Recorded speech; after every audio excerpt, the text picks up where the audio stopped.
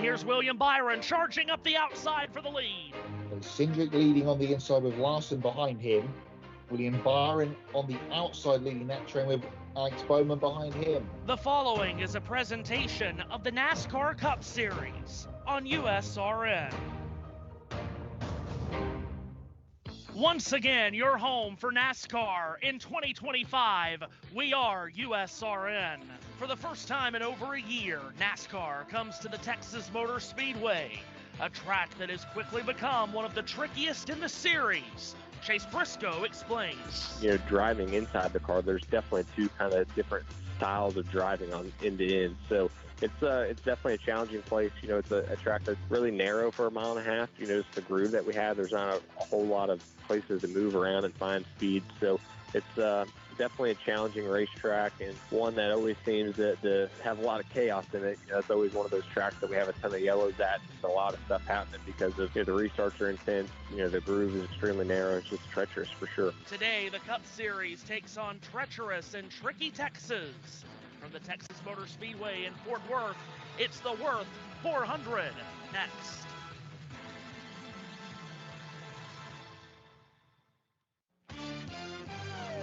After a gray and rainy Friday here in the Texas Motor Speedway area, it has given way to a glorious weekend. And today, from the Texas Motor Speedway, the NASCAR Cup Series season continues. It's race 11 of the season, 400 miles, coming up from Texas, which has provided suddenly some really fun races over the last couple of years, and maybe we'll get another one here today. Hello, one and all. I'm Matthew Owens, and welcome to the Dallas-Fort Worth area of Texas. Thanks for having us in for the race. Matt White's coming up in just a moment. So interesting how cyclical this sport seems to always be, because as we'll talk about later in the show, this racetrack for all of these years, basically since its very beginning in 1997, has been a racetrack that fans, for the most part, have not seemed to like. There has been so much complaining and so much agita around this racetrack over the decades. First, when it came onto the scene in 1997, because this was the racetrack that took away a date from North Wilkesboro, that beloved short track that went away, of course, in 1996. Then again in 2005, when Texas got a second date, it took a date away from another beloved southeastern racetrack, that was Darlington. Then, of course, the quality of racing at this racetrack has been questioned and complained about for many, many years, especially the last handful since a reconfiguration in 2017. But over the last couple of years, this racetrack has finally started to gain some character, and it has started to put on, depending on how you look at it, either entertaining races or just flat chaotic races that always create some kind of entertainment somewhere or somehow. So we're back at Texas for the first time in 13 months, and there's a lot to talk about. Starting with, of course, the run to the playoffs. If you can possibly believe it, after today, there will only be 15 races left in NASCAR's regular season. And coming into today's race, we have 6 drivers that have locked themselves into the playoffs based on wins. Christopher Bell, Kyle Larson, Denny Hamlin, William Byron, Josh Berry, and last week's Talladega winner, Austin Cindric, have clinched their playoff spots with race wins. The other drivers currently inside that playoff cut line on points is Chase Elliott, Tyler Reddick, Darrell Wallace Jr., Ryan Blaney, Alex Bowman, Ross Chastain, Joey Logano, Chase Briscoe, Chris Buescher, and A.J. Allmendinger. On the outside looking in, Kyle Busch, the birthday boy from earlier in the week, turning 40 years old, if you can believe it, starts the day 6 points below the cut line. Ricky Stenhouse Jr. is -7. Ryan Preece, a big story from last week, is -14. Michael McDowell is 15 points below the cut line. Maximum point gain possible in one race this year is 60 due to the additional Xfinity fastest lap point that is available throughout the race. So points, even though we don't spend a ton of time talking about points for the first handful of weeks of the season, they're They're always important. It's always leading up to the end of the regular season, but it is still just race 11 of the year. And to talk more about this very tricky, treacherous racetrack, as Chase Briscoe called it in that audio clip in the open, Matt White, glad to have you back here in the Lone Star State. We enjoyed some nice hockey last night in Dallas. Game 7, a thriller between the Avalanche and the Stars. So you've taken in hockey last night, Matt. Now you're taking in NASCAR at Texas. As I talked about, the racetrack, the public perception of this racetrack has been here, there, and everywhere since its inception. Where are we at now with TMS? Well, good afternoon, everybody. Hello, Matthew. Yes, a bit more what we know this afternoon after what we didn't know so much about, which was hockey last night. But we're here at Texas on some, solid ground, although much like the rink last night, can be slippery at times. What do we know about this racetrack? Well, it's gone through so many changes, hasn't it, especially over the last couple of years with the reconfiguration. Then we had the PJ1 that just sort of made it a one-lane racetrack, but that they've done something and got rid of a lot of it to make it more raceable. And the last couple of years, now we've gone down to one day and they've shortened the races up. It used to be 500 miles, of course, around this place, 400 today. And for the last couple of years, the racing has been solid, really good. We'll talk about Darrell Wallace Jr. a little bit later on because he's in our ones to watch, but he could have won the race here a couple of years ago with a multitude of cautions towards the end, which was a fairly exciting finish, but it ruined any chances of him getting a victory. Last year was decent. We always seem to have some kind of storyline in and around this race, as you mentioned, and it has become a key sort of battleground, really, in the mile-and-a-half picture as we go through the summer months. And it's such a unique racetrack. I know we beat the dead horse named Unique at Phoenix, but let's talk about this unique Texas racetrack, Matt. It is a quad oval. The shape has always been similar to Atlanta, to Charlotte, to those quad ovals with the big, wide main straightaway that has the double dog leg. But it's gone through, as you mentioned, multiple changes, and the most recent change in 2017 was to create a mile-and-a-half track like we really don't have anywhere else. The front stretch, turns 1 and 2, extremely wide, but turns 1 and 2 is only banked at 20 degrees, and it's 80 feet wide. You could probably put 8 cars wide there, even though we don't use all the lanes right up to the top. We really only use 2.5, maybe 3 lanes in 1 and 2. It flattens out very quickly on the exit of turn 2. The back straightaway is extremely short, about 1,000 feet shorter than the front stretch, but you're wide open down that back stretch, and you just about stay wide open through turns 3 and 4 because it's banked at 24 degrees, but it's much more narrower than the other end by 20 feet. Truly a unique racetrack. Yeah, and that's what stood it out from the rest of the mile-and-a-halves recently with the change at turn 1 and 2. You said Atlanta, old Atlanta now. Charlotte, you could add to that list Las Vegas, Chicagoland when it was on the schedule, Kentucky as well. They were all kind of Kansas, all kind of much of a muchness. But for some reason, Texas seemed to get the raw end of everybody's stick, and everyone turned their nose up at Texas. But those changes they've made have, made it unique. It's a different challenge at both ends of the racetrack, as you documented there. And going into turns 1 and 2, especially on the start and restarts, when we get 3 and 4 wide, you don't want to be 3 and 4 wide because up there, 3 lanes plus up, there is absolutely no grip.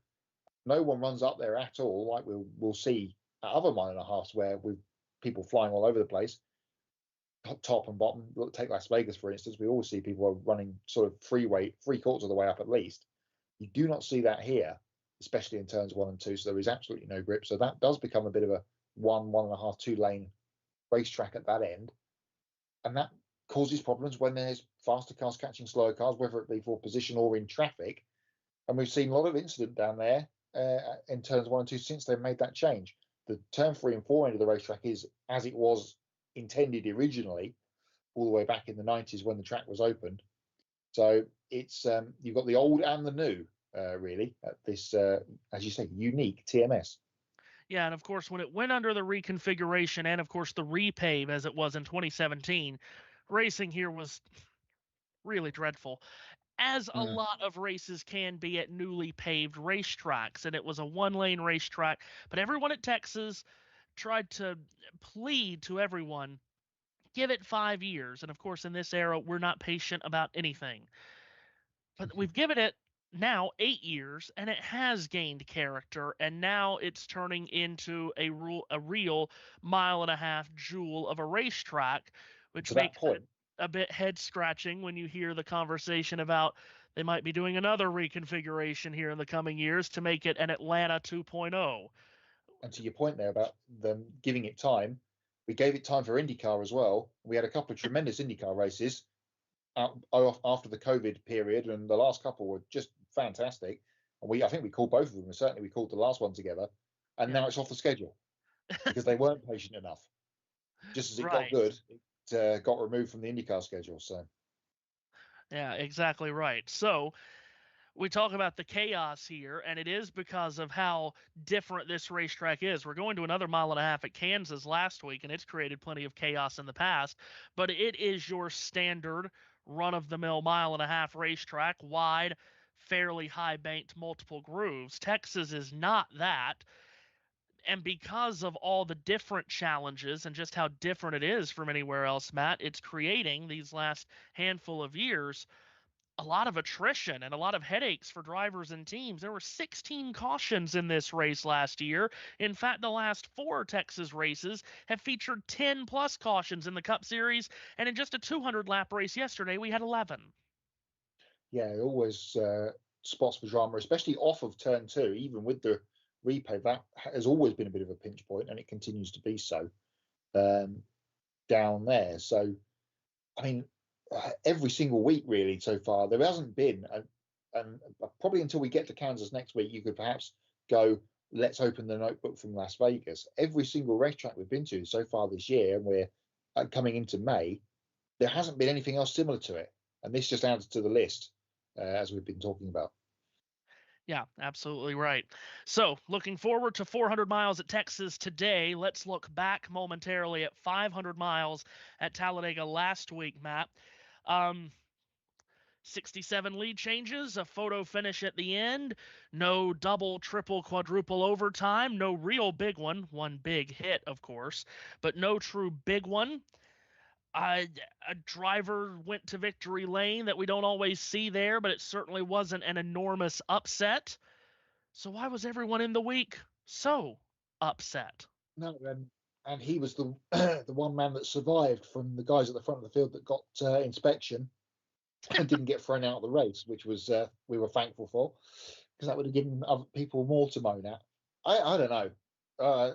We talked about this post the race last week a little bit, and everyone's talked about it all week on the various shows, radio stations, YouTube channels, all the rest of it, podcasts, including myself.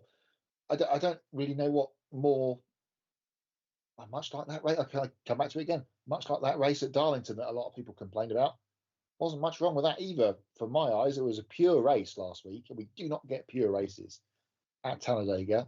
We'll never get them ever again in the stage caution pit, the stage period of racing that we're in. But that's another matter. But that whole last run was green. It only got broken up a little bit by the green flag pit stops with, what was that, 15-12 to go. And we got a clean finish. And you would have to say, from what we saw in the third stage, the right car, maybe, won the race. He was at the front. He got himself in the right position. He had a fast car. He had a good pusher. His teammate wasn't pleased with the way he was pushed to the end of stage 2, but that's something else that maybe needs to be brought up during the day. And got him into some beef on social media. But I don't really know what was wrong with that race at all last week, because we didn't see a big accident, and we don't tune into motorsport to watch the crashes, unless, of course, you're just tuning into Talladega because it's Talladega.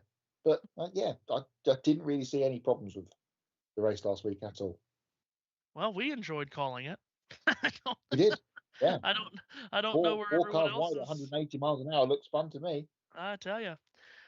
So Austin Cindric got the win, and of course he did it by 22 one-thousandths of a second over Ryan Preece. But then we learned, Matt, about an hour to 2 hours after the checkered flag fell, that not one but two top five finishers, Ryan Preece and Joey Logano, failed post-race inspection. There's not going to be anyone arguing that. They're not going to take it to the courts to try to get the finishing positions back. So two things coming off of that. Joey Logano still doesn't have a top five this season in his title defense season. And Ryan Preece, who everyone seems to pull for, gets a second place finish taken out from under him. And I guess at the end of the day, we can all say just thank goodness he didn't get to the checkered flag first and have a win taken away. Yeah, and at least, as I said before, this Cindric didn't get thrown out after all of that. Logano, they had a bolt in the spoiler that was missing. They said that perhaps it had got bumped out during the race, which is, that Penske hold their hands up and said, yeah, no problem. It is what it is. We'll just roll on. But as you say, he's only got he hasn't got a top five yet this year. Logano, the defending champion, he's only got one top 10. And we're in May, which is just odd. And they need to sort that out. PDQ down at Team Penske to make sure that they get on top of this before we get to another situation where we had with Joey Logano a couple of years ago, where he was really struggling to get into the playoffs last year, wasn't it? And then he got the win at where was it? Nashville on the 5 overtime. So that's strange. They don't want that happening again. As for Preece, I mean, we talked about Ryan Blaney's piano. Has Ryan Preece got a plug-in electric keyboard that isn't quite as big as Ryan Blaney's piano, but does seem to find its way to Ryan Preece from time to time? Because if he isn't sliding along on his roof or tumbling through the grass at a super speedway upside down, he's running really well. And then, as is the case with last Sunday, having his finish taken away. RFK are in struggle street as an organisation. They would have loved to have had a bit of sugar on that one from the weekend, especially when the other two cars were taken out in accidents, and then he gets thrown out after the race. So real bad weekend at the racetrack for RFK. Yeah, absolutely right. We'll talk more about them and ones to watch as well. Yes, I have been made aware that the flying piano is on its way from Alabama to Fort Worth. It dropped on Colton Herta earlier. It dropped on Colton Herta earlier. It's making the short trip to try to find Ryan Blaney sometime today, I'm sure. All right. It's 400 miles at unpredictable, treacherous Texas, and it's coming up next, USRN and JBM for the Worth 400.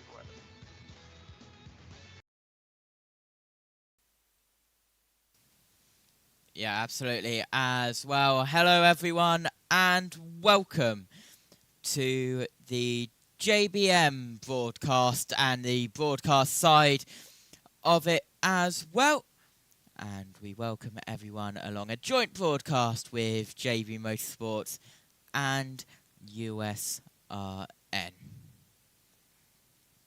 As you can see, your grid is on the screen, and we will be going through the full screen with ones to watch and the full grid with USRN now. And I think I want to play a little game here, and I think I want to throw the USRN guys under the bus. So let's connect to the USRN guys now. Hello, Matthew and Matt. Can I throw you under the bus live on air on JBM? Okay, your mics are unmuted. Hello. Oh, okay. What are you expecting here at Texas? It was a bit of a quiet race, wasn't it? Yesterday in Xfinity, when nothing was happening caution-wise. Oh yeah, nothing was happening. No, 11 cautions. Yeah, nothing was going on at all. Yeah, I think we're gonna get. I think we're gonna kind of get what we now should look at as a standard Texas race, which is a lot of comers and goers, different pit strategy because tire degradation is not high here. Matt, I'm not used to being in an analyzing role. But tire deg is not high here, so we see guys during a lot of cautions, they'll stay out or take 2 tires. What that creates is a lot of shuffling on the leaderboard, and eventually it all comes together towards the 400-mile mark, and more times than not, we get a lot of late yellow. Last 2 Texas races, we have had a lot of yellows late, which create a lot of interesting restarts. Remember, 2 years ago, it was Darrell Wallace Jr. versus Kyle Larson on a restart. Larson went spinning into the wall. William Byron got around it all to win. Last year, it was Chase Elliott versus Denny Hamlin. Hamlin lost it into the wall, and Elliott got the win, which to date is his last points-paying victory. Yeah, we're going to see, I feel like we're going to see a lot of green running in the sort of middle half of the race, perhaps. So it'll be bit chaotic to start off with, where we get the shuffling of who's got what in terms of pace wise. Then we'll have a bit of a lull period. The old Stage 2 podcast will probably make its return. And then it'll go a little bit nutty towards the end. This is the first ever, I believe, USR international feed break where we get to talk while we're on break and broadcast.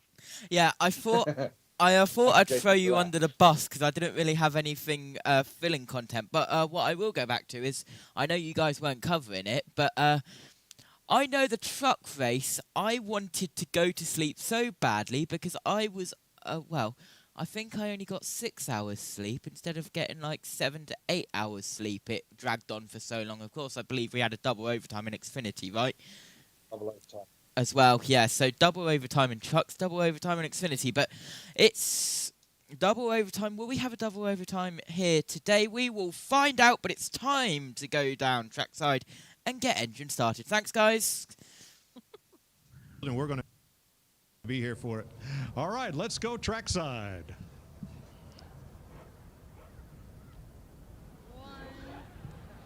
And now, here to say the most famous words in motorsports, please welcome back actor in the upcoming movie Mission Impossible: The Final Reckoning, Shea Wiggum. Drivers, start your engines.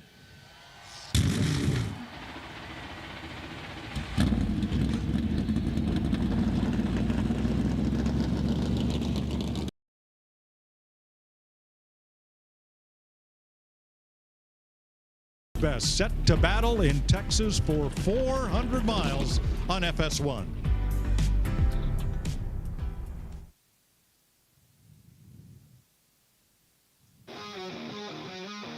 The Texas Motor Speedway isn't here to listen to your complaining.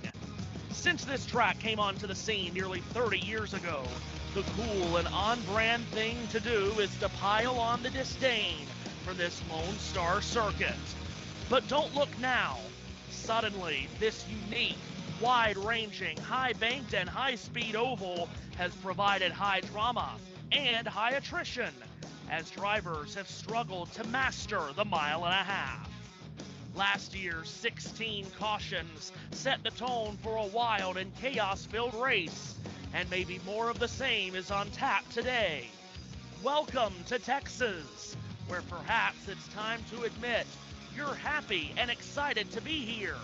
But either way, it's not listening to the outside noise. Not anymore.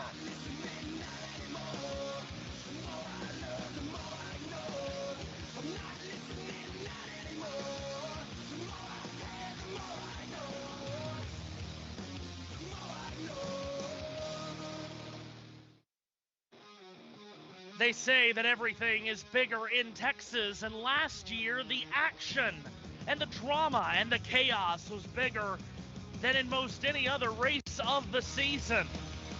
Will we get the same today is the question.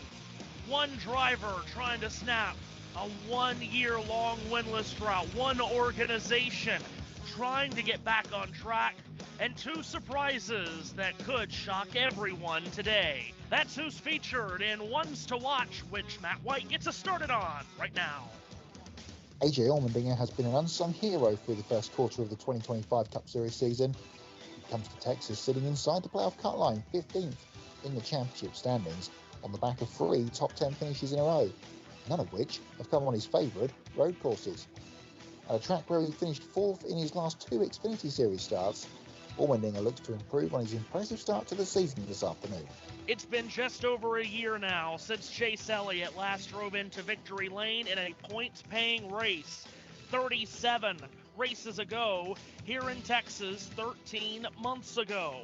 Since then, Elliott has been one of the most consistent drivers in the sport with an average finish of 11.8, seemingly always in the top 10, but rarely with winning speed. Elliott comes into today's race 4th in the championship standings, but is hoping more to snap this year-long winless drought. Darrell Wallace Jr. is back at one of his best tracks. In his last 2 Texas starts, Wallace has scored stage points in all 4 stages, led over 100 laps, and finished in the top 10 both times, including a 3rd 2 years ago. All the bettors are saying it. Watch for Wallace today. Ryan Preece was 2nd to the checkered flag last weekend at Talladega, but after failing post-race inspection, he was disqualified and credited only with a 38th place finish. That meant that the 3 RFK cars all finished in the bottom 6 positions in Alabama. Now there's not a single RFK car in the top 10 in the championship standings, including part owner Brad Keselowski, who's mired down in 32nd. It's an organization that really needs the tide to turn, and maybe the driver to do that for them today is a Texas-born driver, Chris Buescher from Prosper, who's looking for some home cooking today.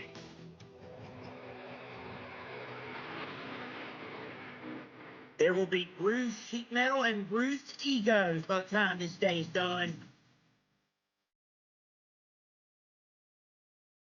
It's time to drop the hammer. They are 3 by 3 by 3. 4 wide. They're 5 wide, coming out of 2. The big bold move, it was a bit rude. Now contact, trouble. Oh my goodness. 5, 6, 7, 8 cars to wide. He tumbled like crazy. Oh, everybody's involved. Wow, this is spectacular.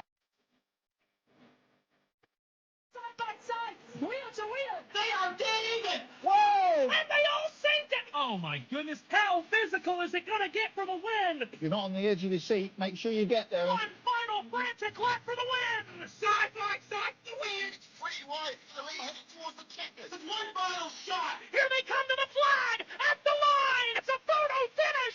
Unbelievable. I don't believe it. Wow.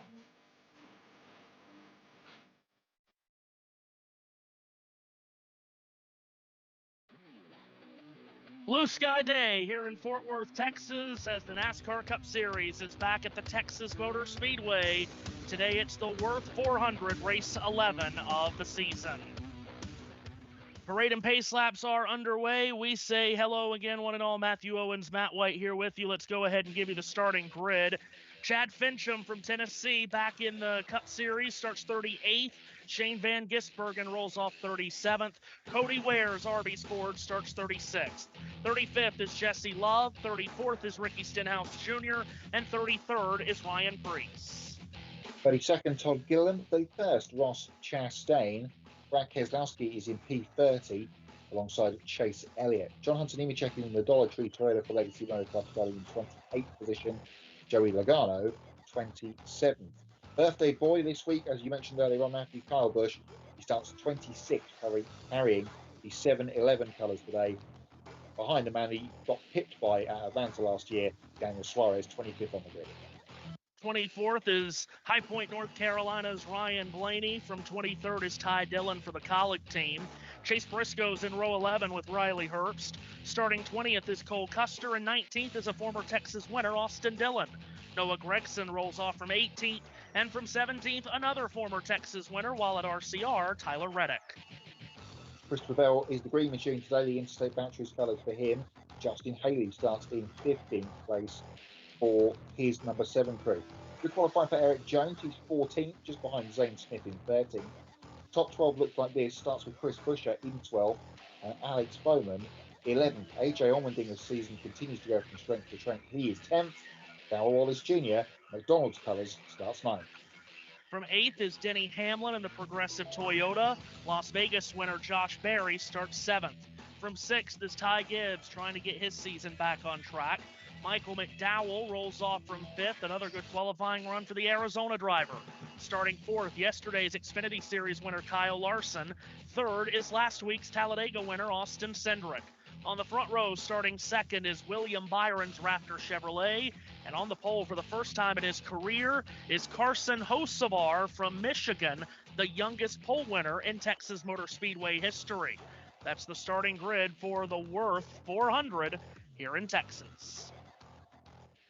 It'll be a 267-lap race that covers 400.5 miles, 644 kilometers. The first stage will go 80 laps, the second is 85, the last is 102. The race record was set here by Greg Biffle in 2012 at an average speed of 160.5 miles an hour, but last year's average speed set by Chase Elliott was only 116.4 miles an hour, 44 miles an hour slower on average. We've talked about the unique, different style of this racetrack, the double dogleg quad oval on the front straightaway, which measures out at 2,250 feet. They'll swing into turns 1 and 2 with so much real estate to choose from at 20 degrees of banking, 80 feet wide at that end of the speedway. Then they'll race down the much shorter backstretch and into 3 and 4 where we find Matt White. Thank you, Matthew. Down this end of the racetrack, the original end of the racetrack in terms of its layout, in 3 and 4, much narrower than in turns 1 and 2 as we documented in the pre-race, and a higher banking, as always at the 1.5 mile racetrack. Pretty tricky to get to pit road under green flag, and it is a big drop off from the racetrack onto the flat there, coming to the speed line. The most attended race at Texas Motor Speedway since 2010. We're ready. We hope that you are. We hope that people coming across from the just concluded IndyCar race at Barber Motorsports Park, you've got here just in time, because we're in turn 3 and 4 for the final time in parade and pace lap mode, ready to go racing at TMS, the Worth 400 live on JB Motorsports and on the USRN airwaves as always. 267 laps, 400 miles to bring us to the green flag. Matthew Owens. The sophomore Michigander, Carson Hocevar, sitting on a pole for the first time in his Cup Series career, brings his Chili Chevrolet along with William Byron to his right elbow towards the starting line, and we are ready to go here in Texas. What kind of chaos are we going to get here today? Green flag waves, and it's time to drop the hammer in the Lone Star State. Byron off the outside of row 1 gets the better start from Hocevar, and Byron has a nose in front as they hit turn 1, but Hocevar charges back to his inside. 3 wide, about 3 or 4 rows back there. There's a yellow car way up out of the groove. Side by side down the back straightaway. Hocevar still trying to fend off Byron. Austin Cindric has dropped in a 3rd position. Side by side behind them with Kyle Larson. But it is going to be Carson Hocevar to lead lap 1. Hocevar swings up out of turn 4. He leads the opening lap. It's the first time he's led the opening lap of any race in his career. Drives it back to the bottom of turns 1 and 2. He's had good runs on 1.5-mile tracks this season, Matt, but he hasn't gotten the finishes to show for it. 30th and 37th at Las Vegas and Homestead. Yeah, some bright spots to his season, though, for Carson, as we've documented a few times throughout the year, and he's starting to stretch out here at the front, but he's taking Byron with him in the first 2. Getting slightly clear of Austin Cindric and Michael McDowell, who are 3rd and 4th. Byron, who won here in the fall of 2023, trying to run Hocevar down. They race back to turn 1. Further back, A.J. Allmendinger on the early move, but he gets chopped off in turn 1 by Ty Gibbs. Just past Bubba Wallace Jr. did Allmendinger at my end of the racetrack on that lap and was trying to bring that momentum forward past Ty Gibbs, but didn't make the move. Talking of making a move, here's William Byron trying to look around the outside of Carson Hocevar in turn 3. Wasn't close enough. Yeah, can't get it done in turn 4 as Hocevar comes across the line to lead lap number 3. He has now led 29 laps in his Cup Series career. He's now led 13 this season, but his time at the front might be minimized. Yeah, these two, as I say, scampered almost a second clear now of Cindric in 3rd place. And Byron has got, well, he's got the Raptor colours. He's going to try and stick the claws in to Carson Hocevar out front here. Meanwhile, Ross Chastain trying to slip to the inside of Chase Elliott in turn 4. This is outside the top 25 here. In fact, these two were among the combatants for the win in this race last year, and Kyle Busch comes right up underneath Ross Chastain as well in turn 1. This is at 25th, 26th, and 27th. Kyle Busch doing his best Tony Kanaan impression with the 7-11 paint scheme this week. down the inside of Chastain. Chase Elliott's got past him and trying to move forward as well. Ryan Blaney just in front of these guys on the restart. Daniel Suarez, the biggest mover since the get-go, +6. Elliott sticks it around the outside of Ryan Preece, yeah, the 41 of Cole Custer. Let's see what I'm doing there. I'm getting my SHRs mixed up for a team that's no longer in existence. Elliott does make the pass, though. He does, and Kyle Busch is going to try and run with him. Jump on board with Joey Logano. Where is he? Just outside the top 10. And 21st, so way outside the top 10, in fact. Further down than I thought he was on lap number 7.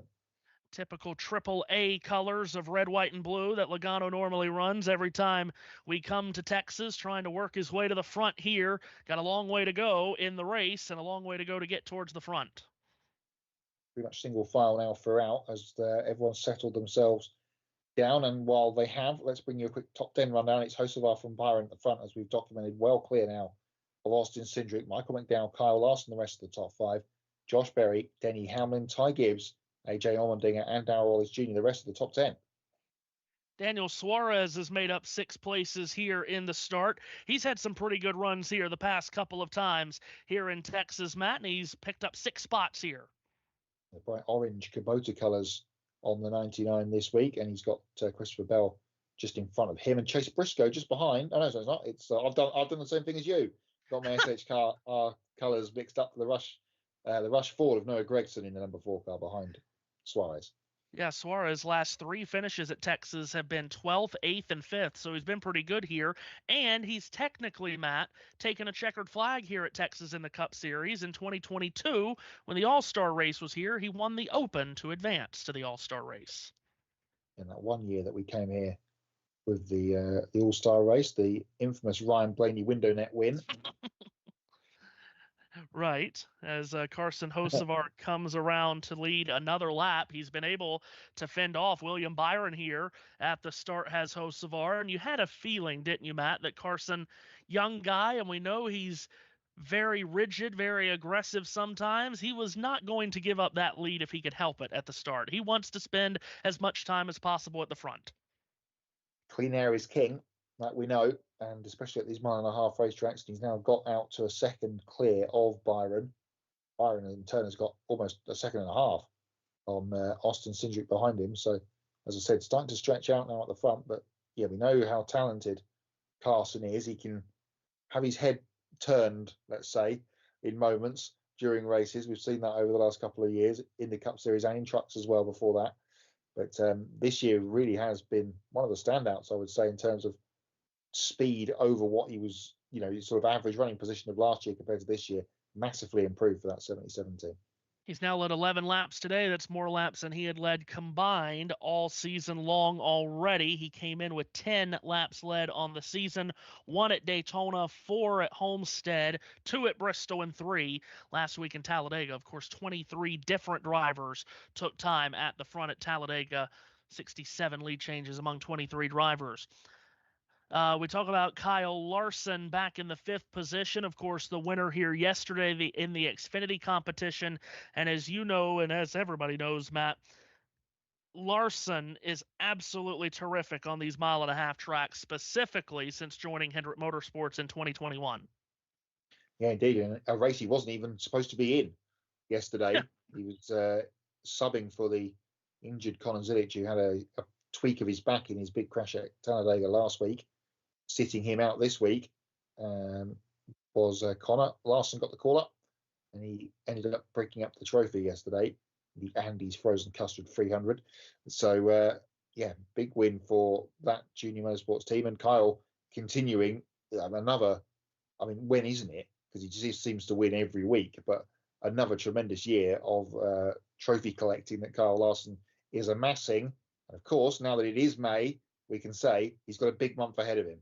Yeah, exactly right. He's going to be taking many flights from Indianapolis to North Carolina specifically here over the next couple of weeks as we get closer to the running of the 109th Indianapolis 500-mile race. That is, of course, just 21 days away now.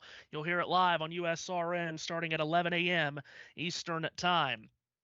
Speaking of Larson and his numbers on these 1.5-mile tracks, if you take 1.5 tracks minus the races at quote-unquote new Atlanta, Matt, since 2021 when he joined HMS. 31 starts, 9 wins, 5 runner-up finishes, so that's 14 top 2s in 31 starts, 16 top 5s, 22 stage wins, over 2,600 laps led. Pretty good marks. Almost half of them in the first 2 places is just madness. That is a crazy, crazy stat. Running 5th at the minute, so well in position, plenty of time to go. Yeah, that's an eye-watering stat that he's finished in the top 2 on half of his 1.5 starts for this team. Really incredible. He rides 5th right now, 5 seconds off the pace being set by Carson Hocevar, who brings his Chili's Mobile back to the line to complete lap number 17, and he has started to gap William Byron here by 1.7 seconds. Jamie, is there any holding him back? I love what you said there. He's a young colt. He's leading this race for the first time. I'm listening to his radio, and they're just telling him, don't overdrive it. You know, he ran the truck race on Friday night, and that really allowed him to know what to expect with this track and how it's going to change. Right now, really happy with the race car and the speed that he has, Regan. JB, it's been a great start for Joey Logano in the 22 car, up from the 27th position to 21st right now. I want to mention, though, that this car for him is very good in turns 1 and 2, 3 and 4, though he told crew chief Paul Wolf it's a little bit too loose down there. Clinton, Kevin, we've talked all week about the 2 different ends of this racetrack. I imagine Paul Wolf is happy to hear his drivers say 1 and 2 is the strong part right now. Well, no doubt, going back to Carson Hocevar, he did run the truck race Friday night, didn't get a great finish. He was 17th, a lot of chaos towards the end of that race. It was the, of course, overtime that race. Truck Series hadn't gone to overtime in seemingly forever. And they went to overtime Friday night. Hocevar didn't get a great finish. But clearly that car's fast, Matt, for 1 or 2 laps, as he showed off in qualifying. And as he's shown off now, it's pretty quick through 20 laps. As we got a car spinning a half spin at the top of turn 2, Noah Gragson trying to save it, finally has to give it up, and he loops it around to the bottom of the banking. Everyone else avoids Gragson in that mustard yellow and black number 4. Caution comes out. Gragson picks it up, Matt, heads towards you with what seems to be minimal or maybe even no damage. Didn't look like he hit anything unless he got much higher in the corner to begin with before the cameras picked him up, but looks to be pretty much okay. He almost caught it. It was a Ryan Blaney slide that we saw earlier in the year where he almost had it. It went on for so long. He didn't quite end up catching it. Let's see what happened here. He was up behind Daniel Suarez entering the corner, went up on the higher line. Wow. And just went in a little bit too fast, and the rear just decided there is not enough grip for me. I'm going to go that way. And he did a pretty decent job of trying to hold on to that. Chase Briscoe was pretty lucky as he came down across his bow. But yeah, no damage done apart from to the smouldering Goodyears on the rear of the number 4. Talk about how this track has become treacherous, Matt. There was no warning there. That just snapped. Treacherous turn 1 at Texas. Turns Noah Gragson. There's no T in his name that we can use to continue that one, but I tried my best. We get under our first yellow flag of the afternoon. So under this early yellow here, and Matt, while we let's take advantage of the early yellow, don't want to act as if we're happy that Noah Gragson spun, but we'll take advantage of the early yellow to take a look at what's on Matt's whiteboard today. Well, we mentioned it earlier. Getting into the pit lane in green flag pit stops is always tricky, so be mindful of that.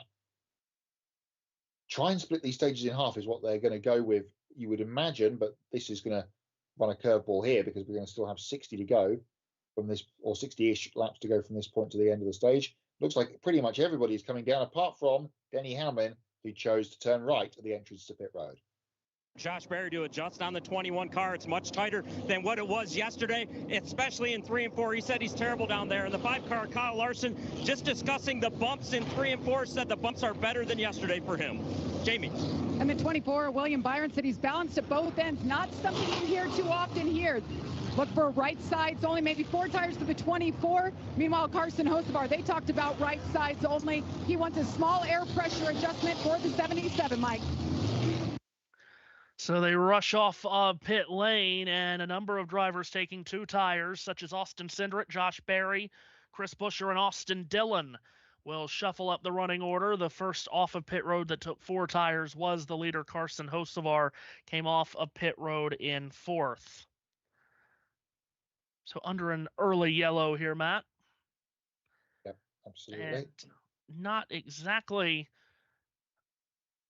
maybe not exactly the start to the race we expected. It was actually quite cleaner, honestly, than I thought. It's only a single car spin that's brought out the yellow, but immediately, and as I mentioned to the JBM crowd when we were in our first break on USRN, feels like the last handful of Texas races, we just shuffle the running order a lot because of differing strategies. There's not high-level tire deg here, so different strategies are created that shuffle the order, and we're going to have one of those right away on this restart. Yeah, 3 different strategy plays going on here immediately off this first caution, with the guys that took 4 tires, the guys that took 2 tires, and standing on his lonesome, Denny Hamlin, who was stayed out there on that run to the pit lane. So he's going to be on an island on his own here. Expect him to be swallowed up, but, well, or maybe not, depending on how the tyres are running. But he may come back to us later when the shoe is on the other foot, when the 11 team have got a full set of tyres sitting in their pit box unused later on in the afternoon. That's what they're hoping will come back their way.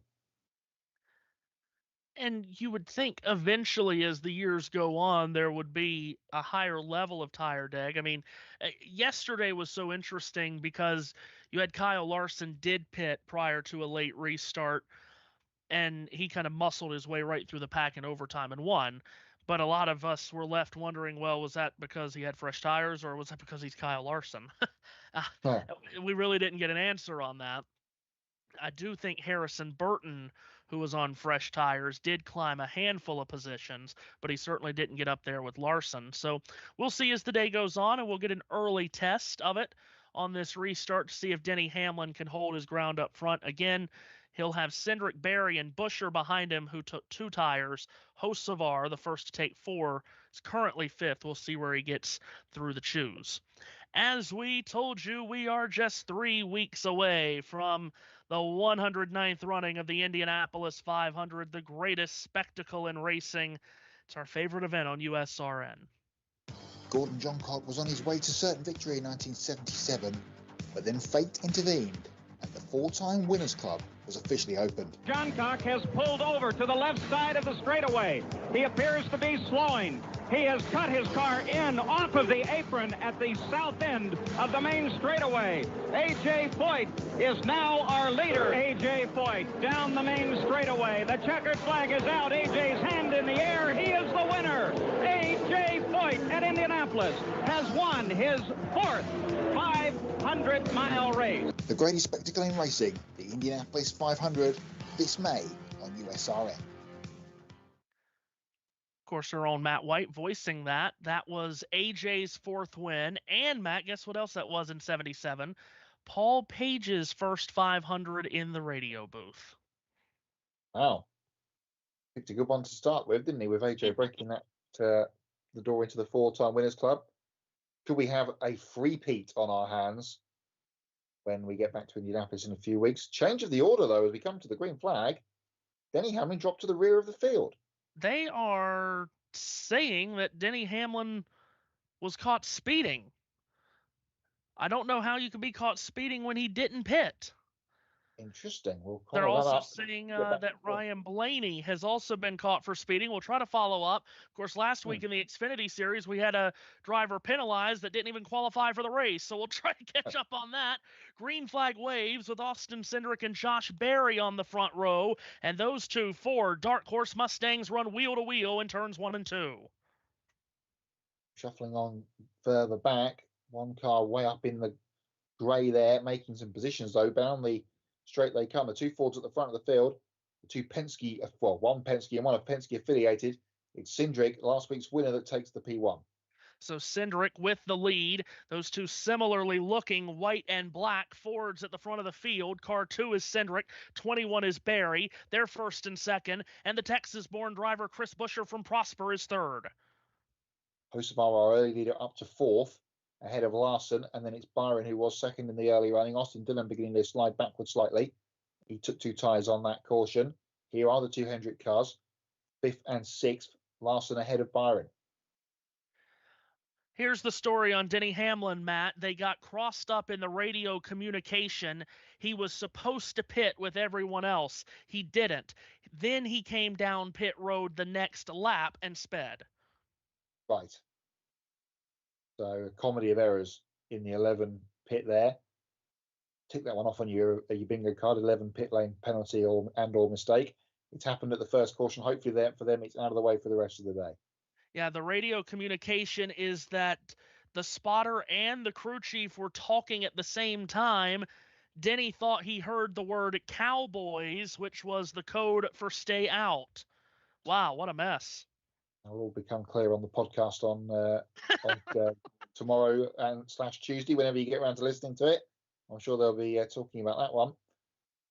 So let's rule Hamlin out then for the minute, because he's going to be way, way down the field. Cindric, Barry, Buescher, Hocevar, Larson, the top 5. Just a moment ago, we had a stack up coming off of turn 4. Oh. Chris Buescher got loose, and Carson Hocevar, who of course is on 4 fresh tires, ran in the back of him. Really didn't get Buescher out of shape at all, and they still run in that order at 3rd and 4th. Was on the first lap off the restart there, so they have, as you say, continued where they were running in those positions. A couple of Toyotas at the back end of the top 10. Chase Briscoe up to 9th. He always goes well at this racetrack. And Ty Gibbs, who's beginning to turn his season around in 10th. Yeah, finally, just in front, actually just between a pair of teammates. You mentioned Briscoe ahead of him, Christopher Bell behind him. So you got JGR Toyotas at 9th, 10th, and 11th, and another Toyota in 12th from 2311, then another one in 13th, and a Legacy Toyota at 14th. Let's go down the line. The Camry train going on there from 9th all the way through to the mid-teens. Here's Denny Hamlin trying to recover. And he's alongside John Hunter Nemechek as they head to turn 3, just behind the previous speeding car of Noah Gregson, who's recovered. Ricky Stenhouse Jr. in close attendance here as well. Yeah, Stenhouse just drifted up the banking quite a bit there between the hash marks. Might get Hamlin radio here. Both talking. All right, let's go. Just give me one call. Cowboys, 5 green here. You can't call a team that's the same name as another. Never mind. We got to commit now. I mean, if you want to do that, that's fine. I'm with you. I think it's more favorable to come now. All right. That's why you're a crew chief. I am the driver. I will come to you. Well, they got it sorted out with a little bit of humor involved, but did they get it sorted out? I can't tell if they did or not there, but that was conversation between Denny Hamlin and his crew chief, Chris Gale. Yeah, did they? Because they did come, but they would have lost track position by coming on the lap, and then whatever track position they didn't lose, they lost through the speeding penalty. So it didn't really work out. As you can see on screen, if you're watching the international feed, started 8th, now 32nd. I would say that's probably not worked out. No, I don't believe it did. So Hamlin going to try to pick through traffic, but his chances at stage points likely over, especially if we stay green, but it's still a good way to go here in this stage as Cindric crosses the line. 34 laps complete, 46 to go here in stage 1. Top 4 really under a blanket here, Matt. They were separated at the line by 9/10 of a second. Yeah, staying much closer together than we saw in the first run. Of course, all these top 3 took the 2 tyres ahead of Hocevar, who took the 4, and he's not really making much progress against the guys ahead of him. No, he isn't. Wow, Cindric gets really high out of turn 4. May have had to squeeze out of the throttle. Barry does load up a run at him at the end of the straightaway. Where will he take it? He'll take it to the middle of turns 1 and 2, but now Barry has to get out of the throttle, and here comes Chris Buescher at him. Yeah, Buescher will take advantage of the little slip up from Barry. Won't be close enough to get alongside going into turn 3. Sits in behind in the slipstream of the 21. Now he washes up the racetrack slightly in the middle of the corner. That will allow Hocevar to close in. These top four, a second clear of fifth place running Kyle Larson as they make their way back to turn number one. Cindric with a big arc to the middle of the racetrack. Barry is a groove lower. Buescher and Hocevar in Barry's tire tracks. Yeah, coming together even more than it was before at the front end of the field. Now 0.6 of a second separate that leading pack. And this time it's Barry again at turn 3 and 4 end of the racetrack to go a lane higher and come back in again. By the way, you may have seen a tweet before the race started from Jeff Gluck at the racetrack, Matt, and he did a scale of 1 to 10, drivers that got boos or cheers in driver introductions. Said that Denny Hamlin got the most boos. Shock horror. He said it was 8 on the boos side. We just got a replay on our monitors of driver intros, Hamlin coming out, and he did the horns down signal. That is, of course, something that happens with the Texas football team here. The long horns. Anyway, he's being the villain again, Matt. So instead of doing the long horns with 2 fingers in the air, did the horns down, which is what all of Texas's opponents normally do. And then because we're a soft generation, the conference made it to where if a player does horns down, it's a 15-yard penalty. Please. Really? Yes, we did. Just can't help himself, can he, Denny? No. Always needs to just poke the bear. Talking of poking the bear, here comes Josh Berry to poke the leader, trying to move Austin Cindric out of the way in turn 1 and 2. They will come out of the corner with Cindric still ahead, but Josh Berry has got the blowtorch on the back of his affiliated teammate, carrying the colours of the race. The Worth colours on the 21 today is our Las Vegas winner. Trying his best to get around Austin Cindric here as the top 4 basically stay nose to tail. They're not quite as close together as they were at Talladega last week, but they're not too terribly far away from it, are they? No, indeed. Larson in a little bit of island on his own in 5th. It's Byron McDowell and Gibbs, who's just got around Austin Dillon, and Tyler Reddick rounding out the top 10. Briscoe, Bell, Wallace, Jones, the rest of that Toyota train. Kyle Busch 15th, Chastain, Priest, Haley, Zane Smith and Chase Elliott, the rest of the top 10, which is covered by just over 11 seconds with 40 to go in stage 1. Buescher closes right back in on Barry in turn 1, then backs away as Barry takes it to the inside. Yeah, Cindric up the racetrack this time. We've got some lap traffic on the horizon as well, which will be Chad Fincham making his Cup Series return, as you mentioned, during the grid. And he's going to get swallowed up by this leading pack, probably on the front straightaway as they come around to catch him here. Oh, bit of a wiggle from Barry. Buescher will get close to him right underneath the spoiler of Barry. Going to have to be circumspect about the Fincham car, who's so far off the pace mat. He went a lap down before that first caution, so he basically went a lap down in 20 laps, and now he's done the same in just about the same amount of time here. Yeah, I was surprised when it flashed up that he was the free pass there under the caution. We didn't see it on our monitor, but it happened, and now it's happened again. So Chad making his return and running way off the pace of the back end of the field. Cindric get the wall a couple of laps ago when we called it live. No, just avoided it with the right rear as Barry in his slipstream at the end of the main straightaway again attacking, takes it to the bottom. Cindric's going to hold him off for now, running half a groove higher. Of turn 2 they come, still in line, those 2 Fords at the front end of the field. And through 3 and 4, Cindric now up to 20 laps led in his pocket, almost as many as he had last week. Right, as he crosses the line to click off another one. Now, okay, NASCAR Insights, as we know, very analytical, and more on that in a moment. But first, we go to pit road and Regan. The front very rapidly right now, and the things worked out perfectly for him in terms of that first caution. Crew Chief Scott Graves said, if it presents an opportunity today, I will be very aggressive with my play calls on the pit box. Didn't feel like they were aggressive enough last year. It cost them a good result. And keep in mind, Chris Buescher, a hometown driver, trying to get his first top 10 at Texas, looking good right now. And he got a top 10 last time out that we were on a 1.5 mile track, did Buescher. 6th at Homestead a handful of weeks ago, a bit twitchy in the middle of the corner. I was just about to mention, though, Matt, analytics are everywhere in sports these days, and they've come to NASCAR, and you've got NASCAR Insights that keep track of all the analytics. How they do it, don't ask me. I'm not someone that punches a bunch of numbers into a spreadsheet. I punch a bunch of names into a spreadsheet, as we know. But According to NASCAR Insight Analytics, Austin Cindric is one of the best defensive drivers in the sport, Matt. At defending positions, he ranks 6th, according to NASCAR Insights. Again, how we arrive at that number, don't know, but he is. A new stat that's made its way into the lexicon this year, hasn't it? The defensive driving stat. And yeah, I'm not sure how it's managed. That's just a question for another day, but does seem to, we don't see him sliding back massively, do we, generally, when we see him up towards the front? So maybe that's what they're taking into consideration there. Would have got plenty of added points to that from last week, of course, if you're tossing them up. Just had a change for 4th, hitting the backstretch. Yeah, Kyle Larson getting around Carson Hocevar there. So Larson now beginning to move forward. He's got his eyes set on Buscher next. He runs a slight lane higher in 3. Comes across the nose of Hocevar to confirm himself in 4th place. So Larson up to 4th. He and Hocevar are the top running cars that took 4 tires on the caution flag pit stops.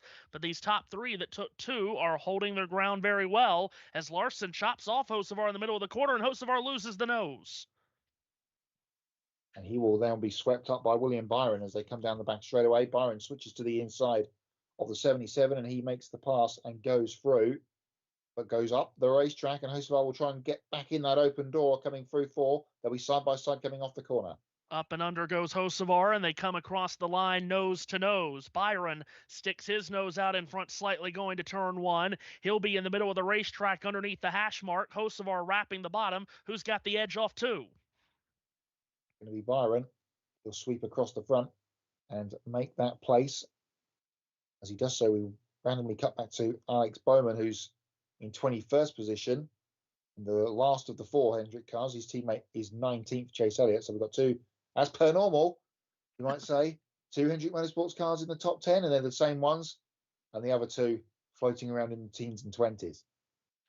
Bowman trying to run down Zane Smith here as they cross the line. That would be for the 20th place. Of course, the last time we were on a 1.5-mile track, Matt, Bowman only laps away from winning in Miami. Zane Smith, of course, the pole position man at Talladega last week. Tyler Reddick has just got around Ty Gibbs for 8th position. So the Air Jordan colours taking flight towards the front of the field. Yeah, Reddick, of course, got his first ever oval win here in his last year at RCR 2022. So he does have a Cup win here. Also has an Xfinity Series win here with Big Machine Racing from a couple of years back. That team had a terrific run here yesterday with Nick Sanchez that fell apart in the second overtime. It was really a shame. Sanchez was, I think, the worst he was all day long, was 6th yesterday. Then in overtime got the wall and finished 20th. Darrell Wallace Jr. in turn 4. Getting past the Austin Dillon automobile. That's at 12th position now for Wallace, one of our ones to watch. You described earlier, Matt, very good at this racetrack as the driver of the 23. Yeah, a couple of tracks in a row where he does do well and has had some good results. Talladega last week, of course, the senior, his very first Cup win, and was in line for that here a couple of years ago before the stack of cautions at the end kind of ended his chance for a victory. Austin Dillon's 2-tire stop is not working for him. He's continuing to slide back through the field, now outside the top 10. Top 5 or 6 still bunched up nose to tail here, Matt. No one's pulling away. Well, that must mean they're not going 100%. Don't like it. No. Get on to your social media app and complain. So it's keeping it pretty close to the front. 1.6 seconds now, give or take, covers the top 6, which is still Cindric, Berry, Buscher, Larson, Hocevar, and William Byron. Michael McDowell running 7th. He is just north of 3 seconds off of the leader, Austin Cindric. Then it's Tyler Reddick, Ty Gibbs, and Eric Jones. The rest of the top 10. Jesse Love has fallen off the lead lap. 3rd RCR entry today in that 62 car. This is Love's Cup debut, isn't it? I think. His 2nd Cup race for Jesse. He also ran at Bristol. Of course. So Jesse, who had a good run, had a kind of a roller coaster ride yesterday, which a bunch of drivers in that Xfinity field yesterday had a roller coaster ride. But of course, Love, winner of the season opener at Daytona for the Xfinity Series this year, also was first to the checkered flag at Rockingham, but didn't get to keep that win. But Jesse certainly a championship contender in the Xfinity Series this year. Finally, the Xfinity guys getting a break in the action for the next couple of weeks. Every race, of course, of the Xfinity Series campaign is on USRN2 and JBM. But, Matt, they take a couple of weeks off before they return to action on May 24th, Memorial Day weekend in Charlotte. Yeah, no action for them next week. Trucks on Saturday, and then the Cup race on Sunday at Kansas. So then it's All-Star weekend, which again is trucks and the Cup cars at North Wilkesboro for the All-Star race there before we all reconvene in a streaming service near you on Amazon Prime, of course, for the Coke 600 weekend. Leaders still bunched up here at the front as we have 23 coming to 22 laps to go here in this opening stage. Austin Cindric brings the field up out of turn number 4. He's got 2 lengths on Josh Berry, who's got 2 lengths on Chris Buescher, who's got 3 on Larson, who's got 2 on Hocevar, who's got 1 on Byron. That's how tight it is at the front of the field. Yeah, it's good to see that.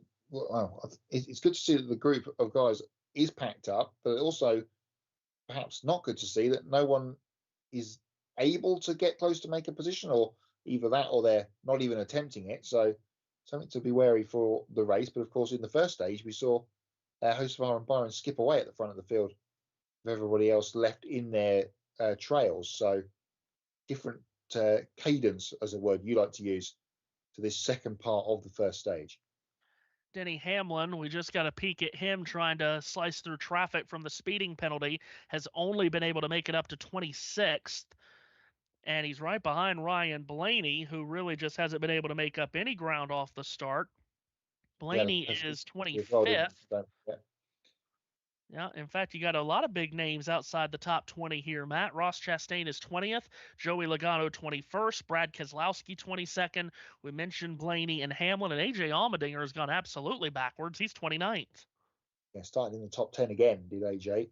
Great qualifying speed at Colleague this year, but he's now 29th. So either they had a pit issue or something that we didn't quite catch under the caution, but hasn't been able to get back forward again regardless, as we get to 19 to go in stage 1.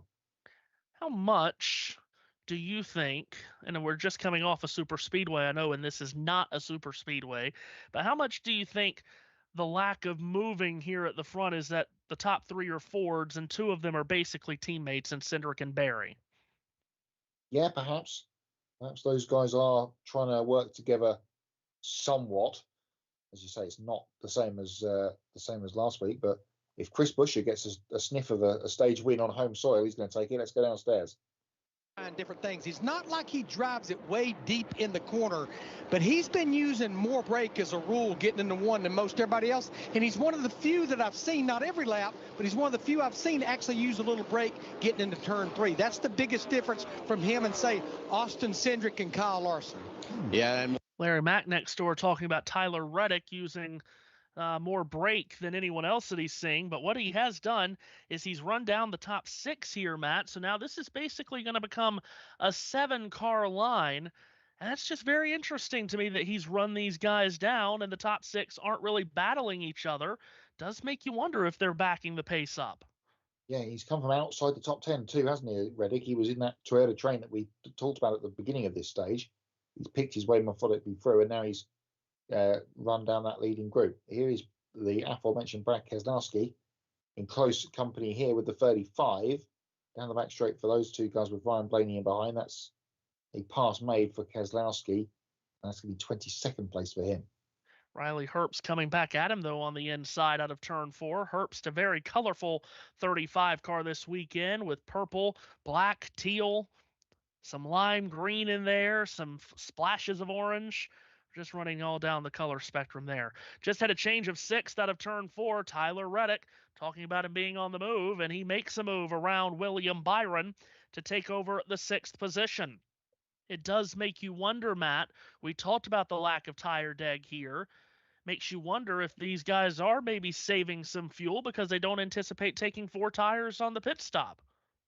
Yeah, maybe. And these guys, of course, at the front only took 2 on that first stop anyway. It's Larson who's now the leader of the 4 tyre stoppers up in the 4th place, but Reddick has charged them down. So can he get to the front of this queue with 15 laps to go? We'll figure it out here as Cindric leads back to turn 1 ahead of Josh Berry. He has opened up a 4-car length, make it 5-car length lead even.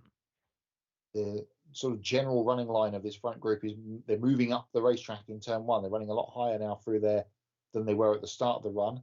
And Hocevar looks like he's either defended or just moved out of the way there for Reddick, who will power around the outside of him in any way in turn 3 and 4 to take the position. So Reddick up to 5th here with 13 laps to go in this opening stage. And quickly he closes in on the back of Kyle Larson. Ooh, Reddick a little loosey-goosey, though, in the middle of 1 and 2, and that brings Hocevar back to his left elbow. A little bit too quick going into turn 1 for Reddick there, but he will survive losing the position of Hocevar or Willie as they head towards turn 3. Carson has the inside line. And will he wash up the racetrack? No, stays against that white line. Reddick will pretty much do what he did a couple of laps ago and complete the pass around the outside. By the way, Chad Fincham has already lost 2 additional laps in that 66 car. And I only bring that up to say, Matt, the dominant car from yesterday's race, Justin Allgaier, got eliminated in the last 40 laps or so because he ran over the top of a very slow Chris Wright. And just hoping we don't get that today with a Chad Fincham car that's clearly off the pace. And that will explain the Chris Wright tweets that I saw doing the rounds this morning. And Riley Herbst getting involved with someone coming out of turn 2 there. Meanwhile, back further forward, Reddick and Larson renewing their rivalry, and Reddick getting the pass done in turn 1. So Reddick up to 4th. Larson will try and latch on here to the back of the 45, but he's got to, if he had anything in reserve, he'd have to try and use it now to get that position back. That was Riley Herbst and Ross Chastain clanging off each other off of turn 2. Meanwhile, right here at the start-finish line below us, Chris Buescher tries to sneak a peek to the inside of Josh Berry, see if he can get alongside him in turn 1. He has, and Tyler Reddick is fast approaching to the back of those two. Feel like they've given Chris Buescher the hurry up here. Now that Reddick is trying to get to the back of him, he'll be side by side with Josh Berry going down the back straightaway, which we'd love to tell you about, but Fox have got a big on-screen graphic showing us the winners from the season and such like. Very strange to see Fox having a graphic about any kind of playoff something. They don't dabble in playoff talk very much, does Fox? No. You kind of opened the broadcast talking about the point standings. It kind of is that position in the season where we need to start talking about them. Talking about Tyler Reddick, though, he passed Chris Buescher behind that graphic that we didn't see, and now he's pulled up to the back of Josh Berry. Austin Cindric slowed by a lap car in front of him, so the top 4 all back together as they hit the start-finish line. Well, obviously Larry Mack knows what he's talking about because he pointed out that 45 car using a bit more brake than most, but really making time. Here he is in turn 1, peeling to the inside of Josh Berry, looking for second position. Come off the corner of 2 with Berry just ahead, but Reddick at his corner. As they head towards 3, he'll have the inside line. We'll shove it in there to take second position away from Berry, who will not have an answer for the flying number 45. Ooh, but he does come up off of turn 4 with a big head of steam, Berry, and basically shoves Reddick down the straightaway and gets him right to the back of Austin Cindric, and Denny Hamlin's off the pace in turn 3, while Reddick makes a move for the lead. Smoke from Hamlin, I saw. We'll catch up with that in a moment because the lead battle is on, and Reddick almost got the wall coming out of 2 as he tried to defend, got a shot in the back from Berry as they go to the high side now in turn 3. Does Reddick? There's a lap car in the middle of this as well, which is the 51, and Denny Hamlin very slow on the racetrack heading to turn 1. Yeah, Hamlin in turn 1 smoking and now flaming. A big flame breaks out and Hamlin spins right in front of the leaders. Denny Hamlin spinning down to the inside, now onto the apron. Everyone looks like has avoided Hamlin as a big burst of flame breaks out the right side of his progressive Toyota. Boy, was that kablamo for Denny Hamlin. Still motoring down the back straightaway. Now black smoke coming out of the wheel well. And now he's being told to stop. AMR safety team will be on scene quickly, set off the inboard fire extinguisher. And Denny will climb out from that progressive Camry, which, to use a phrase, that day for Denny Hamlin has got progressively worse. Oh, heavens.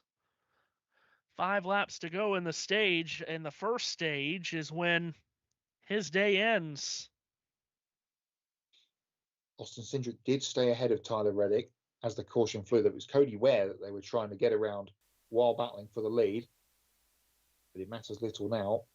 This might be a little bit of a lengthy clean-up here for the 11. Boy, it's been a long time since we've seen a car catch flame like that. Mm-hmm. We did see some flame at Homestead from Ryan Blaney, Matt, but not to that extent. That was an ignition. A big blow-up. And as soon as the fluid that was coming out got on the rear tyres, it spun the rear of that car around, much like we saw with Noah Gregson before with the prior caution. But he'd been smoking for a lap and a half before that, so it was definitely going away. And then, it went away as he went to turn 1. JT? Yeah, Denny Hamlin's radio. Welp, that was fun, fellas. And I've just seen Brandon Crosslin, who you know from Grid Network, Matt White. Goodness gracious, Great Balls of Fire. As well, I'm glad that I didn't pick Denny Hamlin for pickle winner. But I sent it to you, Matthew. I don't know if you've seen it. Fincham lapping 31.3 seconds before the caution. The leader was lapping 30.2 seconds, so Fincham's 1.1 seconds a lap on average slower. It's just very dangerously slow. Yeah. Just going to step away before this restart, guys. And of course, you may have heard us. Hello, yeah. You may have heard us on USRN2 and JBM yesterday call that Justin Allgaier and Chris Wright incident. And I don't know what happened yesterday at all, other than there was tons of cautions and people got bored throwing the yellow. Of course, I channeled my inner Murray Walker off of that one. Oh, did you? With poor Chris Wright, who just seems to always be US getting went out in of the context. way. Possibly. Just always seems to be getting in the way, Chris. And certainly did yesterday. God bless him. Yeah, absolutely. That's it. That's some very interesting microphone settings you've got there, Matthew Owens. It is, and I only know what half of this means, but all I know is that this number continues to change automatically, and I don't like it. I also don't like it, but it just happens. I know how to fix it, and I can walk you through it if you want after the broadcast. Oh well, might do it at the stage yellow to make it stop happening. Because it's annoying. I can go to the world feed during the stage break and do it that way. Yes, it's very annoying, and this only happens when it does updates that I keep refusing. I don't want updates because that happens after it does updates. Damn it. Matthew wanting to stay in the 20th century, not updating to the 21st century. You heard it here first. I don't have a problem with updates as long as it doesn't screw up my stuff, which it clearly has, because now that's changing on its own. I don't like it. Now, with 2 to go in stage 1, 3 to go for you guys, because your TV picks are so delayed for some random reason. But for my TV picks, we have just crossed the line for 2 to go. Something tells me we're not getting going in stage 1 once again. No, going to be a very lengthy cleanup, so we're not going to go green here. So actually, we're going to step away, take a break for just a moment, and return when the stage comes to an end in a couple of caution laps. Thanks, Matthew. And here on JB Motorsports, under caution for a very fiery incident from Denny Hamlin as well. And we will be going to the world feed with Fox. Atlanta, where you can only have 2 shims. So where you have a rule and you have an exception, the exception is what's going to trip people up, and they raced with the spoiler in the exact proper position. So I kind of lean with the king on does the punishment fit the crime. That seems pretty harsh to me. I'm going to lean against both of you. Okay. And I disagree with both of you. I think the rules are very black and white in today's next-gen area. They don't want people messing with those spoilers. It's the team responsibility to know those rules. And look, I've been on the wrong side of that fence as well. So, I think it's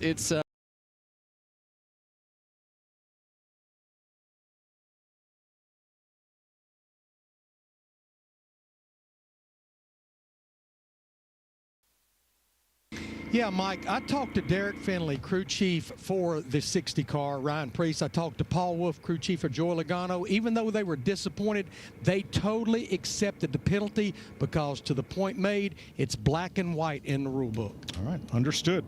Let's check with Regan. Mike, Denny Hamlin's been checked and released from the care center. Denny, any warning sign? That was a on the racetrack as well, but it all depends on what you're going to do, because if you do that, that is definitely going to be a deciding factor on when you will have to pit in stage number 2. So as they come across the stripe under yellow, we have now 1 lap left in stage number 1. It will end under yellow, and that is going to be the second stage win this season for Austin Cindric. So Cindric, again, had a lot of trouble trying to get by Cody Ware. As you mentioned, that's his job to try to stay on the lead lap. And it's always tougher for the leader, because once Ware gets lapped, then it gets easier for the cars behind them, because Ware will kind of give them a little bit more room to move by after he's been passed by the leader.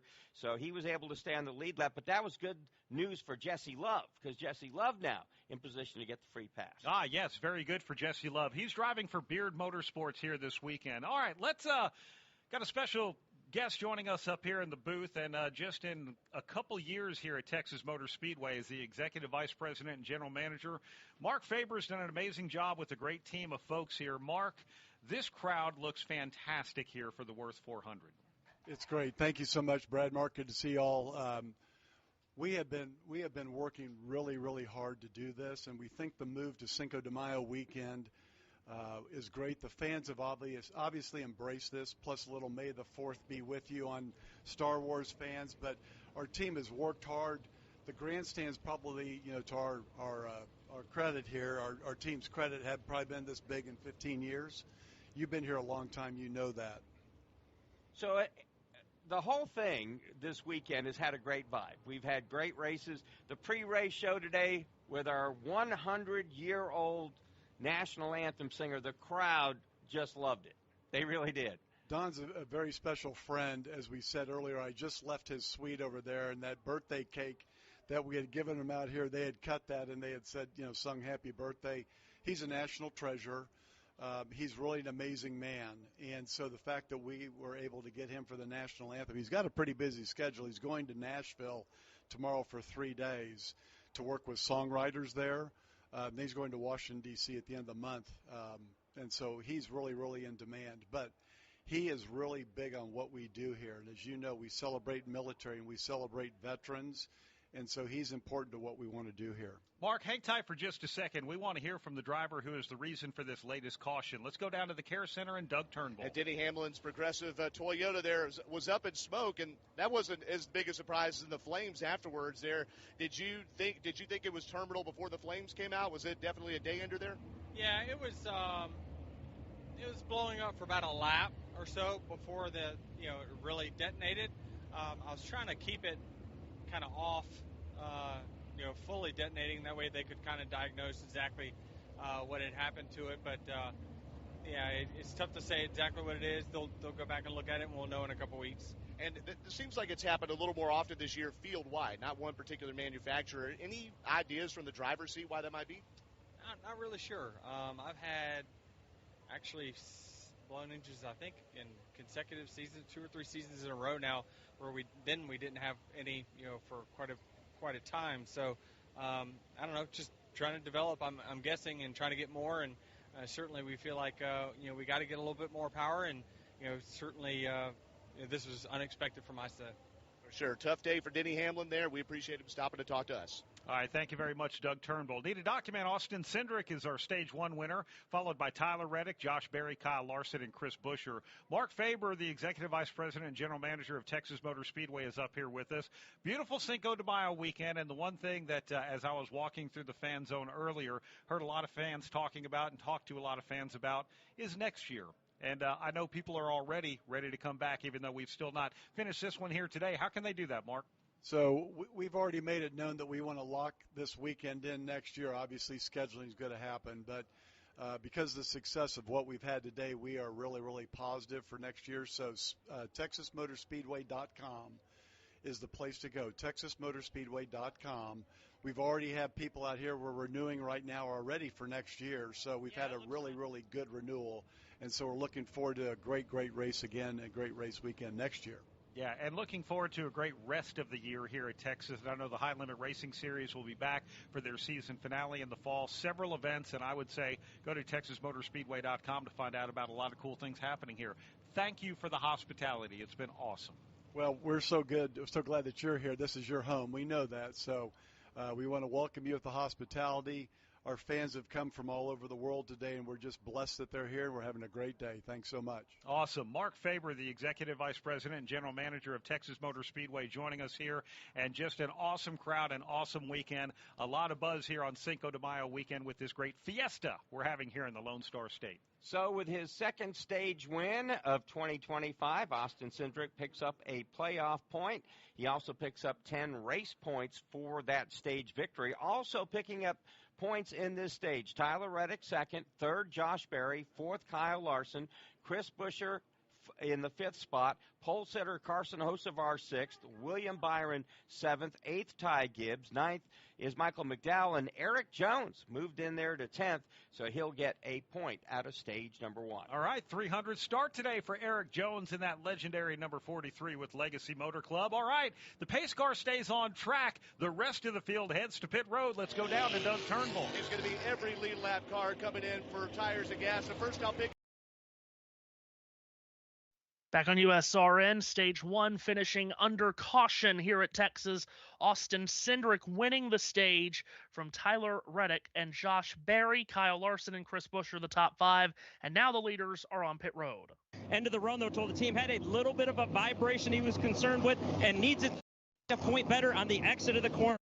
In the 45 of Tyler Reddick, very quick at the end of that run. The balance is really good. It freed up a little bit that run, Jamie. Well, for Austin Cindric today was to win that stage, get that extra playoff point. Those right side tires coming off the left side this time as well. He had only taken 2 last time around. They'll make an adjustment for the balance as well. Carson Hocevar just too tight. 4 tires for 77. Race off pit road is going to be won by Josh Berry, edging out Cindric, Larson, Buescher, Reddick, Byron, Hocevar, Gibbs, McDowell, and Jones. That will be the top 10 for the restart before they get to the choose. So Josh Berry's Wood Brothers team goes to the front with a quick pit stop in the 21 box. How long has it been since a driver won Stage 1 at Texas and went on to win the race, Matt? Well, it's been so long that the last driver to do it is not in the sport anymore, or at least not racing anymore. The last driver to win Stage 1 and win the race at Texas, Kevin Harvick in 2019. Next door to you in the Fox booth. It's been a while since we've had a Stage 1 victor go on and win the race. So, Stage 1 in the books, very interesting stage, we'll call it, Matt, by how the front runners ran the race. Yeah, bit of a bitty stage with the short run at the beginning and a longer run in the middle. We could have had some real excitement there coming to the end of the stage. Of course, Denny Hamlin's engine expired, which ended us under caution. And now, as always, at the end of Stage 1, Matt, let's talk about what's happened on this day and who was born on this day in the racing world, May 4th, 2025. Yes, may the 4th be with you. The birthday list today, eclectic one. Former Supercars driver Michael Patrizzi's birthday today. A former teammate of Lewis Hamilton's birthday today, Luke Hines, who was teammates with in go-karting, and then he went on to win the British GT Championship. So happy birthday to both of those. happy birthday to the absolute legend that is Hurley Haywood. Oh. It would have been Wolfgang von Trips' birthday today if he was still with us. On this day last year, the Truck Series was at the Kansas Speedway. The Heart of America 200, Corey Heim picking up the victory. In 2019, the Xfinity Series was won at Dover by Christopher Bell in the Allied Steel Buildings 200. Scotty McLaughlin won the second race of the weekend in Perth in Supercars, the Pertec Perth Super Night. Johnny Sauter won a truck race on this day in 2018 at Dover, the Jegs 200. Denny Hamlin out of this race, but he won in 2014 on this day at Talladega, the Aaron's 499. At Laguna Seca that day, it was the first year of the combined Grand Am and American Le Mans series, and for that reason they had to split a race in half at Laguna Seca. The prototypes and the GTLM guys ran together, and the prototype challenge and GTD cars ran together. Ed Brown and Johannes van Overbeek winning in the prototype category for Tequila Patron Racing.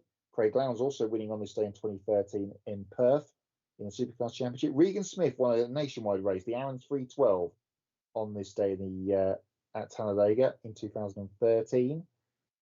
What else have we got on this list? The race I mentioned pre-show, a race that I was at on this day in 2008 at Brands Hatch, the A1 Grand Prix finale of season 3. Robbie Kerr winning the sprint race for Team GB, and Narain Karthikeyan, former Formula One driver, winning the feature race for Team India on this day at Brands Hatch in 2008. In 2003, Michael Schumacher won the Spanish Grand Prix at Barcelona. Marcus Ambrose won at Eastern Creek in the Supercars Championship. Mark Martin won a cup race in 1997 at Sonoma, which was then called Sears Point Raceway, the Save Mart Supermarkets 300. Greg Murphy got a couple of wins at Simmons Plains, Tasmania on this same day in 1997. I hate to interrupt, Matt. What is going on? They're doing something with a kangaroo on Fox. Never mind. Other notable winners on this day include Bobby Allison winning the A Winston 500 of 1986 at Alabama International Motor Speedway, or Talladega as we now know it as. Didier Pironi got his first F1 victory at Zolder in Belgium on this day in 1980. And here's one for you. In 1912, there was 3 races in the AAA Champ Car Series at the Santa Monica Road Course. The Jessup Trophy was won by, or Jepson Trophy, sorry, was won by Ralph De Palma. The Chanslin and Lloyd Trophy race was won by George Joyman, and the Dick Ferris Trophy was won by Teddy Tetzlaff on this day in 1912. I have a story about Teddy Tetzlaff, but I won't get into it right now. Yes, JT. Here's one for you. On this day in 2025, Fox, instead of commentating on a race and getting ready for the restart, are feeding a kangaroo. Jamie McMurray was feeding a baby kangaroo. Speeding penalties for Haley and Jones, by the way. And I have to be honest, Matt, that is life goals. To do that at a racetrack. Well, you know, I came across a turtle on the way to the track this morning, which was fun for me. So, anyway. This is why the caution laps after the caution shouldn't count as laps. Anyway, never mind. As it is at every SMI racetrack, we go into the Echo Park Automotive Restart Zone. Brett Dalton puts the green flag in the air.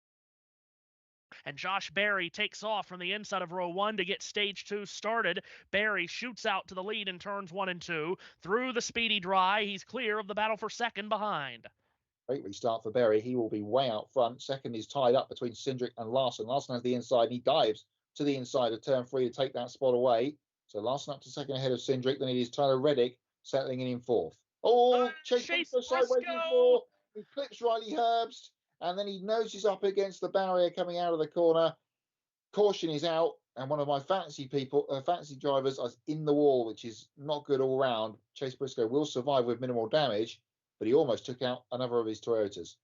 Amazing that he didn't take out anybody else. He will take the short route through the quarter-mile short track on the front straightaway to get to pit road. There is damage there, Matt. it's not a ton. It absolutely could have been worse. Yeah, left front damage to the bumper and wing area, and some flat tires. They're going to change the right-hand side and come around to see what's happening on the left. Let's see what happened. He was top of 3 wide, was Briscoe, and just ran out of room with Ryan Preece up there. I think there's a little bit of a bump that he may have caught hold of, and then it spun the car. Great reaction and save from Riley Herbst, and Briscoe brushes the wall nicely and comes to rest. So Briscoe goes for a spin, and we get a caution on the first lap off the restart, with Josh Berry leading Kyle Larson, Austin Cindric, Tyler Reddick, and Chris Buescher. So quickly back under a yellow in Texas. We'll be right back.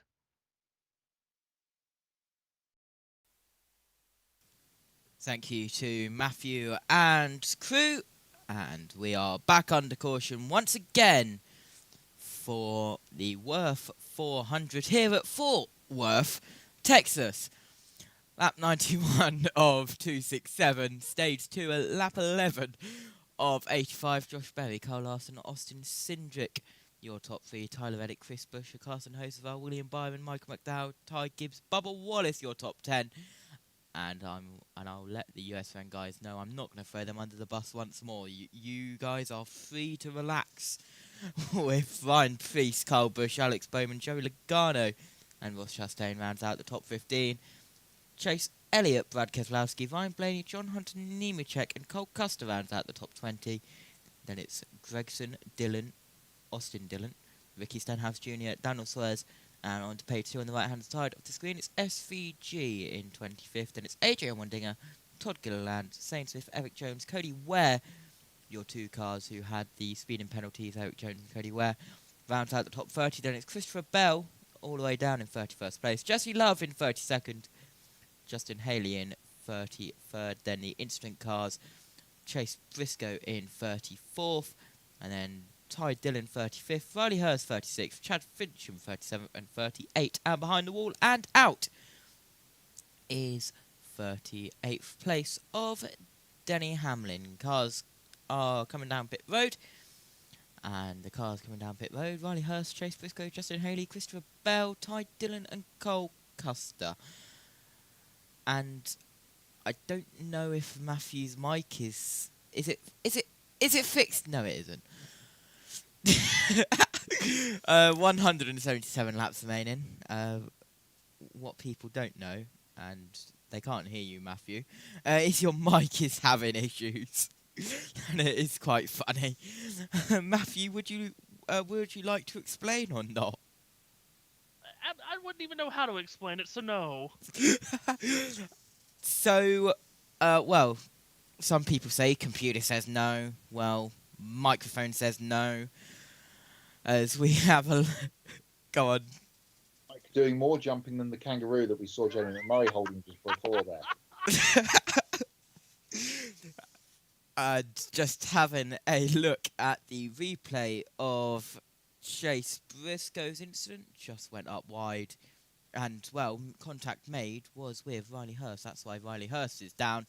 But you don't really want to be spinning into the Echo Park Automotive restart zone. You want to be going fast in it, which is not what Chase Briscoe did. Slowly completing laps under caution. I'll wait for the countdown in my ears from Matthew, and we'll get you back on USN momentarily as we look at the number 20 car of Christopher Bell, who is down in the order in... Well, Christopher Bell was down in 31st. And we're back here on USRN and JBM with, yes, microphones jumping, levels all over the place. We're getting lottery numbers every time we speak. We will attempt to figure it out at some point. This is why I say no to updates. I have things the way I want them, Matt White. I don't want things to be updated. Make updates work again. Or something along those lines. Right. Anyway, back to the business of covering the race. Christopher Bell's got some kind of issue, Matt. He just had a crew member climb into the passenger side of that 20 car while on pit road to fix something. Yeah, through the window, attempting Grand Theft Auto, as it's topical. I'll throw that one in. I have to wait for another 12 months to get it out of pit road. No, they've done something in the passenger side of the 20 car under this caution. He's fallen to the back of the field, stays on the lead lap. It's the helmet hose that they had to reattach. Pretty warm day, so you don't want to be running around here getting cooks inside a cup car. It was around Denny Hamilton not so long ago, so you certainly don't want that. Yeah, it is very comfortable today, 78 degrees, but it could be a 40-degree day and it'd be hot in that car. So 78 not comfortable, I can tell you. True. Could be worse here in Texas, but yeah, 78 is still quite warm. Yeah, that's on the limit side for me. Down here in 3 and 4, above the end. I'd love some of the frozen custard that I'm standing atop of the billboard of, to be honest. If they can send some down this way in a cool box, that would be great. Track tent ready to go for the restart. Yeah, track tent being reported at 114 right now, as we're going to get the restart at the completion of lap 93 of 267 for the race, and 13 of 85 in stage 2. Chevrolet Corvette pace car to pit road. Green flag flies. Josh Berry, who got a great restart last time, puts his nose in front of Kyle Larson, takes a shot in the shorts at the back door from Austin Cindric. Berry makes a good save, but he and Larson are nose-to-nose in turn 2. Cindric hit to the back of Berry, got him all sorts of out of shape. Kyle will try and chase Josh down the back straightaway here. Some fanning out going on a little bit further back, but the race leaders are side by side. Larson with his nose in front, going through 3 and 4. Berry still has the inside line. Back to the main straightaway. Berry has half a car length on him as they cross the line. Double slipstream for Cindric, who predictably gets right to the bumper of his quasi-teammate Berry, pushes him into the corner, but Larson slingshots around the outside to stay with him. And tough for Kyle Larson. Now they'll switch. Berry to the outside, Larson to the inside. Larson blocks off Cindric. Tyler Reddick is involved here. He's just got around Chris Buescher, but Berry clear to the lead. Berry and Larson sashaying down the straightaway back and forth, crisscrossing with each other. They cross the line, separated by a couple of car lengths. They're side by side at third with Austin Cindric and Tyler Reddick. Carson Hocevar a moment ago off turn 4 had a big moment. Pole sitter got very loose, made a great save. Yeah, eyes in the helmet of William Byron got all big there as he saw the 77 coming towards him at a rate of knots, but great save from Carson to keep that car pointing in the right direction and keep it in 7th place. He's now 6th because he's got back around Byron. Behind Hocevar is Byron running side by side with Michael McDowell. That is for the 7th position. McDowell's got the inside line in turns 1 and 2, and just behind that, another bit of side by side between Toyota's Gibbs and Wallace. Yeah, and Alex Bowman in here as well, giving Ty Gibbs a shot down the back straightaway to get him past Wallace. Didn't work out for him. Kyle Busch just in the back of this action, as well as Ryan Preece in the red and orange car. Wallace drifted way up on the exit of 4. Gibbs will get through him. Meanwhile, Byron secures that 7th position from McDowell. Now here comes the aforementioned Bowman trying to attack Wallace. Wallace will get into the slipstream of his Toyota teammate down the back straightaway to help him pull him along here and keep Bowman behind, which he does do for the moment. Behind them, Ryan Preece has just got around Kyle Busch. Here's Bowman, though, with a good run out of turn 4. Cuts it down to the inside of the McDonald's Toyota of Wallace. Bowman with a nose in front going into turn 1. Wallace tries to stay tight to him. Now Wallace drifts up. Bowman should have that spot off 2. Yeah, he will do as they come up off the corner. And we'll cover that off. Wallace gets close to him down the back straightaway, but not close enough to shape for a manoeuvre into turn 1. So a third of the Hendrick cars into the top 10 for the first time today. And the only one that's not is the driver that won this race last year, Chase Elliott, is being scored in 18th. So Josh Berry continues to lead. Speaking of Chase Elliott, he magically pops up on screen as we talk about him, just in front of John Hunter Nemechek. On the back straight for these guys. Nemechek's had an up and down day so far. in the 42, and he will now try and chase down Chase as the leaders put a lap on the other Chase Briscoe.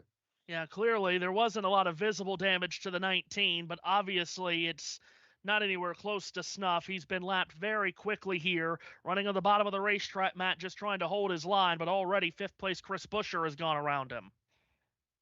Yeah, 5 laps down was being scored Chase Briscoe once they got that damage fixed, so not the day that the 19 team were hoping for. Definitely not. After making up some positions at the start of the race, after starting in the back half of the grid, it's looking like it could be a promising day. So that's 2 Joe Gibbs cars running, well, one's running 5 laps down in 37th. The other is out of the race and will be credited with a 38th and last place finish. Might need to get the crack stat people on when's the last time Denny Hamlin finished last in a race, as Josh Berry brings the field off of turn 4, still in front. Let's go to Larry. But I talked to Josh Berry's crew chief a couple of times this week, Miles Stanley, the confidence they had coming here. Remember, the 1.5-mile race at Las Vegas. They won that race. And the good thing, they could use a lot of those notes. This is the exact Goodyear tire package we raced at Las Vegas.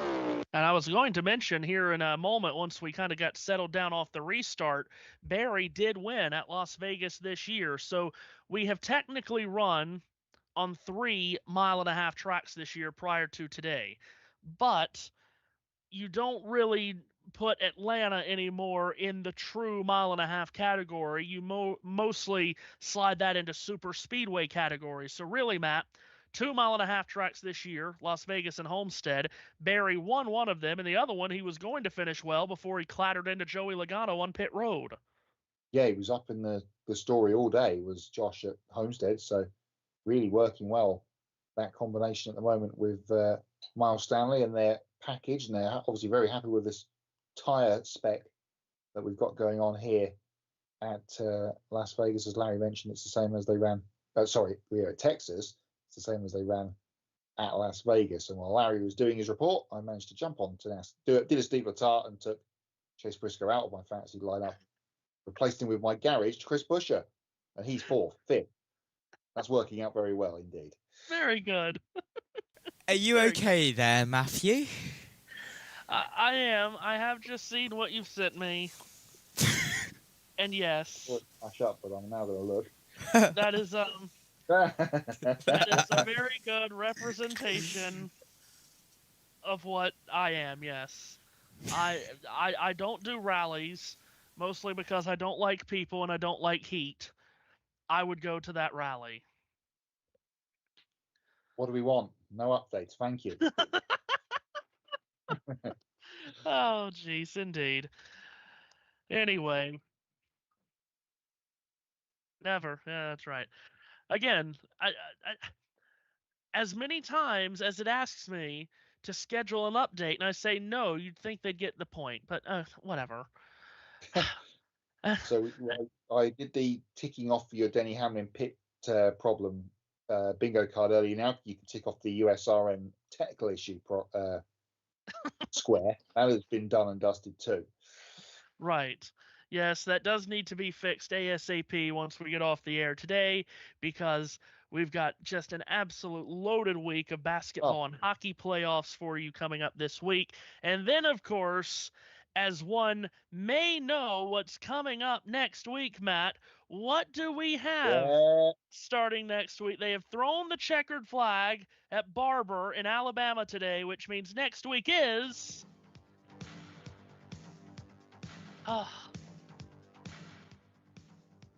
I take in that music, Matt, every May, like fresh air into my lungs. It's, yeah, the hairs on the back of the neck are standing already, because that means we are into Indy season. The Grand Prix next Saturday, live on USRN and on JBM, of course. And then it is practice and qualifying fortnight and all of that. Pit stop challenge, etc., and then the big one in what, 4 weeks time? 3 weeks time? 3 weeks, yeah. I feel like we should just call the race with this music in the background. one of the biggest days in world motorsport. Formula One at Monaco, the Coke 600, MotoGP at Silverstone added to the mix this year, and the Indianapolis 500 as always and as ever and as forever on the USRN family of networks. Yeah, indeed. Now, I have a question for you two here in just a moment. We do have a battle for 9th position shaping up, Matt. Ty Gibbs down the inside of Michael McDowell for that place and takes it away. Also, just while we were talking, Chris Buescher did get around Austin Cindric for 4th. So I had a question for both Matt and Josh here, because this came up in the conversation on the in the Xfinity broadcast yesterday between Seth and I when we were promoting the Indy 500. If it's anything to do about the Xfinity race last night, I did not see any second of it. Okay, no, good. The question does not have anything to do with that, no. But we brought up how the Monaco, Indy, Charlotte triple doesn't have long left. It's the final year. Is this the final year of it? I knew it was either this year or next year, but I couldn't remember, and I knew one of you two would certainly know. I think this is the last one. Yeah. It is. Because Monaco and Canada are switching their dates around. So here's the question then for you, for either one of you. Does that mean Canada is moving to Indy 500 Sunday? Can't imagine. I mean, that would just be ridiculously bad. Can't imagine. I think Canada's going to be like maybe on qualifying weekend, maybe. Then they'll have a week off, and then Monaco will be the first weekend of June. Then they'll go to Spain after that. Is how I would read things outwardly, but we'll see. I know Formula One loves to believe that they're the only racing series on the planet. But, I mean, you really are messing up a day in motorsports that people have loved for... I mean, that's been basically my whole life, that we've had Monaco, Indianapolis, and Charlotte. Just bang, bang, bang, 3 in a row. They never lapse into each other most of the time, barring weather. It's a great day. The folks at Fox... the folks at Fox Sports, who used to have back in the day 2 of those 3 races, they'd promote it brunch at Monaco, lunch at Indy, dinner at Charlotte. It was great. Many stories of F1 people, F1 journos, after the Monaco race, either still in the paddock area or at Nice Airport, watching the Indy 500 before getting on planes on a Sunday evening from Monaco. So, well, yes. So, Matthew. Yeah. Parker Kligerman is watching NASCAR and F1 at the same time. And 49 minutes ago, he put on everyone's favourite platform. Definitely not. Have F1 and NASCAR on at the same time again. So funny to hear F1 debating if 2 cars racing side by side with no contact can be a penalty. Meanwhile in Texas, Carson Hocevar is slamming the back bumper of Buescher in the centre of the corner at 180 miles per hour and everyone just laughs. Is that really something that they were talking about? Yeah, more. But by the seams of things, more side-by-side controversy and all manner of things rumbling on from Jeddah from a couple of weeks ago, and the sprint race yesterday, which we'll get to at the end of stage 2. Oh, Lord. Gee whiz. Anyway. Yeah, I know. Merciful heavens. Anyway, Alex Bowman has been very impressive to start this stage, Matt, really chomping through traffic, and now he's trying to take 6th away from his teammate William Byron. And then, apparently that's not important anymore. Just about to head to the back straight away. Those two, as now in 17th position, is Brad Keselowski. For some reason, he's just lost a position to Chase Elliott a couple of laps ago. Here's Noah Gragson. He's recovering from his early spin. Where is he? He's going to be in the 30s, perhaps, by that marker. No. Interesting. He wasn't even on the list, was Gragson. So we'll catch up with his position later. Now we're on board with Joey Logano randomly. They're not in break on Fox, by the way. No, they're not. New director at Fox as of this week, let's not forget.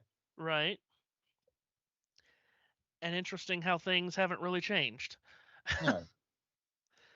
Anyhow, by the way, okay, I don't mean to go on a tangent, and I'm not going to get into a long one here. Gregson, by the way, is 20th on my timing and scoring sheet, Matt. I'm not gonna go down a rabbit hole here, but I just want to mention, if that was really said on the Formula One broadcast about being side by side and not passing anyone should be a penalty or whatever in the world you just said.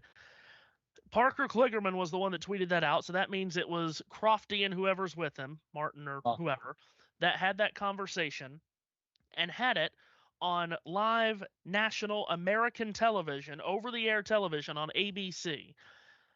This would be another reason why I say you have to have your own American crew doing these races, because I guarantee you for a fact that would never have been said by Americans calling a race to other Americans. Could you imagine an American saying that? Absolutely not. There's increasing angst from other English-speaking parts of the world that aren't English, that they want their own crew doing races on television. Australia is the other one, because they also take the Sky commentary feed, or the Sky program, basically. Yes, and Formula One will have a new television home in America next year. It will not be on ESPN, which it has been for 7-8 years, maybe 9, and they've just been taking it straight from Sky. And they do absolutely no build-up with their own people outside of the 3 races in America, of course. But anyway, yeah.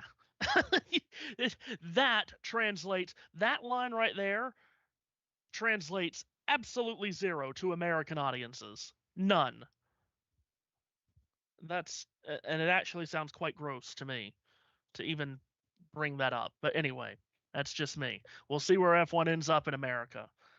Anyway, back to the race at hand here in Texas. Oh, and a leader is spinning off turn 4. Josh Berry has crashed, and Tyler Reddick avoids him. Chris Buescher does too, and our race leader, Josh Berry, right at the exit of turn 4, Matt. What happened? The right rear is flat. Whether that was cause or effect, we'll find out. But we cut to it just as he was sliding up towards the wall. Not sure how close Kyle Larson was in all of that. We'll get a replay shortly, I'm sure. He has continued. He's got both rear tyres flat on the 21. It's dragging its belly around turns 1 and 2. Under caution, obviously, for this. And, huge moment in this motor race. The car that was driving away at the front spins around. Let's catch up with the replay and see what happened here. Cody Ware just in front of Josh Berry as they went into turn 3. Josh goes up high to make the move, and much like Chase Briscoe not so long ago, but further around or further into the corner, just lost the rear. This racetrack, even though it has been 8 years since the repave, Matt, you are still on a knife's edge once you start getting up to a 3rd, 4th groove in these corners. And it looked like Josh just jumped the cushion a little bit. He's not right up against the wall. Now, the track was not treated this weekend with PJ1 or any kind of traction compound. Has not been treated, but all the drivers said that all the layers that have been put down over the last 5, 6, 7 years, you can still feel it. It's still activating some amount. And it looked like he got the left side, make that the right side tires, Matt. It looked to me like he got the right side tires up and out of where that traction compound has been for all of these years. And maybe that's what snapped it around. Yeah, I was going to say the same thing. He was right up on the edge of the darker areas, quite a light shade of tarmac here at Texas, but there's a darker area through most of the corners. And Josh was right up to the edge of that, let's call it the cushion, up there, and just lost the rear, much like Noah Gragson did in stage 1 and Chase Briscoe at the start of this stage. Pit lane open. Here come as well everybody. William Byron predicted to come out ahead of the rest here. Regan. Tyler Reddick's 45 team was getting ready just before that caution came out to potentially get to pit road. Right now, a little help in turns 3 and 4 is all that he needs. And the 5-car, Kyle Larson, says he's where he wants the car to be. He just can't get the throttle down quick enough, Jamie. Austin Cindric in the 2 said he didn't feel much of that wedge adjustment they made last time. The ride quality also got worse. He's still tight. Another adjustment there. The 24, William Byron, needs better turn. Fuel, air pressure adjustment in 4. Kyle Larson has one of the best pit crews in the business, and they get him off pit road first, and we have fire in a pit box. Now, this happened last year at this race. Yeah, Christopher Bell last year. So that will be put down. It's not fire that's on a car. It is on the rubber in the pit box. Kyle Larson, by the way, 6th ranked pit crew in the sport through this week. And he will now lead this race for the first time. And what a shame that is, Matt, for Josh Berry. Yeah, real shame. Looked like he had a very, very fast car under him, which we talked about before there. And yeah, out of contention for this race for sure. If they can get that damage rectified and get him back out there, then that would be great. But any chance of a decent result has now gone out the window for the 21 team. That is such a shame. And again, just to use the term I used a moment ago, Matt, this racetrack, it really is. You're on a knife's edge every corner here because of just how quickly it can snap around. We've seen 3 cars now without real warning snap. And at least one on both ends. Gregson at 1 and 2, Briscoe and Berry in 3 and 4. Yeah, it's becoming a bit, well, it always has been, but we're seeing that it is pretty challenging out there for everybody. And as you say, running right on the edge of this all the time, but it's surprising that it doesn't happen more often. But for the leader to be the man that spun out, that doesn't happen often at all, does it? When especially in a single car incident like that. Yeah, absolutely. Give you a wide world of sports update here while we're under this caution. Coming up tonight on USRN2, it's the last game of the first round of the Stanley Cup playoffs, Game 7 between the St. Louis Blues and the Winnipeg Jets, 7 p.m. Eastern Time on USRN2 tonight. And then on USRN at 8:30, it's another NBA Game 7, the Golden State Warriors and the Houston Rockets.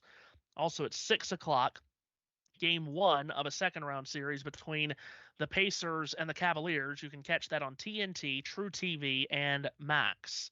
Because heaven forbid we don't have 3 different options, including a streaming option to catch a sporting event.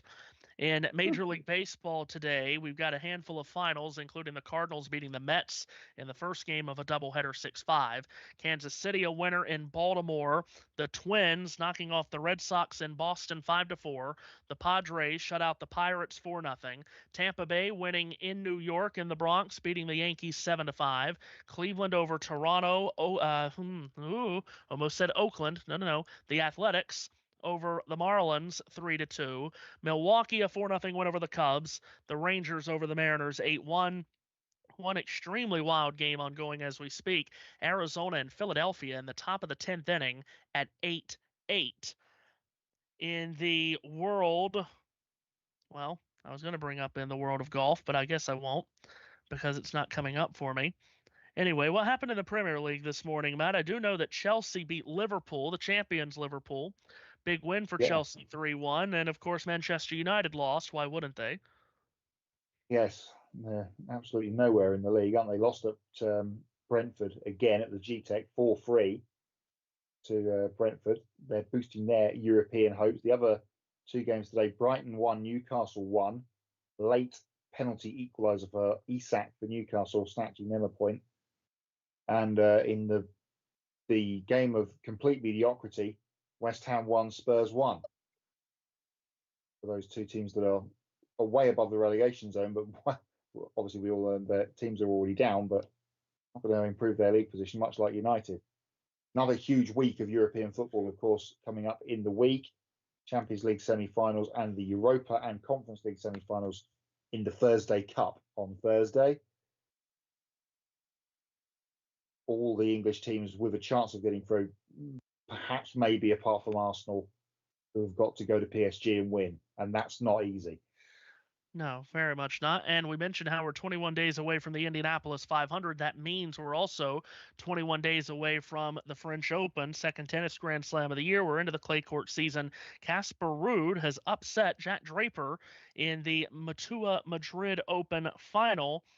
Terrific three-setter by the looks of it. Ruud 6-4 in the third to beat Draper, as the French Open is soon to come on the Terre Bateau in Paris. JT?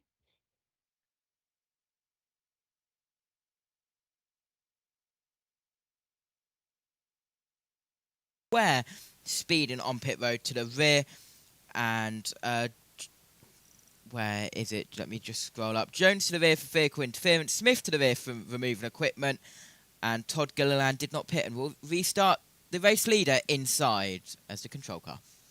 Yep, Gilliland on old shoes will lead Kyle Larson and the rest of the field to the green flag. Crowd on their feet. Big crowd here this afternoon sees Gilliland take off in the restart zone, and he accelerates to the lead in turn one. They fight behind him. Oh, and Kyle Larson just roars around the outside of Gilliland. What a power move. Austin Cindric smoking in the back of the field. It might have been speedy dry. Looks like it's cleared now, but Larson is clear to the lead from Priest, who's got up in a second position. Gilliland is sinking like a stone, side by side for third between Hocevar and Reddick. Gilliland had a really good restart, but then on the old tires, once he got to the center of the corner, just wouldn't turn for him, and Larson ripped it around the outside. And Larson, who's looking for a Texas two-step double this weekend, has the lead. Larson from Priest, Reddick and Hocevar third and fourth. Then it is Buscher in fifth position, and side by side behind him, William Byron getting around the outside of John Hunter Nemechek, but Larson beginning to check out front. Yeah, another shuffled up running order here, off the caution and then the restart, and it's Larson trying to get away, and he might be very much inclined to get away, Matt, because a very fast 45 car is on the move. Yeah, we've seen Reddick in that last run at the end of stage one before coming through the field, so we know the 45 is fast. He's just got around Priest for second, coming around the outside of him, coming out of turn number two. So Reddick up to second, and he see if he can charge down against Larson. So you got two really big bullets now, first and second, with 31 laps to go here in this second stage. We're just across the halfway point of the race, and maybe the two best cars here, Matt, certainly two of the best drivers on these kinds of tracks, first and second.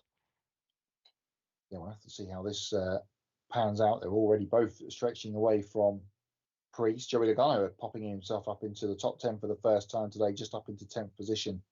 The lead now, Penske car, and he's side by side with Alex Bowman out of turn four. Across the line, Logano to the left elbow of Bowman. Bowman trying to pinch Logano down to the entry of turn one, but Logano has a nose in front. Bowman's going to rally back topside.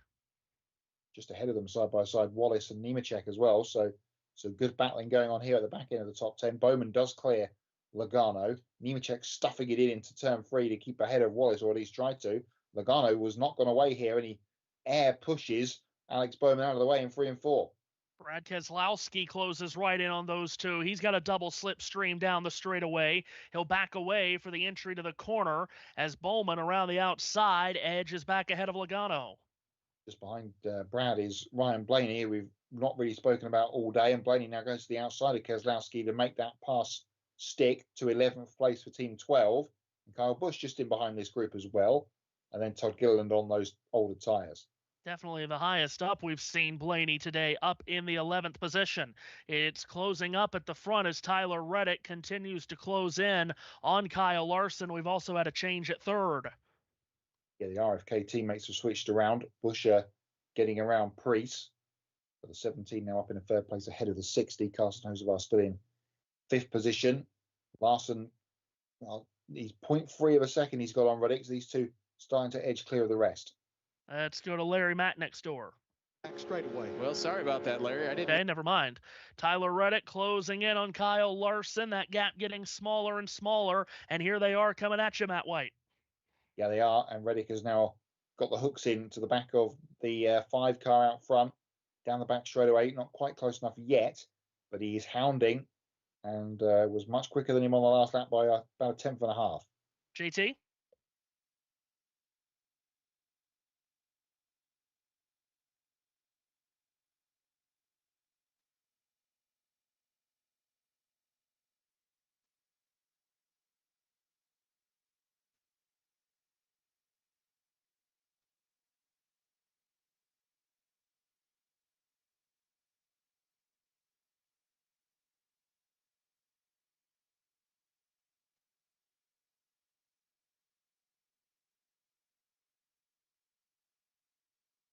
Very good. That does not shock me, by the way, either.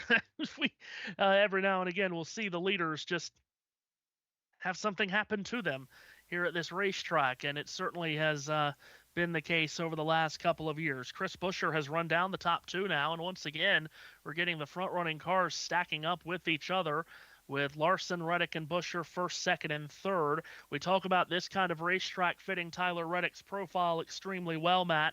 He has 8 career Cup Series wins.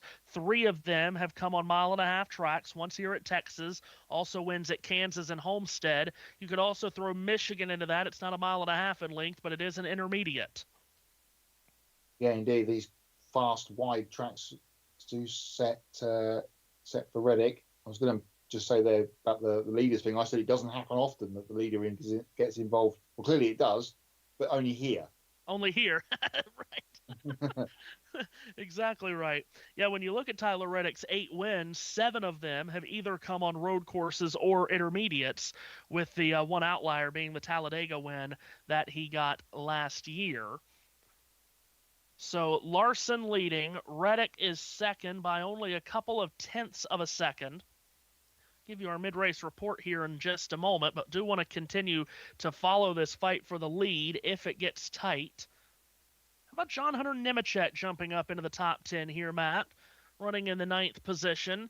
I don't feel like we ever talk about that 42 car, but every now and again he'll jump up there and he'll get a top 15 or so, and you think, well, where was he all day?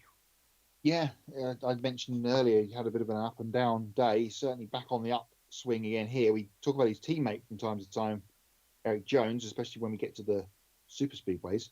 But Nemechek just doesn't have the cachet perhaps, or the following, or whatever. But he doesn't pop up on our radar as often as perhaps some people may like. But having a good run here so far today. Again, just past the halfway point of this race, so here is our USRN mid-race report for the Worth 400 at Texas. We've completed 143 of 267 laps. The leader is Kyle Larson. We have had 4 cautions today, including the most recent one when the leader, Josh Berry, spun on his own and hit the wall in turn 4. He is now in the garage area. We've had 9 lead changes among 7 different drivers. Austin Cindric has paced the field more than anybody. He's led 60 laps of the 145 that we've completed. Josh Berry's led 41. Carson Hocevar from the pole led 22. Other leaders have included Larson, Gilliland, Reddick, and Hamlin.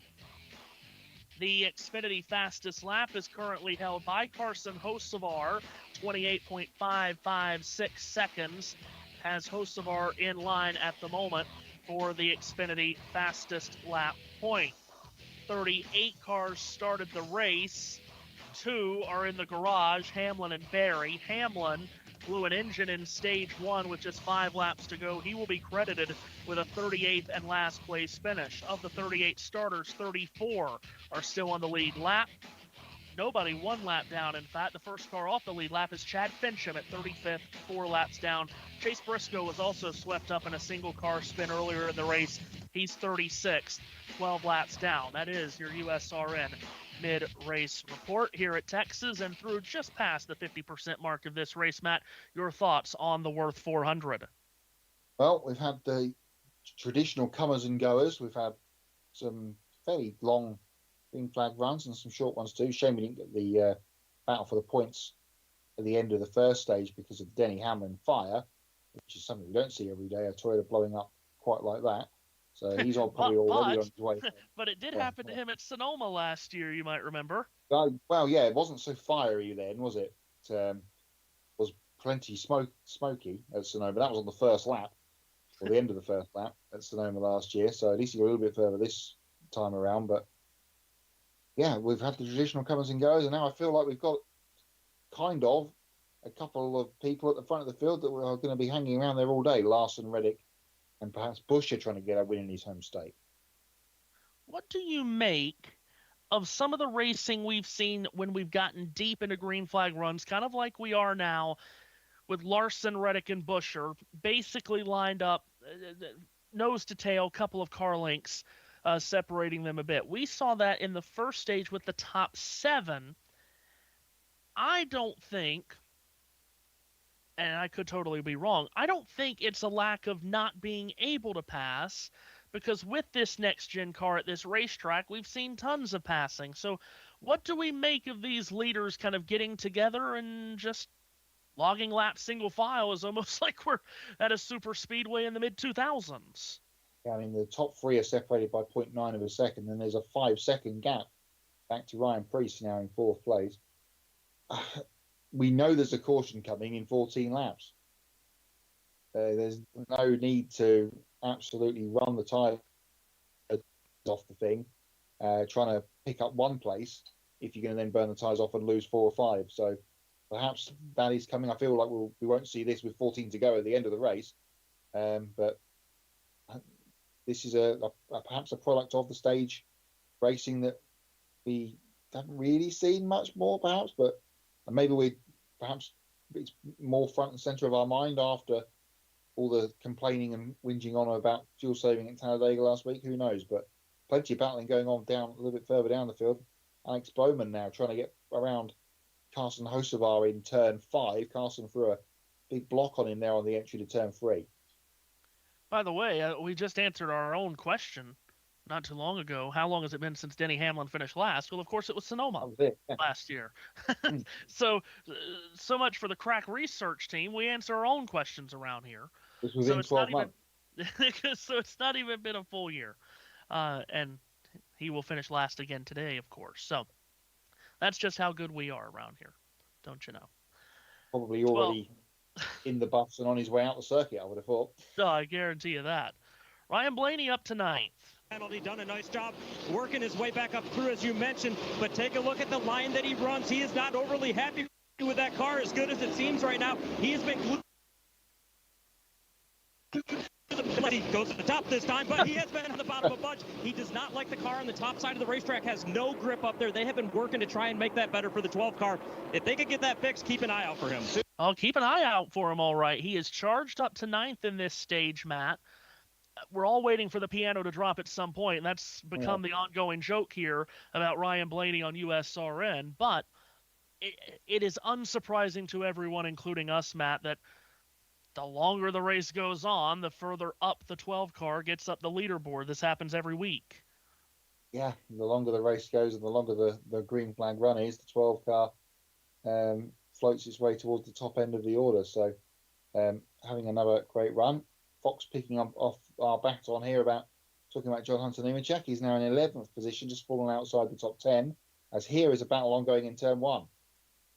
Ryan Preece rips it around the outside of Alex Bowman to take 4th.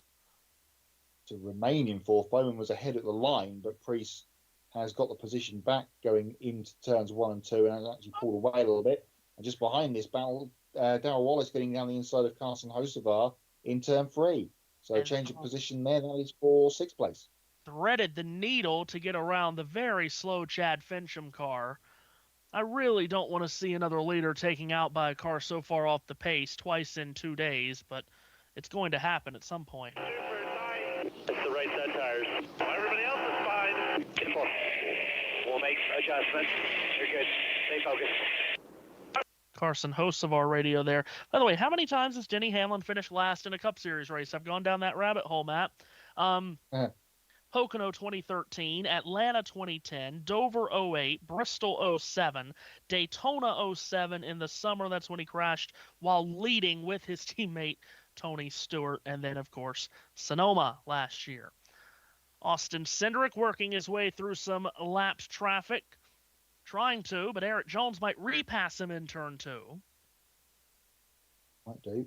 Won't for the moment. Alex Bowman did complete the pass on Ryan Preece, so he's up in the 4th place a bit further forward. Jones now under pressure from Daniel Suarez behind in the bright red number 99. Cindric was that early leader, but seems to have not featured. Now he's got himself back in the traffic. Yeah, I said lap traffic, race traffic, I beg your pardon, that he's trying to get through as Cindric, running in the 21st position. Joey Logano on board in the middle of turn 3 and 4. Kyle Larson already clicked off another lap. He'll be coming to 5 to go, or 4 to go this time round. Oh no! Chris Buescher with a problem in turns 1 and 2. right rear flat on the 17 from third place. Checking He's for no yellow debris. for the moment. The Yep, car no is yellow yet. mid-track, and the Texas local, he's got plenty of fans in the grandstands. Is he going to make it back without losing the car because of that tyre? He's going particularly quickly in turn 3 and 4 on the apron. It's shredding itself apart with still green. He's done a brilliant job to get back. There goes the carcass, and that will now be a caution because he's on the racetrack. Well, not yet. Now there it is. It took a while, but now they trigger the yellow. Oh, my goodness. Well, caution comes out as Chris Buescher shreds a right rear tire, Matt, and as you said, did a great job just getting it back to that point and getting it to pit road without crashing. Yeah, real shame. I said before, he was in that kind of group that looked like it was putting himself in position to have a good day. And that one has, for the moment anyway, gone away. He'll probably lose at least one lap. We'll see what happens from there. Well, that's a shame for Chris Buescher. Like you said, a lot of fans in attendance rooting for him. He's from Prosper, Texas, is Chris. And we talked about in Ones to Watch how RFK really needed stuff to start going their way. The only car one lap down. Hello, Mike Joy. Thank you.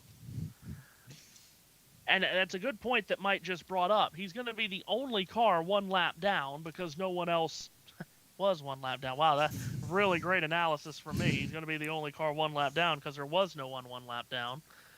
Wise words from us at USRN. We're great for that. So that's good news because we're about to get. Actually, no, it's not great news, Matt, because there's such few laps left in the stage. We're not going to get a stage caution. This is going to be the stage caution. So actually, it hasn't played out all that well, has it? Yeah, I was just thinking the same thing. It was perhaps going to work out, but we are going to end this stage under yellow. We've got the tyre fitted. Was trying to see in that replay, did he catch the wall coming out of 4 which let the tyre down? He certainly hit it coming under the flag stand, but that was obviously the tyre was flat at that point, so might have been a wall brush that then instantly deflated the right rear. And unfortunately, much like stage 1, we're going to get a drab end to the stage in the race for the points, and then again Tyler Reddick's going to end up being annoyed that the caution came out just as he was about to plan his attack for some stage victories. So Larson's going to win this stage thanks to the yellow brought out by Chris Buescher's flat tire. Wow. It has seemed to be a bit of a trend, and Josh brought it up a moment ago, how front-running drivers have had issues while running up front here at Texas in the past. And we've already had a leader spin today, Matt. Now we have a third-place runner cut down a tire. Yeah, perhaps you need to be a little bit more worried that if you're a Tyler Reddick or a Kyle Larson, that could still happen to you in this final run in to the flag. Plenty of racing still to happen, of course. But that's a really tough break for Chris Buescher, who's having a great day. Yeah, it really is. And again, the point being from the RFK side of things, they've just had so much go against them to start this season. So, under Big news yellow. from Miami. We'll get to that in a moment when we do the Wide World of Motorsports update. Indeed, yes. So Kyle Larson is going to score this stage win. It will be his 6th of the year. And the rest of the points-paying positions will go to Tyler Reddick 2nd, Alex Bowman 3rd, Ryan Preece 4th, Darrell Wallace Jr. 5th, and Carson Hocevar, William Byron, Ryan Blaney, Joey Logano, and Kyle Busch, the points-paying positions here for stage number 2 in Texas in the Work 400. Matt, let's go to our USRN hot lap while we're still under this yellow. That's the one. I called it something different then, didn't I? But it is a hot lap. 500 actually. Let's update you with what's been going on around the motorsports world this weekend. Another tremendously busy one. We'll start at Barber Motorsports Park in Alabama, where the IndyCar Series got back underway after their ill break from Long Beach. Dennis Hauger won the Indy Next race this morning, which is the main support race for the IndyCar Series, which was won by, yet again, Alex Palou getting the victory on at Barber. So that sets him up for a run at the 500 nicely. Doesn't have much luck, does he, in the 500? But that might be the fillip that he needs going into the month of May. At Brands Hatch today, the GT World Challenge Europe was in action. 2 races today. Win for Ferrari in the first one. Alessio Rivera and Vincent Abril, the winners. Lucas Auer and Mauro Engel, the winners of race 2, last year's Sprint Cup champions, getting a win at Brands Hatch, much like they did last year. In Italy, at Cremona, the Superbikes were in action for the World Superbike Championship. Ducati winning all 3 races on home soil with the home rider, Nicolo Bulega, confirming his championship status as the championship leader with a sweep of the wins at home. Also this weekend we've had at Miami, supporting the Grand Prix, Porsche Carrera Cup North America, Yves Baltas winning the race yesterday, and today he also won, so a double. Days of Thunder. Oh, there. yeah. Formula One Academy in action as well. Today's race was rained off. Dorian Pan getting the victory yesterday. Lando Norris won the sprint race yesterday thanks to a very well-timed safety car. And it is just...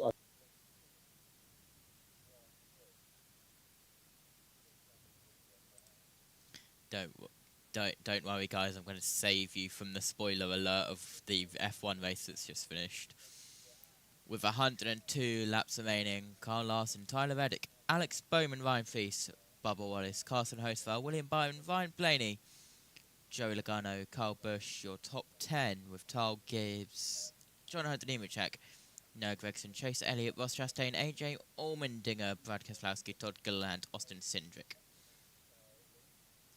With Ty Dillon rounds out the top 20. This weekend hosted the first round of the championship for the TCR World Tour. Ted Bjork won the race on Friday night.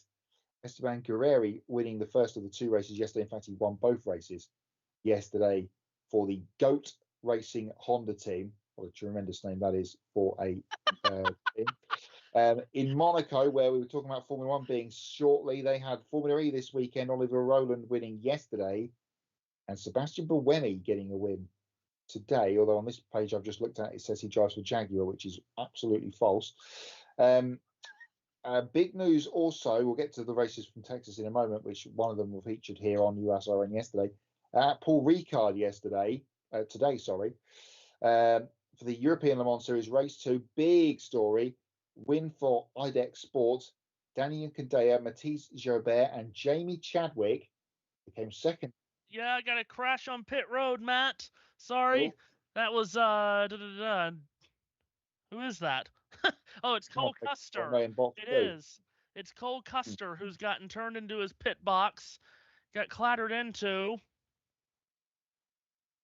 and they're going to go ahead and pit the car because it's in the box legally, although backwards. He got hit by William Byron, who was coming out of his box. Wow. Hopefully William had minimal damage because it looked like he might have actually won the race off pit road there as well.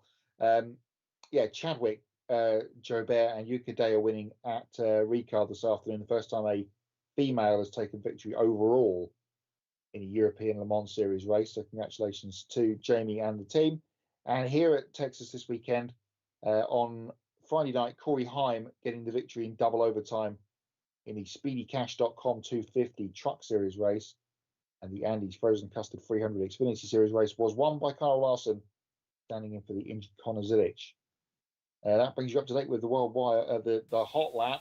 Of course, next weekend, NASCAR goes to Kansas with the Truck Series. It's another huge weekend. I've just pulled up next week's list. Kansas for Trucks and Cup Indianapolis, as we talked about, 2 races for Indy next at the weekend at IMS, along with the Indy cars on the road course. IMSA at Laguna Seca on Sunday. The WEC is at Spa on Saturday. MotoGP at Le Mans. British Touring Cars at Brands Hatch, where we know Josh will be. And it's Simmons Plains for Supercars. So another absolutely immense weekend next weekend. Very good. Thank you, Matt. And thank you, JT, for... I just caught it out of the corner of my eye and heard you as well. So thank you, JT. No worries. Unfortunately, JB's not trackside for Brands Hatch Indy, but Tom Cairns is. No, because of how busy of a weekend it is we've got next week. He isn't able to, and due to his house very nearly exploding, the funds had to go in another place. I'll explain later if you don't know the full story. That's the first I've heard of that. Just quickly, I don't normally add to the end of stage 2, but if I could just quickly, if it's all right. Northampton, the Brisker F1s were there yesterday. Heat 1 winner was 457 Callum Gill. The Heat 2 winner was 463 James Morris.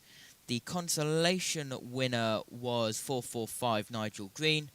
The final top 3 was 166 Bobby Griffin, 138 Dave Polly, who recently went from red to star grade, and third 5 Charlie Swarder. And the Grand National, this is why I wanted to mention it, the Grand National was abandoned due to an incident involving the starter marshal, where a car left the track up into the air and unfortunately went over the barriers in towards the start marshal post. And we wish the start marshal here at JBM and USN a speedy recovery, and we have had an update from him. Luckily, guys, not as bad as what we thought. He's only broken a couple of bones in his spine, which is quite severe, but it could have been much worse, and only gotten away with that and a sprained ankle.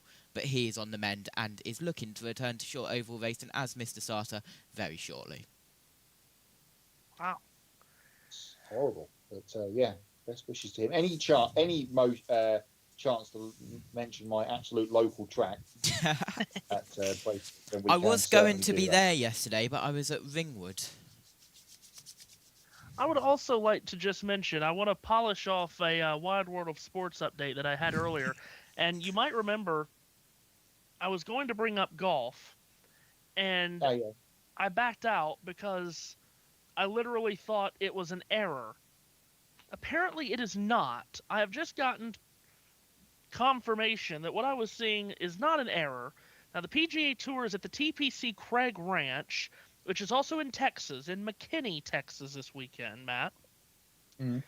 Scotty Scheffler is heading towards victory. It would be his 14th career PGA Tour victory. But he is on pace to perhaps set an all-time PGA Tour 72-hole record. He just finished the 16th, Matt, at 32 under par. 30, goodness me. Wow. He is 32 under par and 9 shots ahead of second place Eric van Rooyen of South Africa. 32 under. I literally earlier saw 31 under par and thought it was an error. That's why I waved it off. No way someone's 30 under par, but this is happening at the CJ Cup Byron Nelson. Scotty Scheffler is... Oh, yeah, I saw that. It was on Sky Sports Golf. I saw 10 minutes of it on Thursday night. I mean, holy smokes. That was by me playing on the Tiger Woods games on the Xbox, being 30 under par. Take it easy. 32 under par. My goodness. Anyway, thank you for all of those updates for everyone. As we're coming to the restart, we talk about shuffled up running orders, Matt. William Byron's on the front row. He takes the green flag with teammate and defending winner of this race, Chase Elliott, on the front row with him. And as the green flag flies, it is Byron taking off with the lead in turn 1. Elliott will fight Cindric for second, but Elliott fades up. 96 laps to go in this race. William Byron the leader. He's got some damage in the background. Bubba Wallace spinning in the middle of the pack. He clips Noah Gregson. They all spin. AJ Allmendinger up in the outside wall. Took Alex Bowman with him. other cars involved as well as they all come to rest. Oh, Chad Fincham getting a piece of Alex Bowman. Well, that all started in the middle of the pack where there was about 3 or 4 wide. And for a brief moment, you thought the 23 car was going to be airborne there, Wallace, as it slid sideways. AJ Allmendinger, the unlucky recipient, of getting involved in that one. And we are back under yellow again. Well, a lot went on right there. Too much.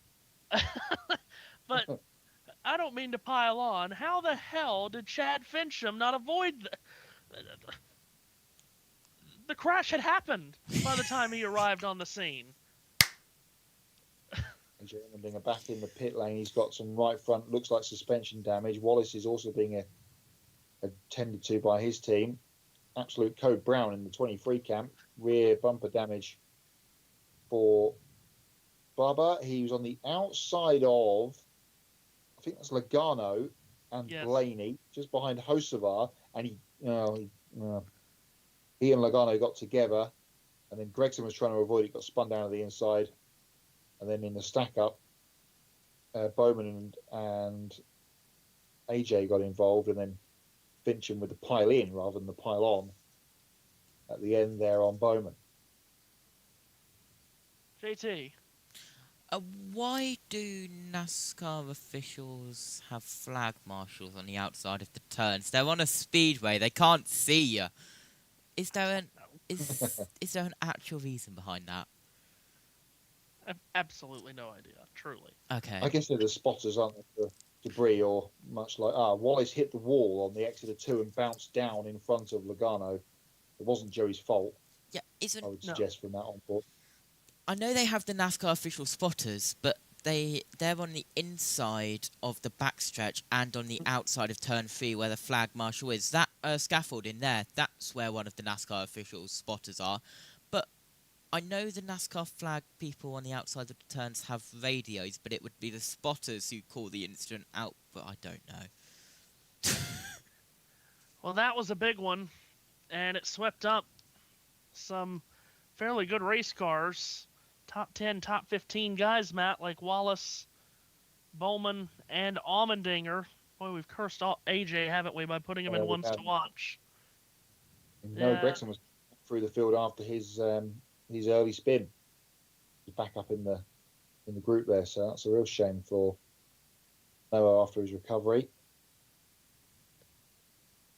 AJ got hit from behind by, I think it was Todd Gilliland, as he got on the brakes to avoid stuff happening in front of him. Well, that's such a shame. But start of the final stage, business picks up as we're inside the final 100 laps of the race. It does happen. To add to your point from before, I'm not really sure why we've got 174 laps now into this race, and Chad Fincham hasn't been pulled for minimum speed. But, okay. I don't either. I don't want to pile on because this can't all be his fault. I get that. That's an underfunded team. His first race since the championship race at Phoenix last year as well. Right. But he's being lapped all the time. And then a crash happens, I don't know, a straightaway ahead of him, 2,000 feet ahead of him. Everyone has slowed down, and he's found a way at 60 miles an hour to clamber into it. That's a lot of damage on the 48. It is. To use a Bill Weber line, I went in on that.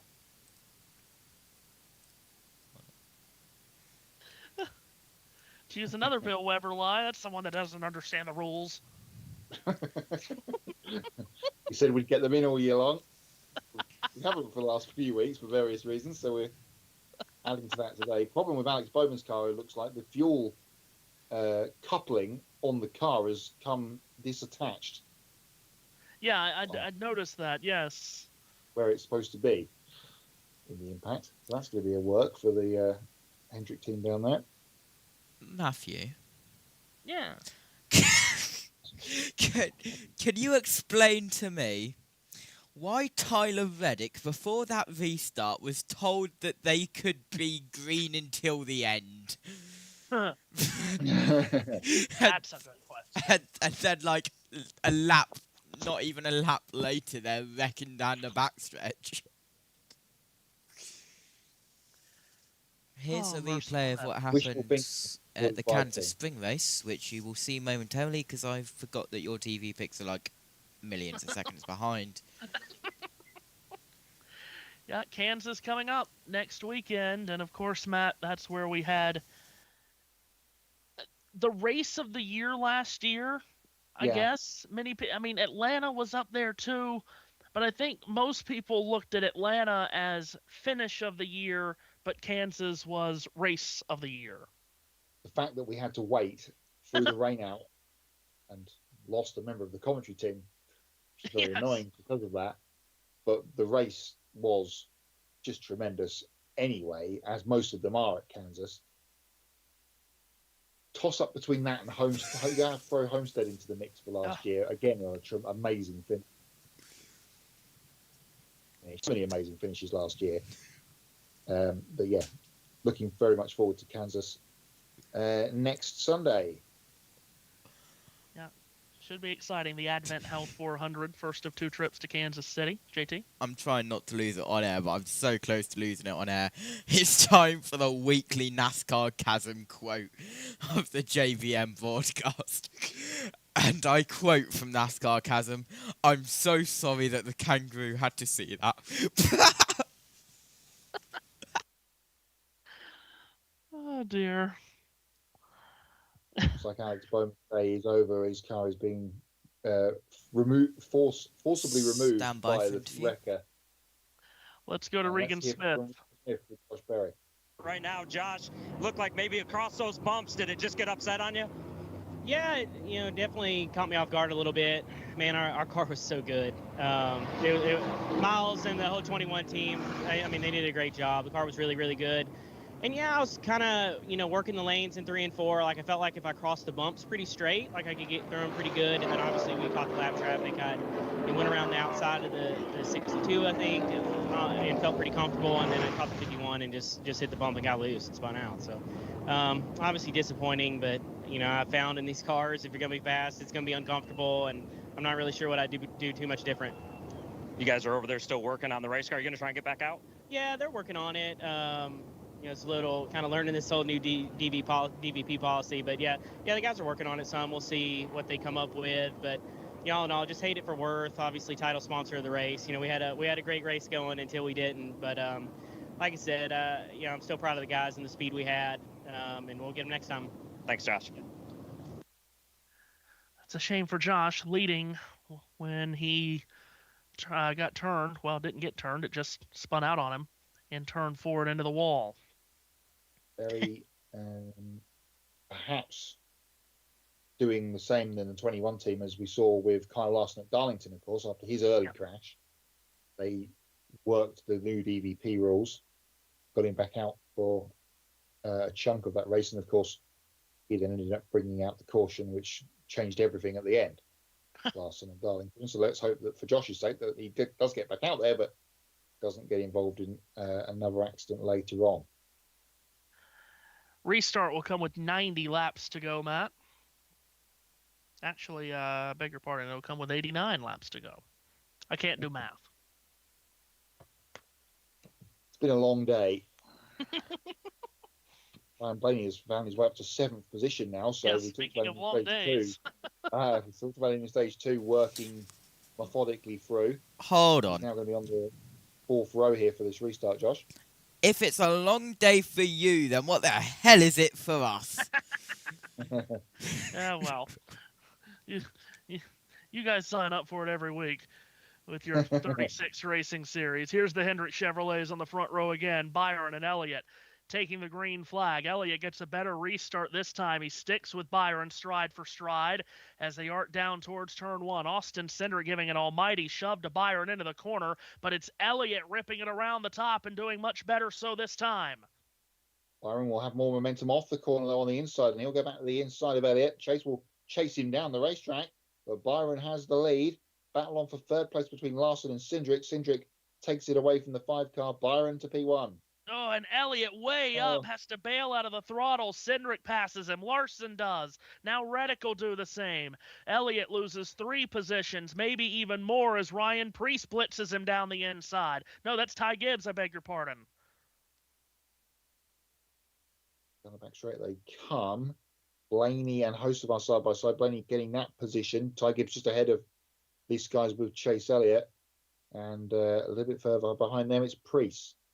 Now Carson Hocevar gets to the left elbow of Elliott in turn 4. Makes it past him. Oh, boy, one car very slow in the main straightaway. Darrell Wallace Jr. Oh, my goodness. Damaged 23 car. It's running half the speed of everyone as the leaders had to duck around him. Chase Elliott still in trouble off turn 2, losing positions. Yeah, Blaney passed him. Preece coming by. And is that that's Logano, and then Todd Gilliland up behind him next up. So the 9-car has got a real grip problem here. He's sliding back through the field. Logano to his inside as they cross the line. Well, if Wallace is making minimum speed, then we have a minimum speed problem, clearly. My goodness. It looked like he picked up some speed once he got to the back of the pack there, so keep an eye on that. Here is a Toyota battle. Ty Gibbs and Reddick at it for 4th place, and Gibbs gets the pass done. Oh, good pass. Ty Gibbs up to the 4th position. Is he in contention to score that long-awaited first career win today? Just behind he and Reddick, Carson Hocevar very defensive into turn 1 against Ryan Blaney, and Hocevar's going to stuff it to the inside of Tyler Reddick. Shoehorn move from the 777. Defense turned into attack there for Hocevar, and there's an open door for Ryan Blaney to go 3 wide between both of them off the back straightaway. He gets past Reddick, who then chops across Ryan Preece. Blaney hanging tough around the outside with Carson. Boy, speaking of shoehorning his way through, that's exactly what Blaney just did. Threading the needle between Hocevar and Reddick, and passes both of them. And Ryan Blaney's forward momentum continues. Matty's in the top 5 for the first time. Yeah, 12-car on the march in the final portion of the race. We've said that many, many times before over the last 18 months. And here it comes again. At the front of the field, you're not missing anything. Byron leading by 0.4 from Cindric. Then Larson, then Gibbs, and then the fast-moving Blaney as car 12 moves up into the 5th position. In turns 1 and 2, the leaders. Cindric trying to cut into Byron's lead by using the bottom. Yeah, a bit more of an attacking stance here from Cindric, the early leader of this race. Said earlier he hadn't really featured since then. Now he's got himself some track position back. That 2-car is fast, and he's got the blowtorch to the back of the 24. Yeah, trying to make it back-to-back wins if he could win today after his Talladega triumph last week. He's 4 car lengths behind William Byron as they flash across the line. 20 of 102 laps in this final stage complete. We're at 82 laps to go. And at turn 2 come the 2 leaders. We've got about half a second or so back to Kyle Larson, who's sitting in 3rd place. Cindric just settling in here for the moment behind Byron. See what he makes of that 24 and if he can make an attack.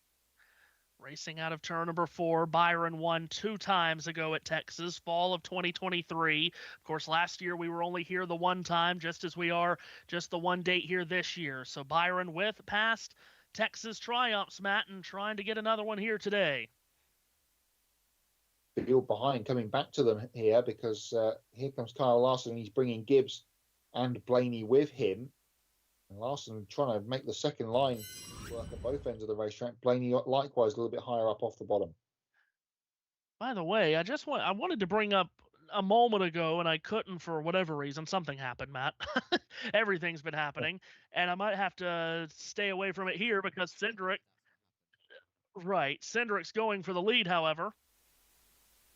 He is, and he's going to be coming under fire from the other Hendrick car, and it's Larson dodging and weaving around behind Cindric, and he goes to the high line through turn 3 and 4 to try and make the high, wide, and handsome move done, and he's done it coming out of 4. Cindric will fight back to his inside, giving a double slipstream at the back door to Ty Gibbs, who closes right in on those dueling machines. Into turn 1, Larson just lets it fire off the top, gets clear of Cindric. Now Gibbs to try to follow. Yeah, he'll go with him. So Ty Gibbs up to 3rd. Cindric loses 2 places, and here comes his teammate on rushing. Ryan Blaney to pick one off as well. So Blaney up to 4th place. Cindric's move to try and get the lead has cost him 3 places. Yeah, not a good 2-mile stretch there for car number 2 as he slips from 2nd to 5th. Tyler Reddick also behind all that got around Carson Hocevar for the 6th position. Now Larson, he's not done yet, is he? Going straight after his teammate for the lead. They'll be side by side coming out of turn 2. Byron has a nose ahead. Larson with a side draft coming back at him though, and he will take the lead going into turn 3. Will Byron leave the door open for Ty Gibbs to try and sneak his way through? They'll be side by side coming out of 2. Larson the leader. Yeah, Ty Gibbs in career start number 95 in the Cup Series. A lot of people thought by now he would have driven into a Cup Series victory lane. He hasn't yet, but he's just driven up to position number 2 here in Texas. To position 2, as you say, and Byron will sit in behind with Blaney. So the 2 bright yellow coloured cars now side by side coming out of turn number 4. Looks like Blaney might have taken that place away. Yeah, Blaney to the inside of Byron as they flash across the line and go back to 1. Blaney on the bottom in turns 1 and 2. Byron slips up. Blaney's going to have him cleared, I think, for 3rd. Austin Cindric has slipped to 7th. Tyler Reddick is up to 5th all of a sudden. He's picked up a couple of places while we've been looking at all this lead battling. So Reddick not out of it as this run has progressed. So he's moving forward and up to P5. So it's Larson the leader by 5 car lengths on Ty Gibbs. Ryan Blaney moves forward to 3rd. William Byron is backslid to 4th. Fast closing Tyler Reddick sits 5th. And now Reddick in turn 2 sneaks a peek to the inside of Byron.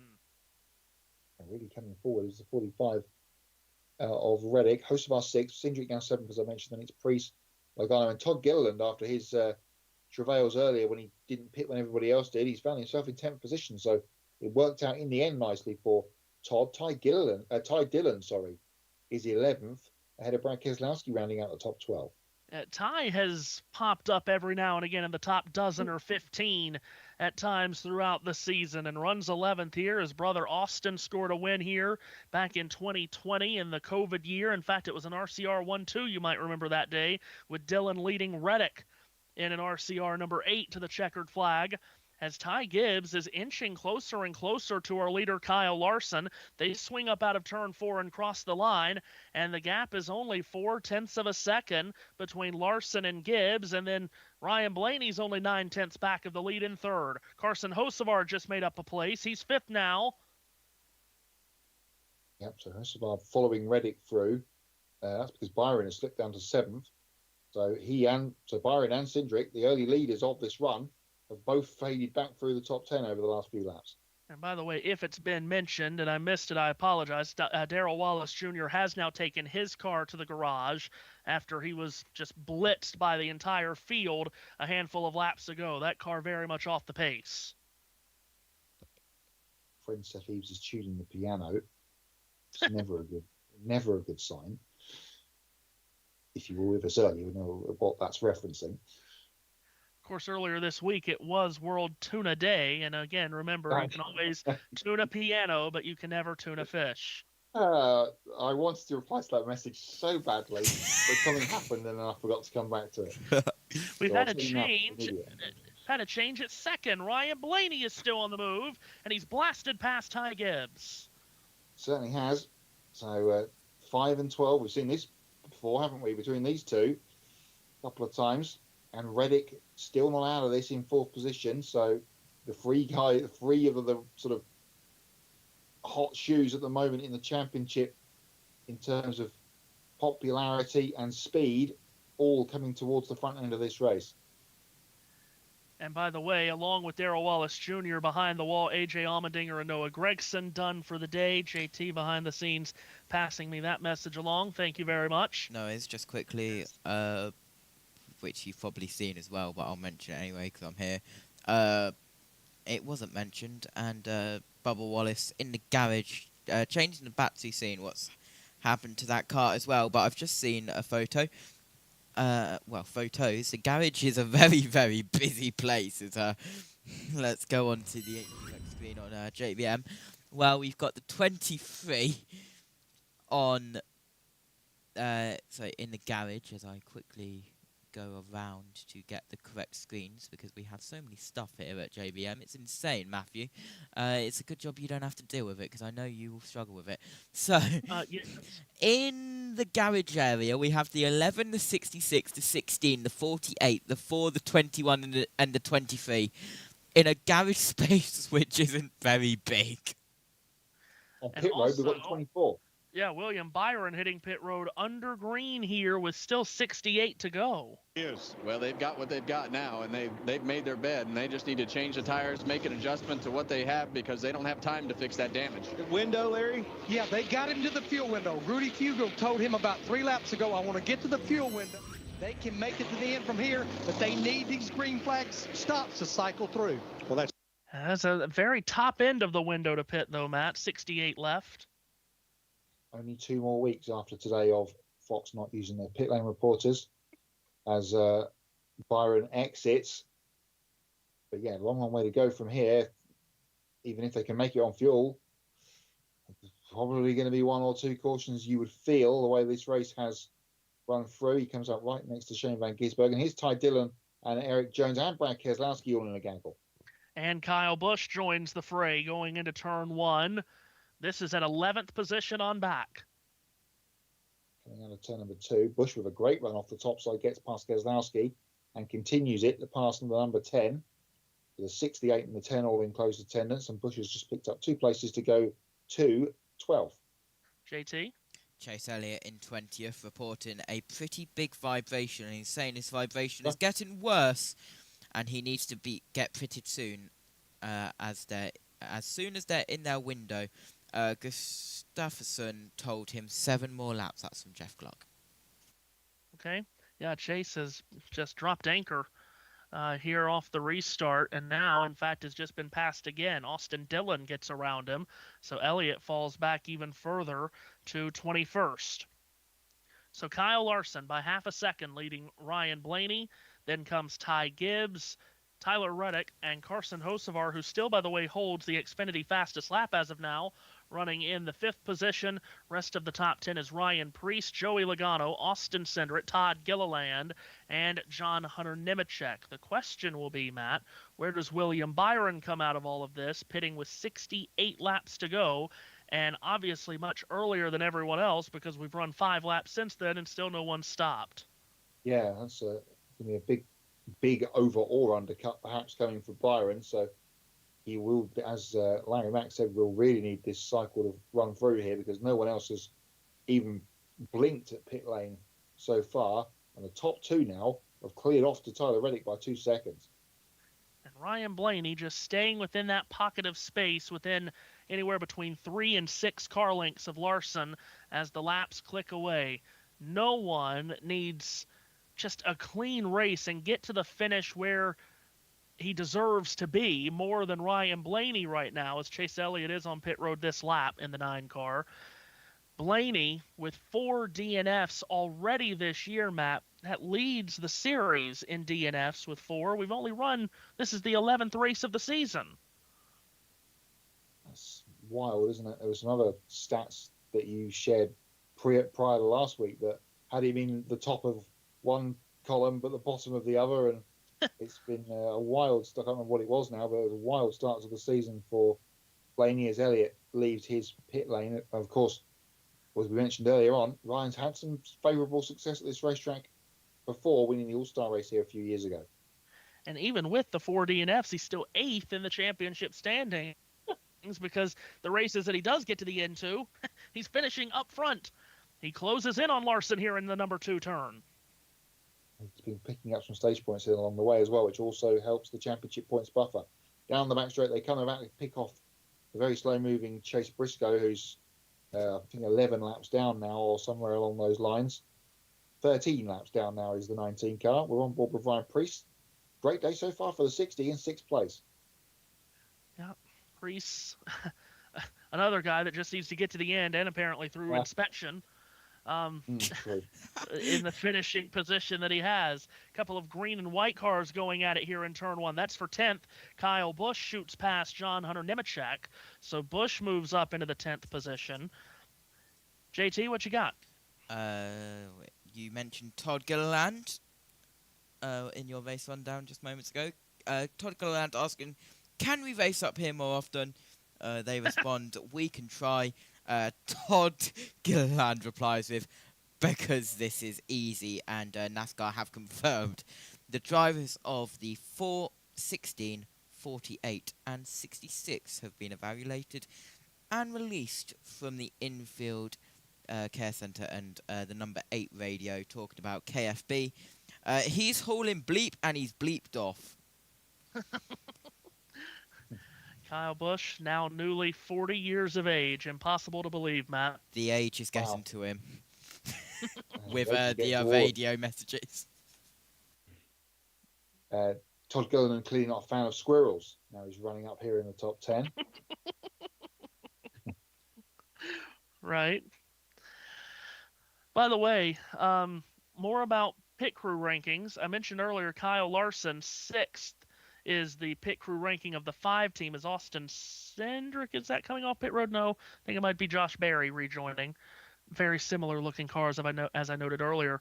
This might come down to a green flag pit stop, Matt, or it could very well come down to a caution flag pit stop even later in the race. But pit crew rankings.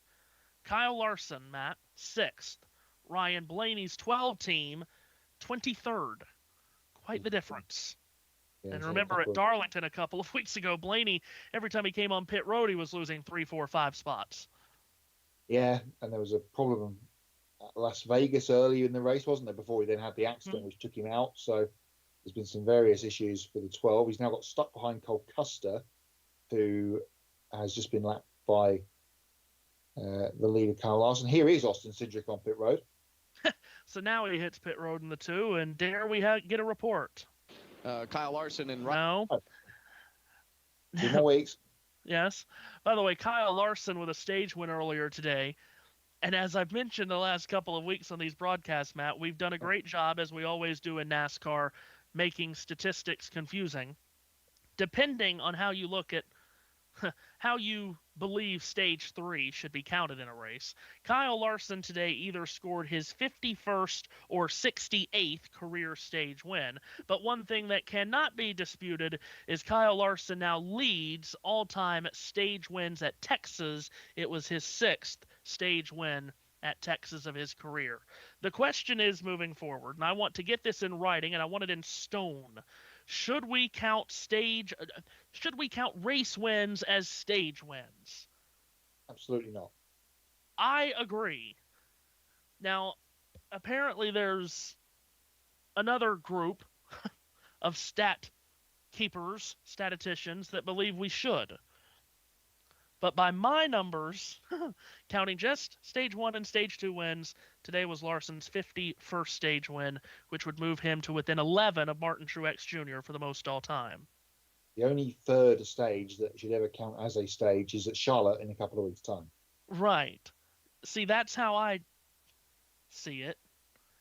Clearly others do not, because when you win the race, they don't come and interview you in victory on the start-finish line and say, hey, how about that stage 3 win? So, anyway, all right. Again, just another tangent for me. Carson Hocevar to pit road. He was running 5th. Talking about pit crew rankings, Hocevar's team ranks 30th in pit stop rankings. Started on pole for the first time in his Cup career, led 22 laps, been running in the top 5, only complained a little bit tight in 3 and 4, a 4-tire stop here.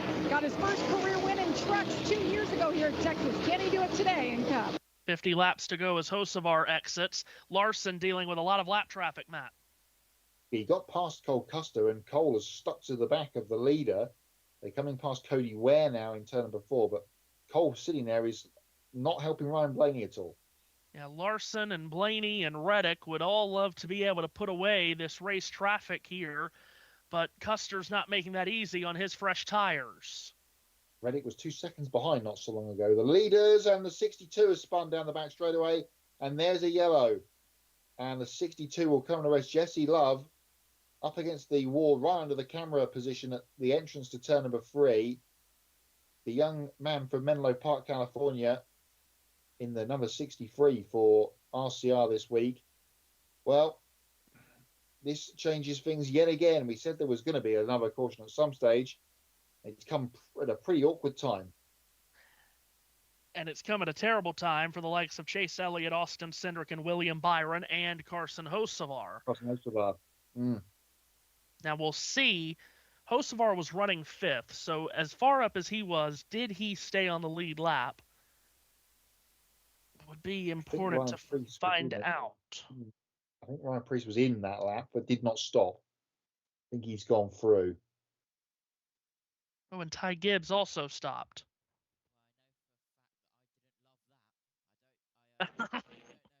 Yeah. See what happened to the 20-year-old. Just on the inside of SVG and just lost it. Just lost it coming out of the corner in turn 2.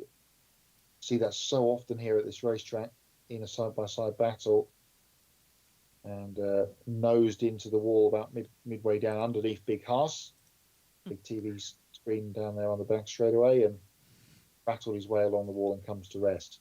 It's so difficult these days, isn't it, Matt, to bring a young guy from the Xfinity series and jump him up to Cup like we've seen for so long.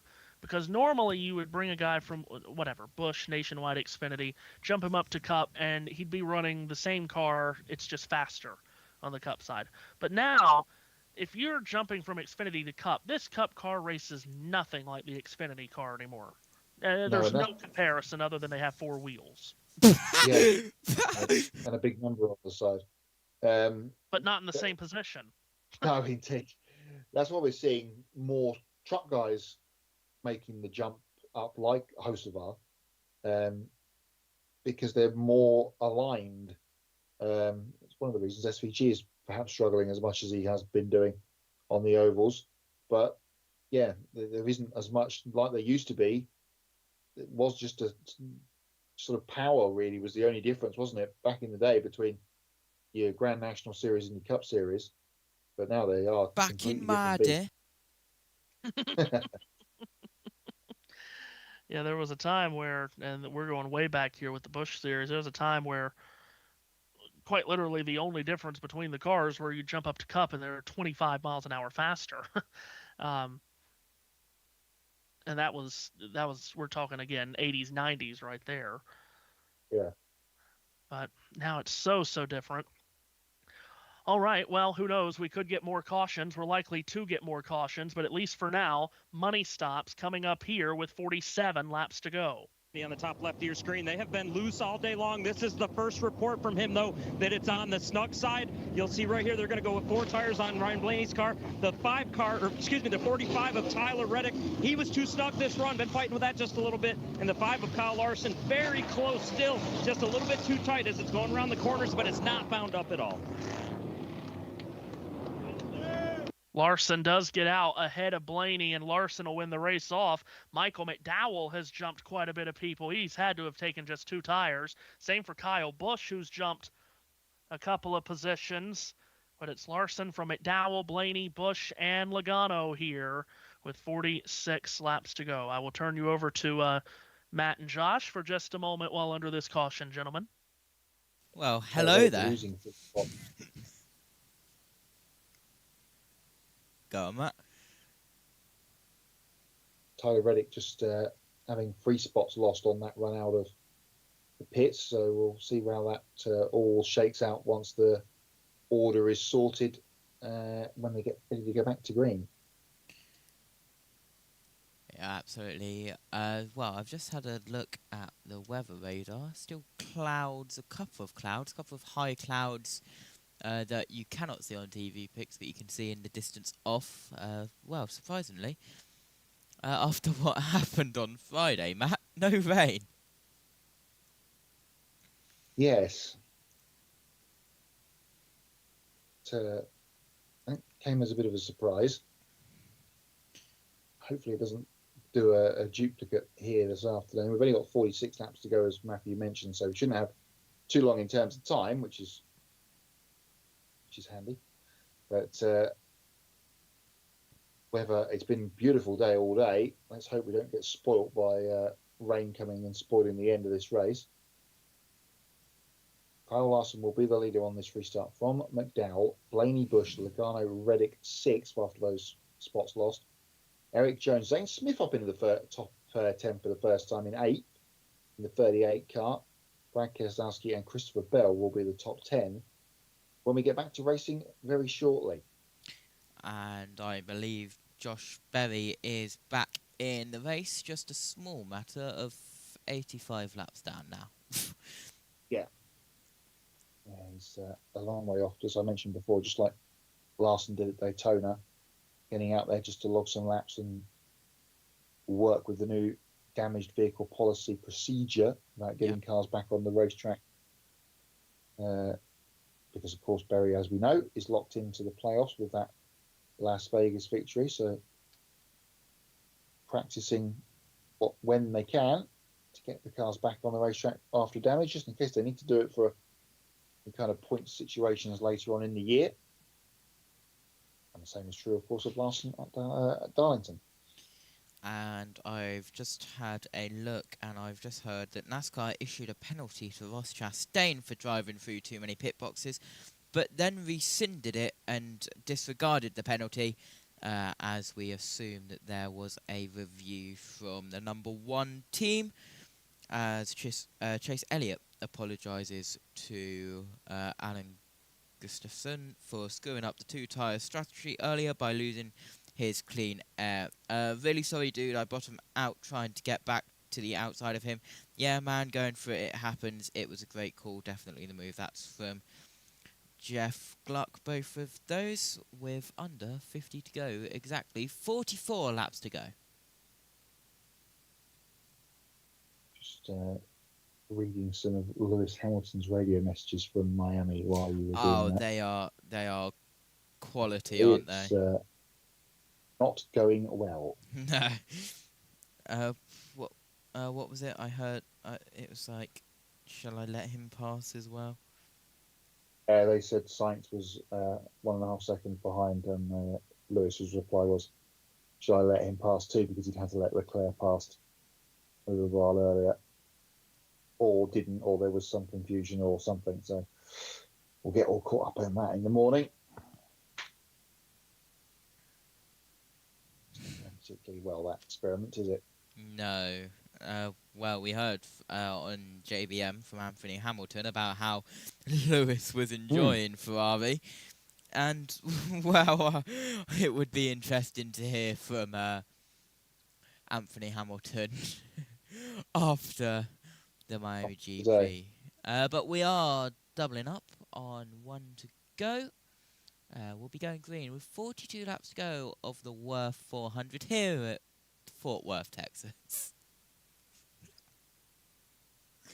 That will never get old, will it? Not the same spelling, but Worth in Fort Worth is... Yeah. According to Texas Motor Speedway, I don't know if you saw their tweet, they changed some spellings around a bit. Oh, did they? Yeah. I guess. Well, hopefully Matt... Go on. Go on. Okay.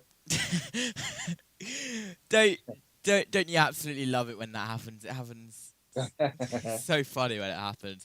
Hopefully Matthew Owens just spawns into the tower. Hopefully he's finished his conversation next door with important people at Fox. You'll never know. Matthew Owens gets in the middle of it at the tower, but I will throw over to you for the restart. Thank you, Josh. It's going to be McDowell on the outside of Kyle Larson, who is the leader. They come out of turn number 4, as you said, 42 laps to go. Pace car makes the sharp left turn into the pits. Kyle Busch and Ryan Blaney on the second row. Tyler Reddick and Joey Logano on row 3. Green flag back up in the air.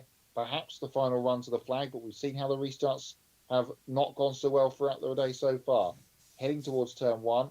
Larson and McDowell side by side. Blaney on his own in third, but here comes Kyle Busch winding it up around the outside. There's a green car way up in the grey, a little bit further back. It might have been Christopher Bell. Down the back straightaway comes Larson. He's the leader from McDowell. And then it is Busch and Blaney, who's not had a great restart, and he's slipped to 5th. Here comes Tyler Reddick now passing Blaney to make him go to 5th. Sorry, he was 4th. He's now 5th because Reddick is coming around the outside. Larson Side by the leader. side. Yep, side by side as they cross the line, as they go back to turn 1, wheel to wheel for 4th is Blaney and Reddick. Okay, me and Josh did exactly the same thing just before you came back. Larson sitting away at the front, he's got a quarter of a second lead on McDowell. Then it is Kyle Busch in 3rd position, the highest he's run all day. Could it be? Let's keep our fingers crossed. Behind them, Logano and Reddick side by side. It would be a heck of a way to turn 40 if Kyle Busch were to pick up his first win in such a long, long time. It's been since Gateway a couple of years ago since Busch has gone to victory lane. Out of turn 2 comes this Reddick-Logano battle, which is for 5th. The Blaney did fend off Reddick and put him into the clutches of his teammate to help him out. And Logano will keep that battle going. Just behind them, Eric Jones in 7th and Zane Smith 8th. Yeah, Zane Smith up here into the top 10 for Front Row Motorsports and actually just got passed at the line for that 8th position by John Hunter Nemechek for Legacy. Keselowski hanging on in the top 10 as well. Larson had got away, but he's been pulled back in by this group of 3. They're working quite nicely together by the looks of it. McDowell, Kyle Busch and Ryan Blaney, as we look back from Kyle Larson. And Kyle Busch goes around.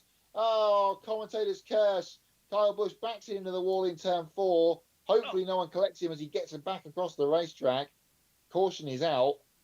And Kyle Busch may need to go to a 7-Eleven after all that. No one can do it like we can. Every single time. Unreal. Well, he's going to get... Well, some people might say he's going to get 40 tyres, but removed to 0, he's going to get 4 tyres. After that spin. Sorry, guys. See what happened to Kyle. Was running in the sort of second lane in the middle of turns 3 and 4, and much like we've seen from a couple of guys today, Briscoe and then Berry. Oh. And then I don't know if did he drive it across?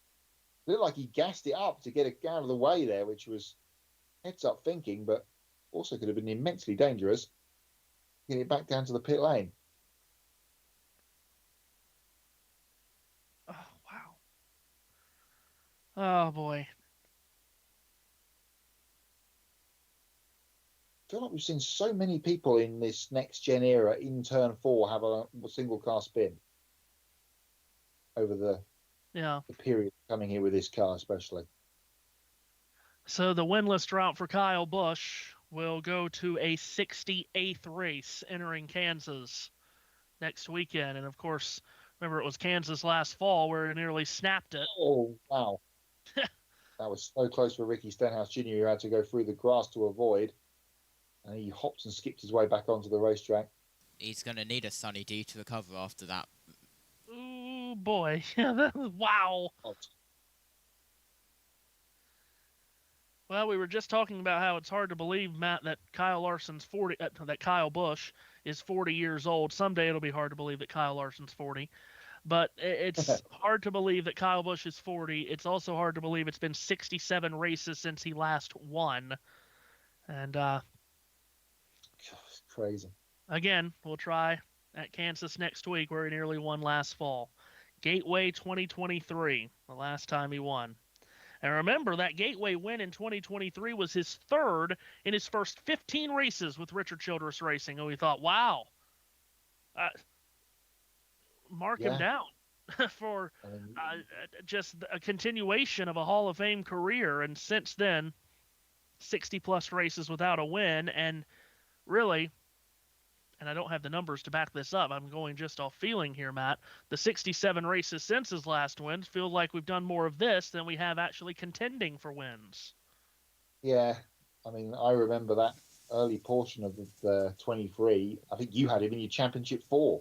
I did. At one point on a various medium.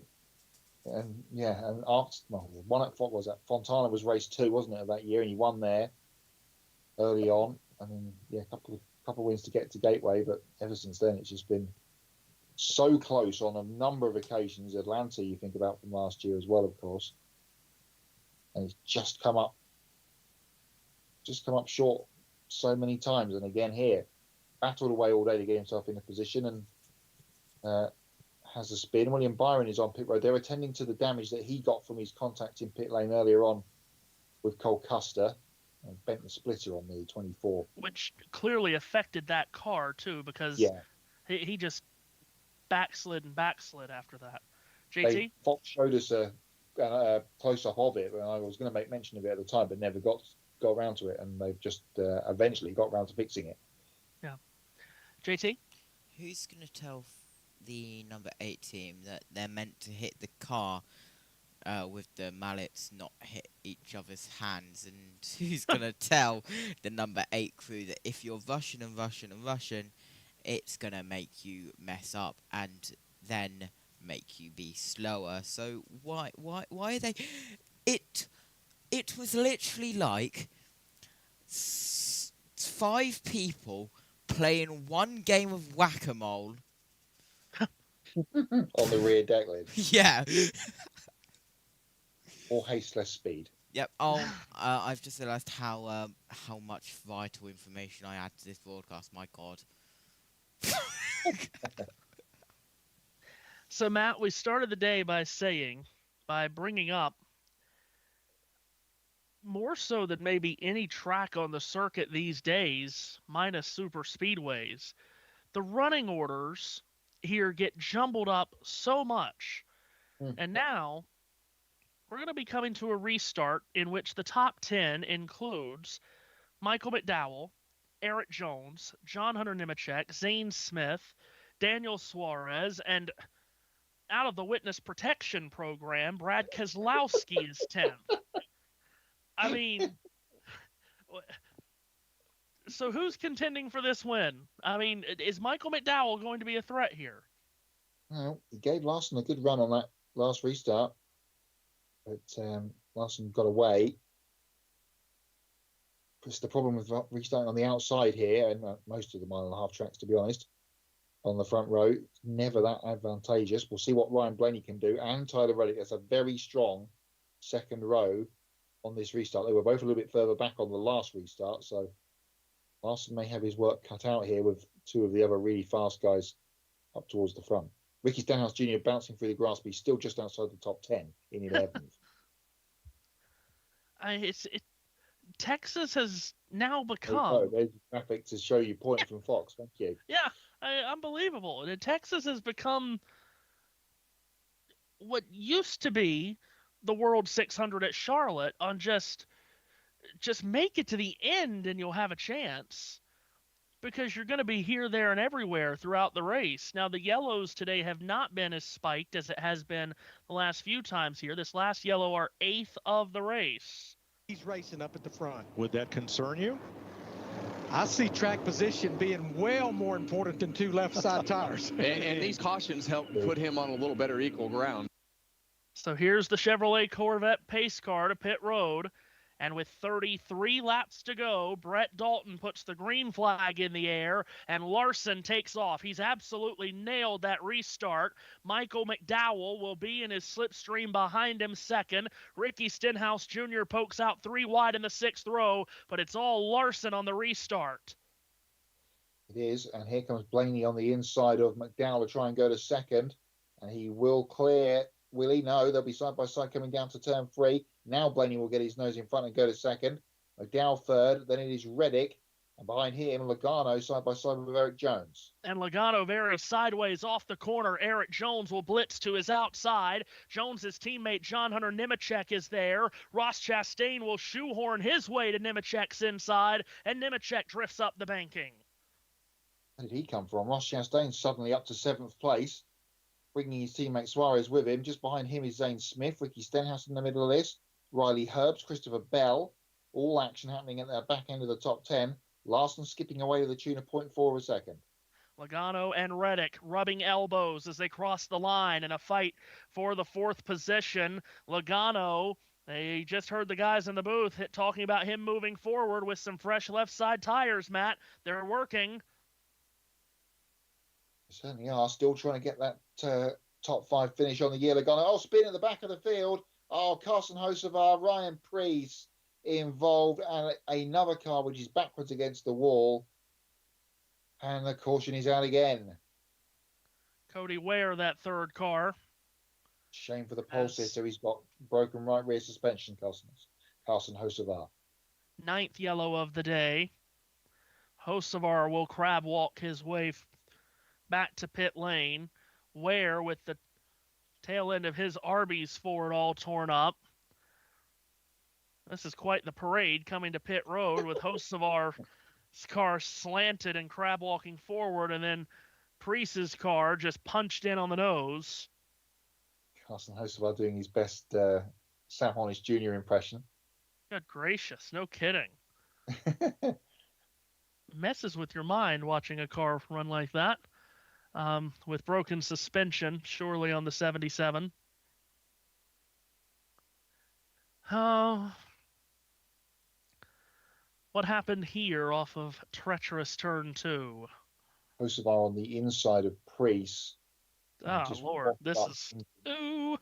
And he's going to get squished into the wall there. Oh, and then wheel-to-wheel contact flicked Hocevar up in the air, and Kyle Busch spun Cody Ware out in the stack up behind, and Cody had absolutely no chance to hit the wall, and then collected Priest as well. Oh. You said that this is the 9th caution, you said? 9th yellow. Stage points implications. Yeah, there doesn't need to be any more. I took the under on that. Indeed. We do need a points update from you this week, Matthew. I was going to mention that to you. You're not kidding. My goodness. Keep looking every week. I'm like, good God, what week is it? Oh, gosh, look at the wheel. Oh, my goodness. You're just still trying to drive it after you'd hit the wall a couple of times, trying to change down gears, and sometimes they look really violent from the outside, but they always look extremely violent, these accidents, from the inside. Yeah. Chris Buescher doing a nice job to just avoid that.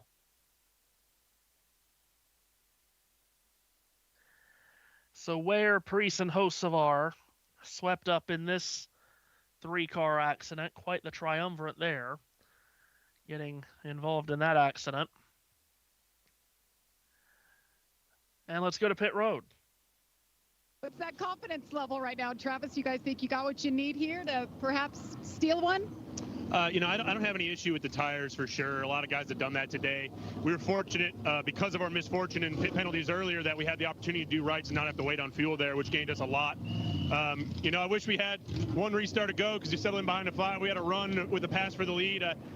Start up third here. I think we'll have another shot at it. So I believe he can do it. We needed track position. We unfortunately lost it earlier, but now we got it back again. So I believe Mike will go execute right here. All right, let's keep our eyes on the 71, Mike. All right, thank you. Now, it'd be a much-needed terrific run for this 71 team if it stays this way. I've been trying to bring this up now on the last 2 cautions and haven't been able to do that. But we have not mentioned Christopher Bell all God blessed day, and now he's 11th. Every time I look up, he's getting higher and higher up the running order. After you would think we would talk about him quite a bit at a track like this. He might sneak into the top 10 or maybe even top 5 by the end of the day. Apart from his accident last week, I don't think we've mentioned him after he won those 3 races on the spin either. To be honest, it's been a bit of a fallow period. Goodness knows, we mentioned we were like Christopher Bell Radio at Las Vegas over here, the Christopher Bell Radio Network. CBRN. Yes. But yeah, I did mention him before in that previous restart that he went way up the racetrack in 1 and 2, but survived, and these other cautions have got him back a bit further towards the front of the field. Travis Peterson there talking about Michael McDowell. Of course, it would be nice to talk about Michael McDowell and this racetrack in a positive, because it was him, of course, that had that enormous accident in 2008. 17 years ago now. In qualifying, one of the scariest crashes we've ever seen. Oh, it's just 17 years ago. Good. It's ridiculous, isn't it? It just really clings to me. Pisses you off that we're so old. But yes, I can remember that day so extremely well. It's just one of the wildest things you've ever seen in your life. You could never imagine, especially in a stock car, you could just never imagine a qualifying crash being that vicious. It's unbelievable. Sprint Cup Series start. He finished 26th at Martinsville. Whoa, guys. Whoa. Oh, no. Oh, my gosh. I have never seen anything like that in my life. No one had. No. And the piece of that wall, Matt, that he hit head on is in the NASCAR Hall of Fame in Charlotte.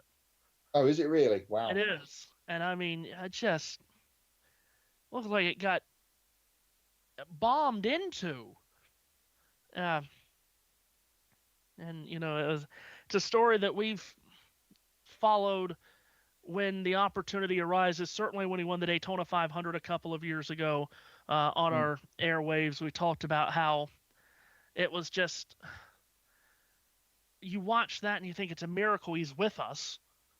And I mean, here he is all these years later. He was a relative unknown at that point in 2008, driving that 00 for Michael Waltrip's team. Bit more of a road course ringer at that stage of his career, wasn't he? Yeah, and now, of course, you flash forward all these years. He's won the Daytona 500. He's won at Indianapolis on the road course. But here he is in contention to win at Texas today. Would be a great story for Michael, who is, again, because that was 17 years ago, you can understand is now up there in age, on the back nine of his racing career is Michael. He's probably not 32 under par like Scotty Scheffler.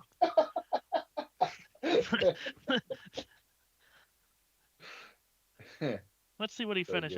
He finished 31 under, did Scotty, to win by 8 in McKinney, Texas.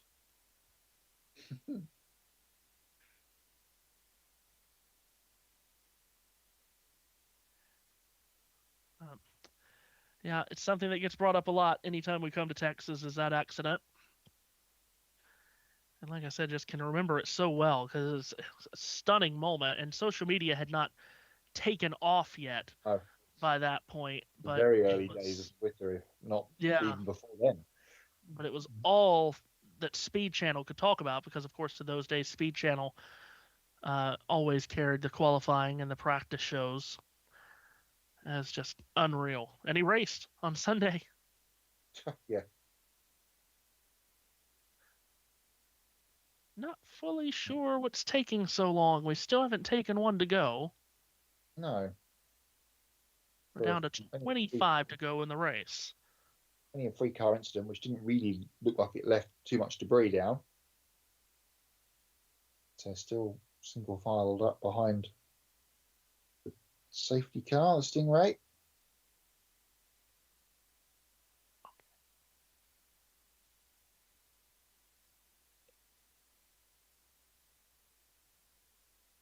Time to mention then, as we can, in an hour and a half-ish time on Grid Network TV on YouTube. That'll be the post-race show of the weekend, basically. And what a weekend it's been with this cup race here at Texas, IndyCar at Barber, and F1 down in Miami to wrap up. And then tomorrow it's the Grid Live wrap-up with Ben and I think Tanner this week. Talking about the yesterday's Xfinity Series race truck series as well. And I think they're going to talk about F1 Academy, although they only have one of their 2 races this weekend in Miami because of the weather. And then it's Grid Tonight, of course, your weekly motorsports news program on Wednesday night on Grid Network TV. And, of course, check out gridnetworktv.com. Now we're getting our one to go. An interesting move from Blaney there to give up the front row starting spot to McDowell. Travis Peterson was just saying before in that interview he was looking forward to being in third on the restart. Well, he's not. He's second.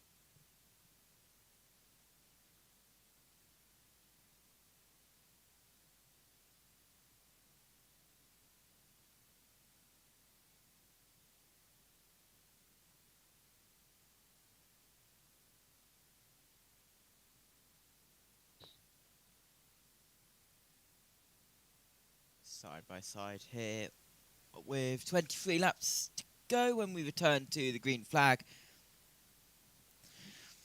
for the Worth 400 here at Texas Motor Speedway. Getting ready for the restart. We are doubled up. It's Larson inside, McDowell outside, then Blaney drops from second to third as he wants the inside lane more than he wants the front row. Then it's Tyler Reddick on the outside of that one.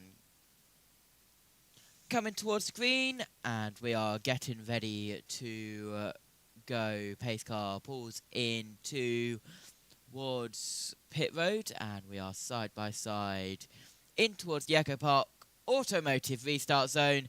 Green flag for the Worth 400. 23 laps to go as we cross the line. And McDowell, a good launch straight down onto the inside of turn 1. Look at that lead that's already been gained as Carl Larson drops down to third as well. Defending from Reddick to wash him up the racetrack. Here comes Blaney to try and pass both of them as Larson washes up, and Blaney will go to second. Larson has to duck back down to block the advances of everybody else, but Michael McDowell is gone and away in the lead.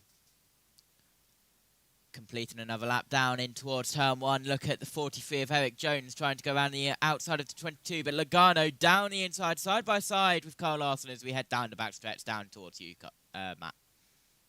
Logano clearing Larson, so that is third, I think, for Logano. Will get that recycled once they come across the starting and scoring line, but it's Michael McDowell, who we were just saying before, has had the not great history at this racetrack.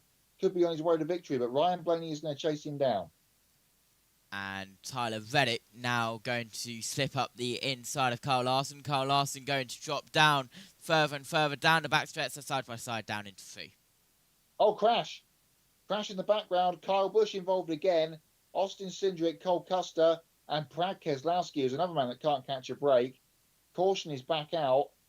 And Michael McDowell, who was looking set fair there, is going to have that lead evaporated by yet another yellow flag, the 10th of the day.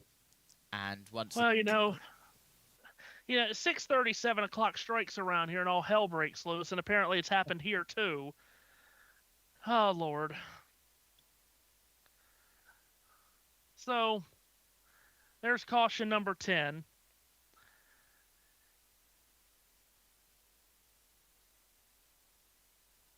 Yeah. Go for a replay.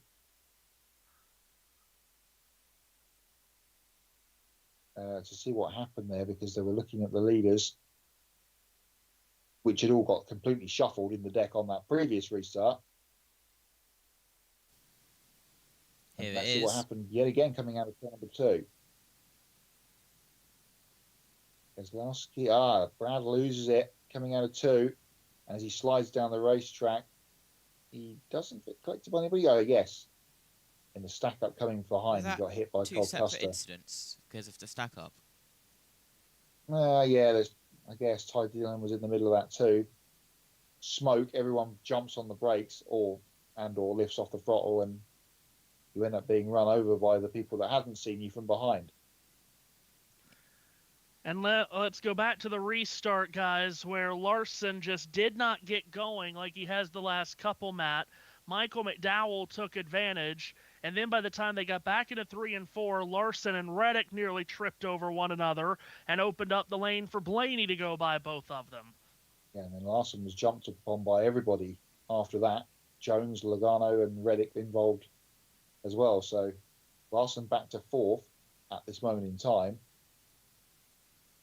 It'll be interesting to see what he can do on whatever this restart entails, but this is shades of a couple of years ago, isn't it, where we just had caution after caution after caution at the end of this race. I was hoping I would be out by midnight. Yeah, me too. I have to be awake at 8 a.m. It was looking favourable, 2 yellow to go. I mean, yeah. Bear in mind at the start of stage 3... answer for Matt. Bear in mind at the start of stage 3, Tyler Reddick was told that they could go green into the end. Now let's have a look at the laps and rundown. We are, well, hold on. We are well, a couple cautions, definitely.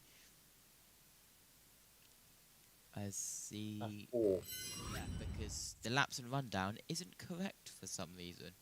There is the full laps and rundown. They haven't added when the stage 1, stage 2 conclusion is, which is what they normally do.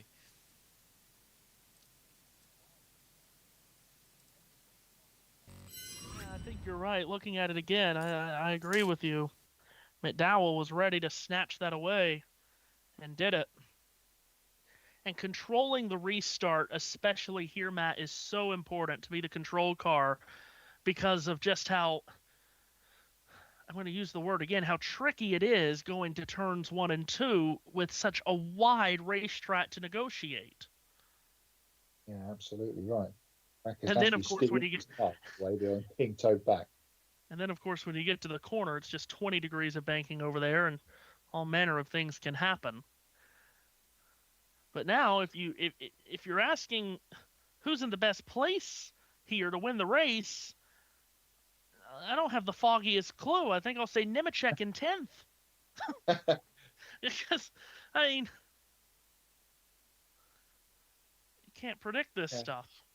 I mean, the top, since we did that little cycling of the order stuff a couple of cautions ago, the top 4 or 5 have generally stayed the same. Here's the running order 6 down. Oh, I was going to do the running order 6. Screen. Eric Jones 6th, Ross Chastain 7th, Ricky Stenhouse Jr. 8th, Daniel Suarez 9th, and John Hunter Nemechek 10th. Riley Herbst is up to 12th. Wow. Yeah. Losing spots, 89%, like 8 out of 9. Jamie. Well, when I interviewed his crew chief, Travis Peterson, you guys commented on how positive he was. Well, he's keeping that up. This was just moments ago. All right, reset, log back in here. Really good job. They got nothing on you out front. Let's go. Lock in, deep breath, execute. I stand corrected. Yeah. I thought he was in trouble. They were talking about all this optimism and the excitement of the win here, and I looked up and see Blaney and Larson, that have been 2 of the fastest cars on the racetrack in front of him, thought no way he's going to be able to have this opportunity. Blaney takes the bottom, opens that outside up, right to the lead we go. And Michael McDowell is in it to win it. Regan. Well, guys, just something to think about on this 12 car of Ryan Blaney. Also, as we're watching him take the bottom there, he has been very, very loose most of the day today and struggling over the bumps, so much so that he said the bumps in 1 and 2 are almost shaking the car out from underneath him. I've got to wonder if maybe that looseness that he had been fighting, even though they've finally gotten it tightened up some right now, is maybe what's keeping him from picking that top lane. Well, very, very possible. I mean, when your car is that edgy on the top side of this racetrack, and you know that bump in turn 4 is there, you don't want to put yourself in a position where you might, you're on edge and might push it over the edge. Want more NASCAR Insights analytics, Matt? Kyle Larson ranks 2nd this year in restarts. In fact, 3 of our top 5, which is Logano, Larson, and Reddick, rank in the top 10 in positions gained on restarts. Well, they are doubled up, but there is a huge piece of debris at the exit of the tri-oval, which I noticed on the last lap, and it's still there now. So I thought that was too. I'm starting. It couldn't have been missed by anyone, so I'm starting to wonder. Surely not. But, well, yeah. Big black marks on the racetrack, but it doesn't look like tyre marks. It looks like chunks of debris. But anyway, we come with 15 laps to go. Michael McDowell has 2 wins in his career: Daytona 2021 in the 500, and 2 years later at the Indianapolis Road Course. JT? Very quickly, Ryan Preece upset with Carson Hocevar. I'm sure. I think I know who it was. Yeah, who was it? Yeah, I think it was a 77. Okay. It's all right. Who he was just that? seems to be proving me right over and over again. So, really fast race car. Unlucky on the pit side. Coming back through and just got ran into the fence by somebody that has no respect for his equipment, and any other driver out there. So he'll have his day. All right, very upset Ryan Preece. Here comes the field into the Echo Park Automotive Restart Zone. McDowell and Blaney on the front row. Green flag waves. McDowell's got a nose in front of Blaney. Logano and Larson tight to each other in row 2. Logano ducks down. McDowell covers it off. Blaney a nose in front as they hit the center of the corner. Who's got the run on the exit of turn 2, Matt? Going to be dead level coming out of the corner. Behind them, Larson and Logano squabbling for 3rd place. Still dead level for the lead as they head towards 3. McDowell's got the inside track. And they're still dead level for the lead for the middle of the corner. No one wants to give an inch.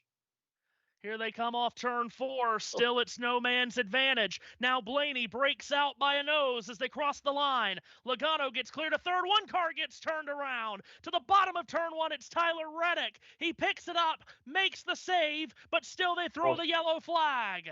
And who was in front? We'll find out. Reddick makes a Blaney kind of save like Blaney did at Atlanta this spring.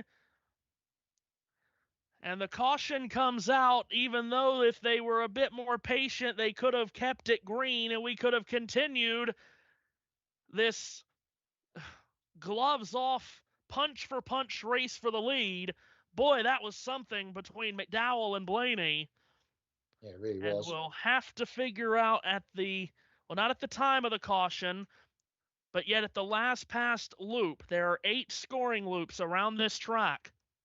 And this and at the previously passed loop, who was the leader? Came up in conversation in the truck race on Friday about who was where at times of caution. Let's have a look at the replay of Reddick. He was middle of 3 wide, and Daniel Suarez had nowhere to go.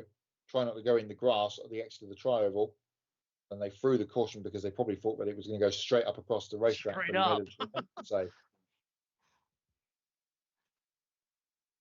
Great save. Again, very reminiscent of Blaney in Atlanta. Well, this should be a quickie yellow, to use an English phrase. Let's hope.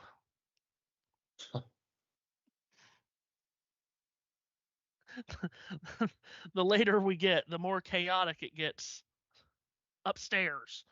Yeah, yes. Boy, I'm ready for Amazon, baby. And it's not for the reasons everyone thinks it is. TNT, bring it on. McDowell is being scored as the leader, apparently. Oh my goodness! Oh. And by what's that term you guys use over there about cigarette paper?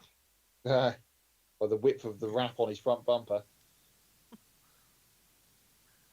Reddick to pit road to change tires. So McDowell will be the control car for the restart, JT. Yeah, Seth Eggert reminded us the record for cautions at Texas Motor Speedway in the Cup Series, 16 twice in 2022 and 2024. We're at 11 so far. Of note, the 2021 and 2023 races both had 11 cautions. And Jeff Gluck saying 5th straight double-digit caution Cup race at Texas. Before this current stretch, the most consecutive double-digit caution race at Texas, 2. We're at 5. Well, JT, I could just scroll down to the bottom of our Google Doc. 5th straight Texas race that have featured double-digit cautions and 7th in the last 8. 16 last year matched the track record. Okay, Mr. Oracle, calm down. And let me tell you, if we have 5 more cautions in this race to match the track record, I won't be here for the end.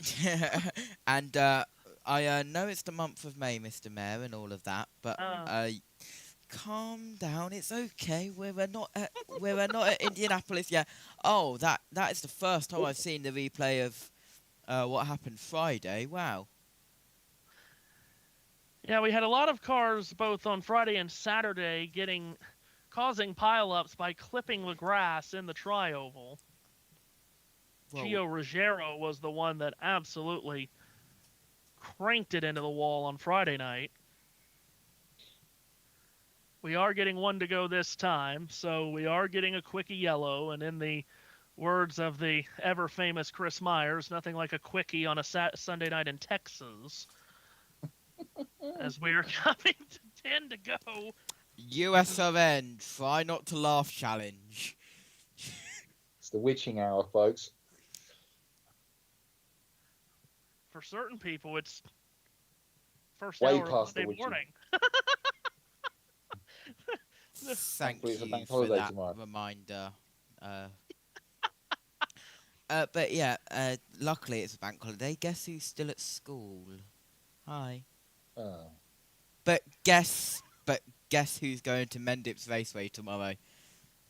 Well, today. Also be you.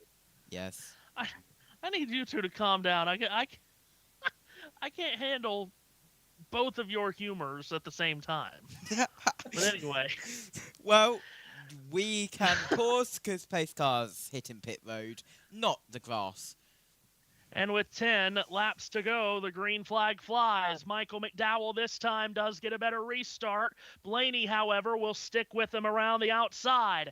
They race to turn 1, center of the corner. McDowell a wheel ahead. Blaney will charge back, desperate for his first win of the season. Side by side again off the 2. This time Blaney's got a better run than he did on the previous restart. He'll have half a car ahead. McDowell will use the side drive to get back on the inside at turn 3 and will clear him for the lead. Blaney to second. Here comes Logano in third. Oh, Logano, big run out of 4. Cuts it to the inside of his teammate Blaney. These two Fords side by side should help McDowell into the corner. Can Logano take second from Blaney? It looks like he will. He will, coming out of 2. Will Blaney try the crossover? Wasn't quite close enough. Ross Chastain somehow in 4th position ahead of Eric Jones. Where have they come from? Larson had another terrible restart. He's back to 6th. McDowell through turn 4 with Logano closing in. And now you have Joey Logano, the reigning series champion that hasn't picked up a top 5 finish all year long, running in second with the win in sight with 8 laps to go. Blaney tries to come back at him as Logano runs the top in 2. 2 they come. Chastain in 4th, isn't quite close enough to mount a challenge.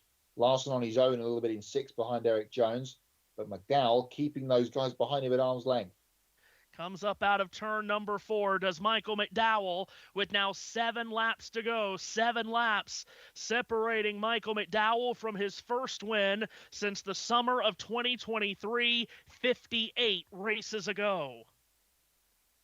Gap is 0.4 of a second as the 2 Penske cars trying to mount the challenge here. He's 6 laps to go when they get back to the stripe. McDowell leading. Logano, Blaney, Chastain, Jones, Larson, Suarez, Stenhouse, Austin Dillon, and Christopher Bell, the top 10.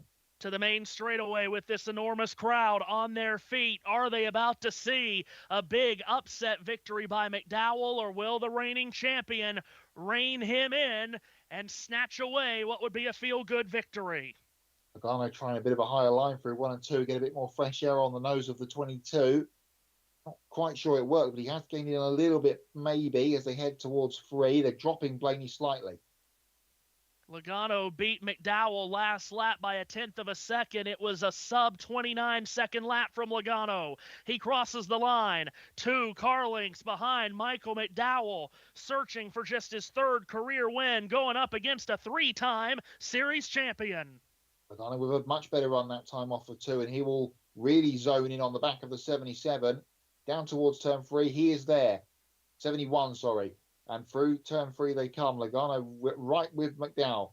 Michael McDowell is going to have to play great elite defense if he's going to win this race, because Joey Logano knows better than most in this field how to snatch a win away in the late laps, and he won't mind sharpening up the elbows to do it. And there's a man in 3rd position who will absolutely take it if it comes his way. McDowell, huge defence. He pushes Logano right down onto the apron, and Logano sticks his foot in and says, I will have that lead, and he takes it away. Ryan Blaney gets to the inside of McDowell out of turn 4. Those two wheel to wheel, but it's Joey Logano clear to the lead. An incredible overtake. McDowell trying to hang on to second. Both of them are losing time, though, to the new race leader. It's Joey Logano. Huge. Oh, McDowell sideways out of 2. Hits the fence. That's going to be a caution. He goes down the racetrack and hits the inside wall. And we are going to overtime at Texas. And unfortunately, Michael McDowell is the cause for pinballing his way down the back straightaway in trying to get back that 2nd place. Well, it was setting up for a Texas-size upset for Michael McDowell and Spire Motorsports. Instead, he won't even make it to the checkered flag. Head in hands for Travis Peterson on the 71 pit box. McDowell will limp it back to pit road. What a shame for that team. Let's see the replay. This is of the accident. Underneath goes Blaney. He was probably a little bit higher than he had been for the last little while. And as Blaney came up and took the air off the front of McDowell, it just pitched him straight into the wall. Well, I made mention in the call that Michael McDowell was going to have to play elite-level defense, Matt. It was a haymaker of a block that he threw at Logano, and Logano stuck it down the apron to make that pass. Unbelievable. Yeah. It basically played out the way we thought it would. McDowell would defend to the death, and Logano would sharpen the elbows to make the pass. And my goodness. That was an IRL style Texas back straight pass from Joey Logano. That's exactly what it reminded me of. You learned well from Newgarden and the Penske boys. Yeah, indeed. They'll be watching on from Barber. Gowler's got it back to his pit stall, but the 71 Chevrolet is massively angled. Look at this top 10. I know we've had some people fall out of this race, but the top 10 is wild. Shane Van Gisbergen is in 18th place, ahead of Chase Elliott, who's led this race. Here's the pass in replay. It's unbelievable. He's got a huge run with Logano, top to bottom, off of 2. McDowell saw it coming in the mirrors, but he couldn't get across quick enough, or probably thought, I've done enough here. Yeah. And Logano said, no, I am taking this lead, whether you like it or not. Wow. That is wild. To get back up again. Yes. Before the banking starts, because otherwise you would have may have even gone airborne as he pitched across the elevation of the banking part of the racetrack and half on the flat there. Thought Blaney was going to come through at the same time, but 2 corners later it all ended up for McDowell. I know that Joey Logano has a hefty amount of people that do not like him. There's a number of reasons for that. We've seen some of those messages this evening. There's and there's a number of reasons for that. He was highly hyped as a teenager, called sliced bread because he was the greatest thing since sliced bread. That was given to him by Mark Martin. He won as a teenager in the Xfinity Series, came up to Cup, taking over for the great champion Tony Stewart in the 20 car at Joe Gibbs Racing, won as a rookie, then suffered just a series of bad runs while at Joe Gibbs Racing, only won twice with JGR, picked up by Penske. Many people was asking why Roger would have any kind of faith in him. And then basically in the now 12 years, Matt, since he's been at Penske, has just been clicking off win after win after win. He's a 3-time series champion. Again, I get it. A lot of people don't like him. Here's Michael McDowell first. Tires look like you got caught up in the wake back there. Yeah, I just really hate it for everybody on the Spire Motorsports 71 Delaware Live Chevrolet. You know, we were giving it everything we had there to, try to keep track position. And Joey got a run there. I tried to block it. I went as far as I think you could probably go. And then when Blaney slid up in front of me, just took the air off of it, and I lost the back of it. So, I still had the fight in me. I probably should have conceded at that point. But, I'm just proud of everybody at Spire Motorsports. I know that's not the day we wanted, but we had an opportunity to win the race. Really proud of everybody at Hendrick Motorsports, Hendrick Engine Shops. You guys saw those restarts. Motors are ripping. So just hate we didn't get it done, but we knew we had to go for it. So we went for it, and it didn't work out. All right, what I was leading to that is the field just got one to go. And, Matt, of course, you watch more motorsports in the world than anybody on the planet. The great drivers are the ones that make that pass for the lead in the final laps. That's Verstappen, that's Senna, that's Earnhardt, that's Gordon. The all-time greats make that pass when the pressure is at its most. You've got a guy defending you all the way down to the apron, but you still make the pass for the lead. Yeah, it's Newgarden at the 500. It's Alonso round the outside of Schumacher at 130R all those years ago. It's the cojones on the table. I'm going to either overtake you or we're both going to have an accident, basically. You lay it all on the line. Could work out for Joey Logano, but now he's got to deal with yet another restart, which is the 107th restart of the day.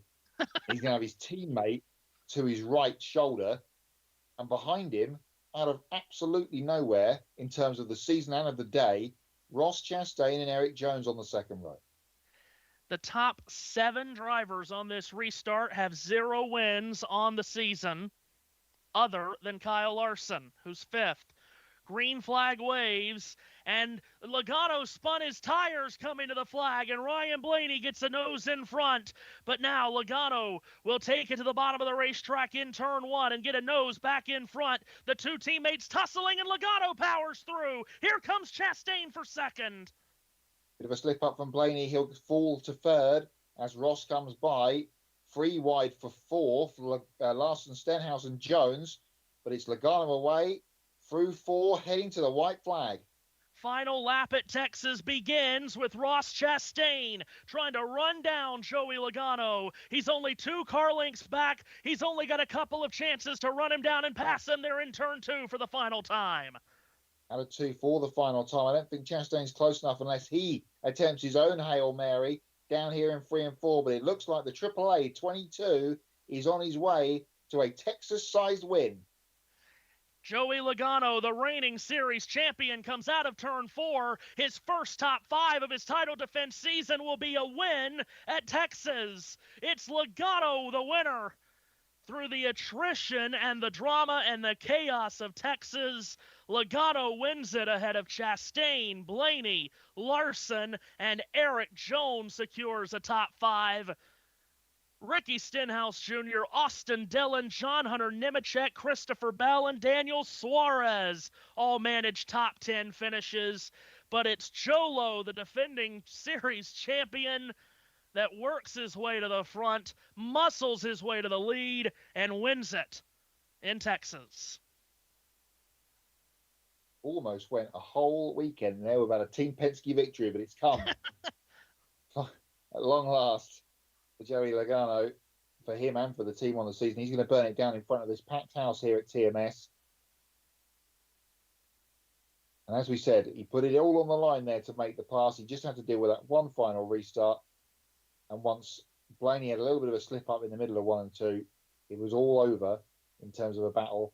What a second place, though, for Ross Chastain. Where the heck did he come from? I say that about so many people in this top 10. Yeah. Holy cow, Jones, Stenhouse, Dillon, Nemechek, Suarez, all getting top 10 finishes. But it's all behind Joey Logano, who scores the victory in the worth 400 at Texas, and for him it was most certainly worth the wait. As he comes to a stop on the start-finish line and will salute the best crowd we've seen for a NASCAR race at Texas in many a year. Favorable time of year to have a NASCAR race here in this part of the country, Matt, even with the PGA in the state. I think this place has found its consistent spot on the calendar because of the crowd turnout, and the racing we've gotten here over the last handful of years has been extremely memorable. And now Logano to celebrate. Christopher Bell and John Hunter Nemechek talk it over. Nemechek finished 8th and Bell 9th.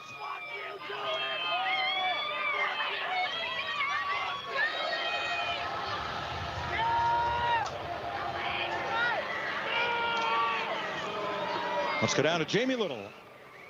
Well, this certainly hasn't been the season we've come to expect from the defending series champion, Joey Logano. No top 5s, 1 top 10, Joey. How about this for redemption? How good does it feel to be back here? No, the sport changes so quickly. It's crazy how he can just ride these roller coasters, and just proud of the team. Finally get AAA insurance into Victory Lane. They've been a partner of mine since I've been to Penske, so 13, 14 years, and we've yet to win with them. So it's awesome to get that done here. The Jail Kids crew is here, the kids, so we'll have fun with them at Victory Lane. A lot of people here. My family, they're at home. But hey, Brittany, the kids, love you guys. It's going to be a fun night. Joey, you started so deep in the field at a place where all of you drivers said it's going to be so hard to pass. How did you prevail and win this one in overtime? I just slowly, methodically, a couple at a time. We had a really tough pit stall situation. The pit crew did a good job at managing that, and just grabbed a couple here and there. The car was fast. I knew that yesterday. I did a poor job qualifying, and just grinded it out. Just keep grinding a couple here and a couple there, and eventually get a win here. So it's nice to get one. Real nice. Joey Logano wins it at Texas Motor Speedway. Ryan Blaney comes home in third place today. Ryan, it was a full day for you today. A pit road speed and penalty. You guys battled back from that. Get yourself back to the front. I know you were battling the car for a little while, but it seemed like it got really good at the end for those last restarts. What more did you need on those outside restarts? Yeah, I don't know. The one time I didn't pick the outside, the 71 gets the lead, and and then I couldn't get it back. So just driver making dumb decisions and not doing his job. So appreciate 12 cars, fast car. So can't do nothing right currently. So hopefully it'll work itself out. All right, thanks, Ryan. We're going to walk back here and see if we can catch up with Ross Chastain. Ross Chastain seemingly comes out of nowhere to get a second place finish today. Ross, you guys had to work all day long and battle through. A great result at the end, though. Yeah, that's a working class day. That's enough reason to go to Tootsie's next time I'm in Nashville. I want to head straight there. Gosh, that's a working day.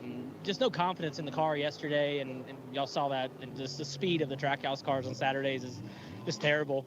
And we're just not confident, all three drivers. So there was one pit stop today that Phil Surgeon in the group, it takes a ton of people back at Trackhouse and on the box here and GM at Chevrolet, and they made me a confident driver all of a sudden with one adjustment, and it was small stuff. It doesn't even make sense, but after that I was a confident driver. We still had a jack brake, so hats off to Shane to quickly recover and get that other jack out there, but yeah, just I can't drive an uncomfortable car. I can't personally, so as soon as they got it comfortable or at least gave me some confidence, we started going forward. All right, and we're going to sneak back. Thanks, Ross, for talking to us. We're going to sneak back. Regan's on the move, but we are on a quick off on this network. So we are going to get out of here very quickly. Joey Logano picking up the win, the 37th of his career. That does two things for him on the all-time NASCAR wins list, Matt. It ties him with Hall of Famer Bobby Isaac for 23rd all-time. And what it also does is it pushes him one clear on the wins list of former teammate and still active driver Brad Keselowski. Yeah, he's been racking him up over the last little while, hasn't he? Maybe not come as close together as he would have liked and the team would have liked, but they come at the important times, especially in that championship race. And he had, as we said, he laid it all out on the table to get that trophy today. He absolutely did. Final thoughts and driver of the day from you, Matt. Driver of the day is just bottom line thing. Could have been in the whole field outside of Denny Hamlin, who blew up on about lap 10. I think I'm begrudgingly going to have to give driver of the day to Joey Logano for that move that he pulled at the end to take McDowell. Otherwise, I think McDowell would have got it. Good race, just in typical Texas fashion, it took forever to get to the end. A multitude of cautions in the last stage, but we documented pre of the race, and then it transpired throughout. Which, and to use your line, we love it when we get things right around here. The comers and goers list was just madness, absolutely madness. We will not see that at Kansas next week. We'll tell you that for free. Yes, the comers and goers list looked like the menu at the Cheesecake Factory here today. Just total madness. I'm going to give my driver of the day to Eric Jones with a top 5 finish for Legacy Motor Club, finishing 5th. Terrific from him and that team. As Matt said, he could have gone anywhere on that. To your point of how it got at the end, Chris Wright took out our dominant car of the day, Justin Allgaier, yesterday, and I went full Murray Walker. Well, I'll go James Hunt here. We sat here at the start-finish line waiting for a winner to come across, and it took forever for one to do so, but finally it did.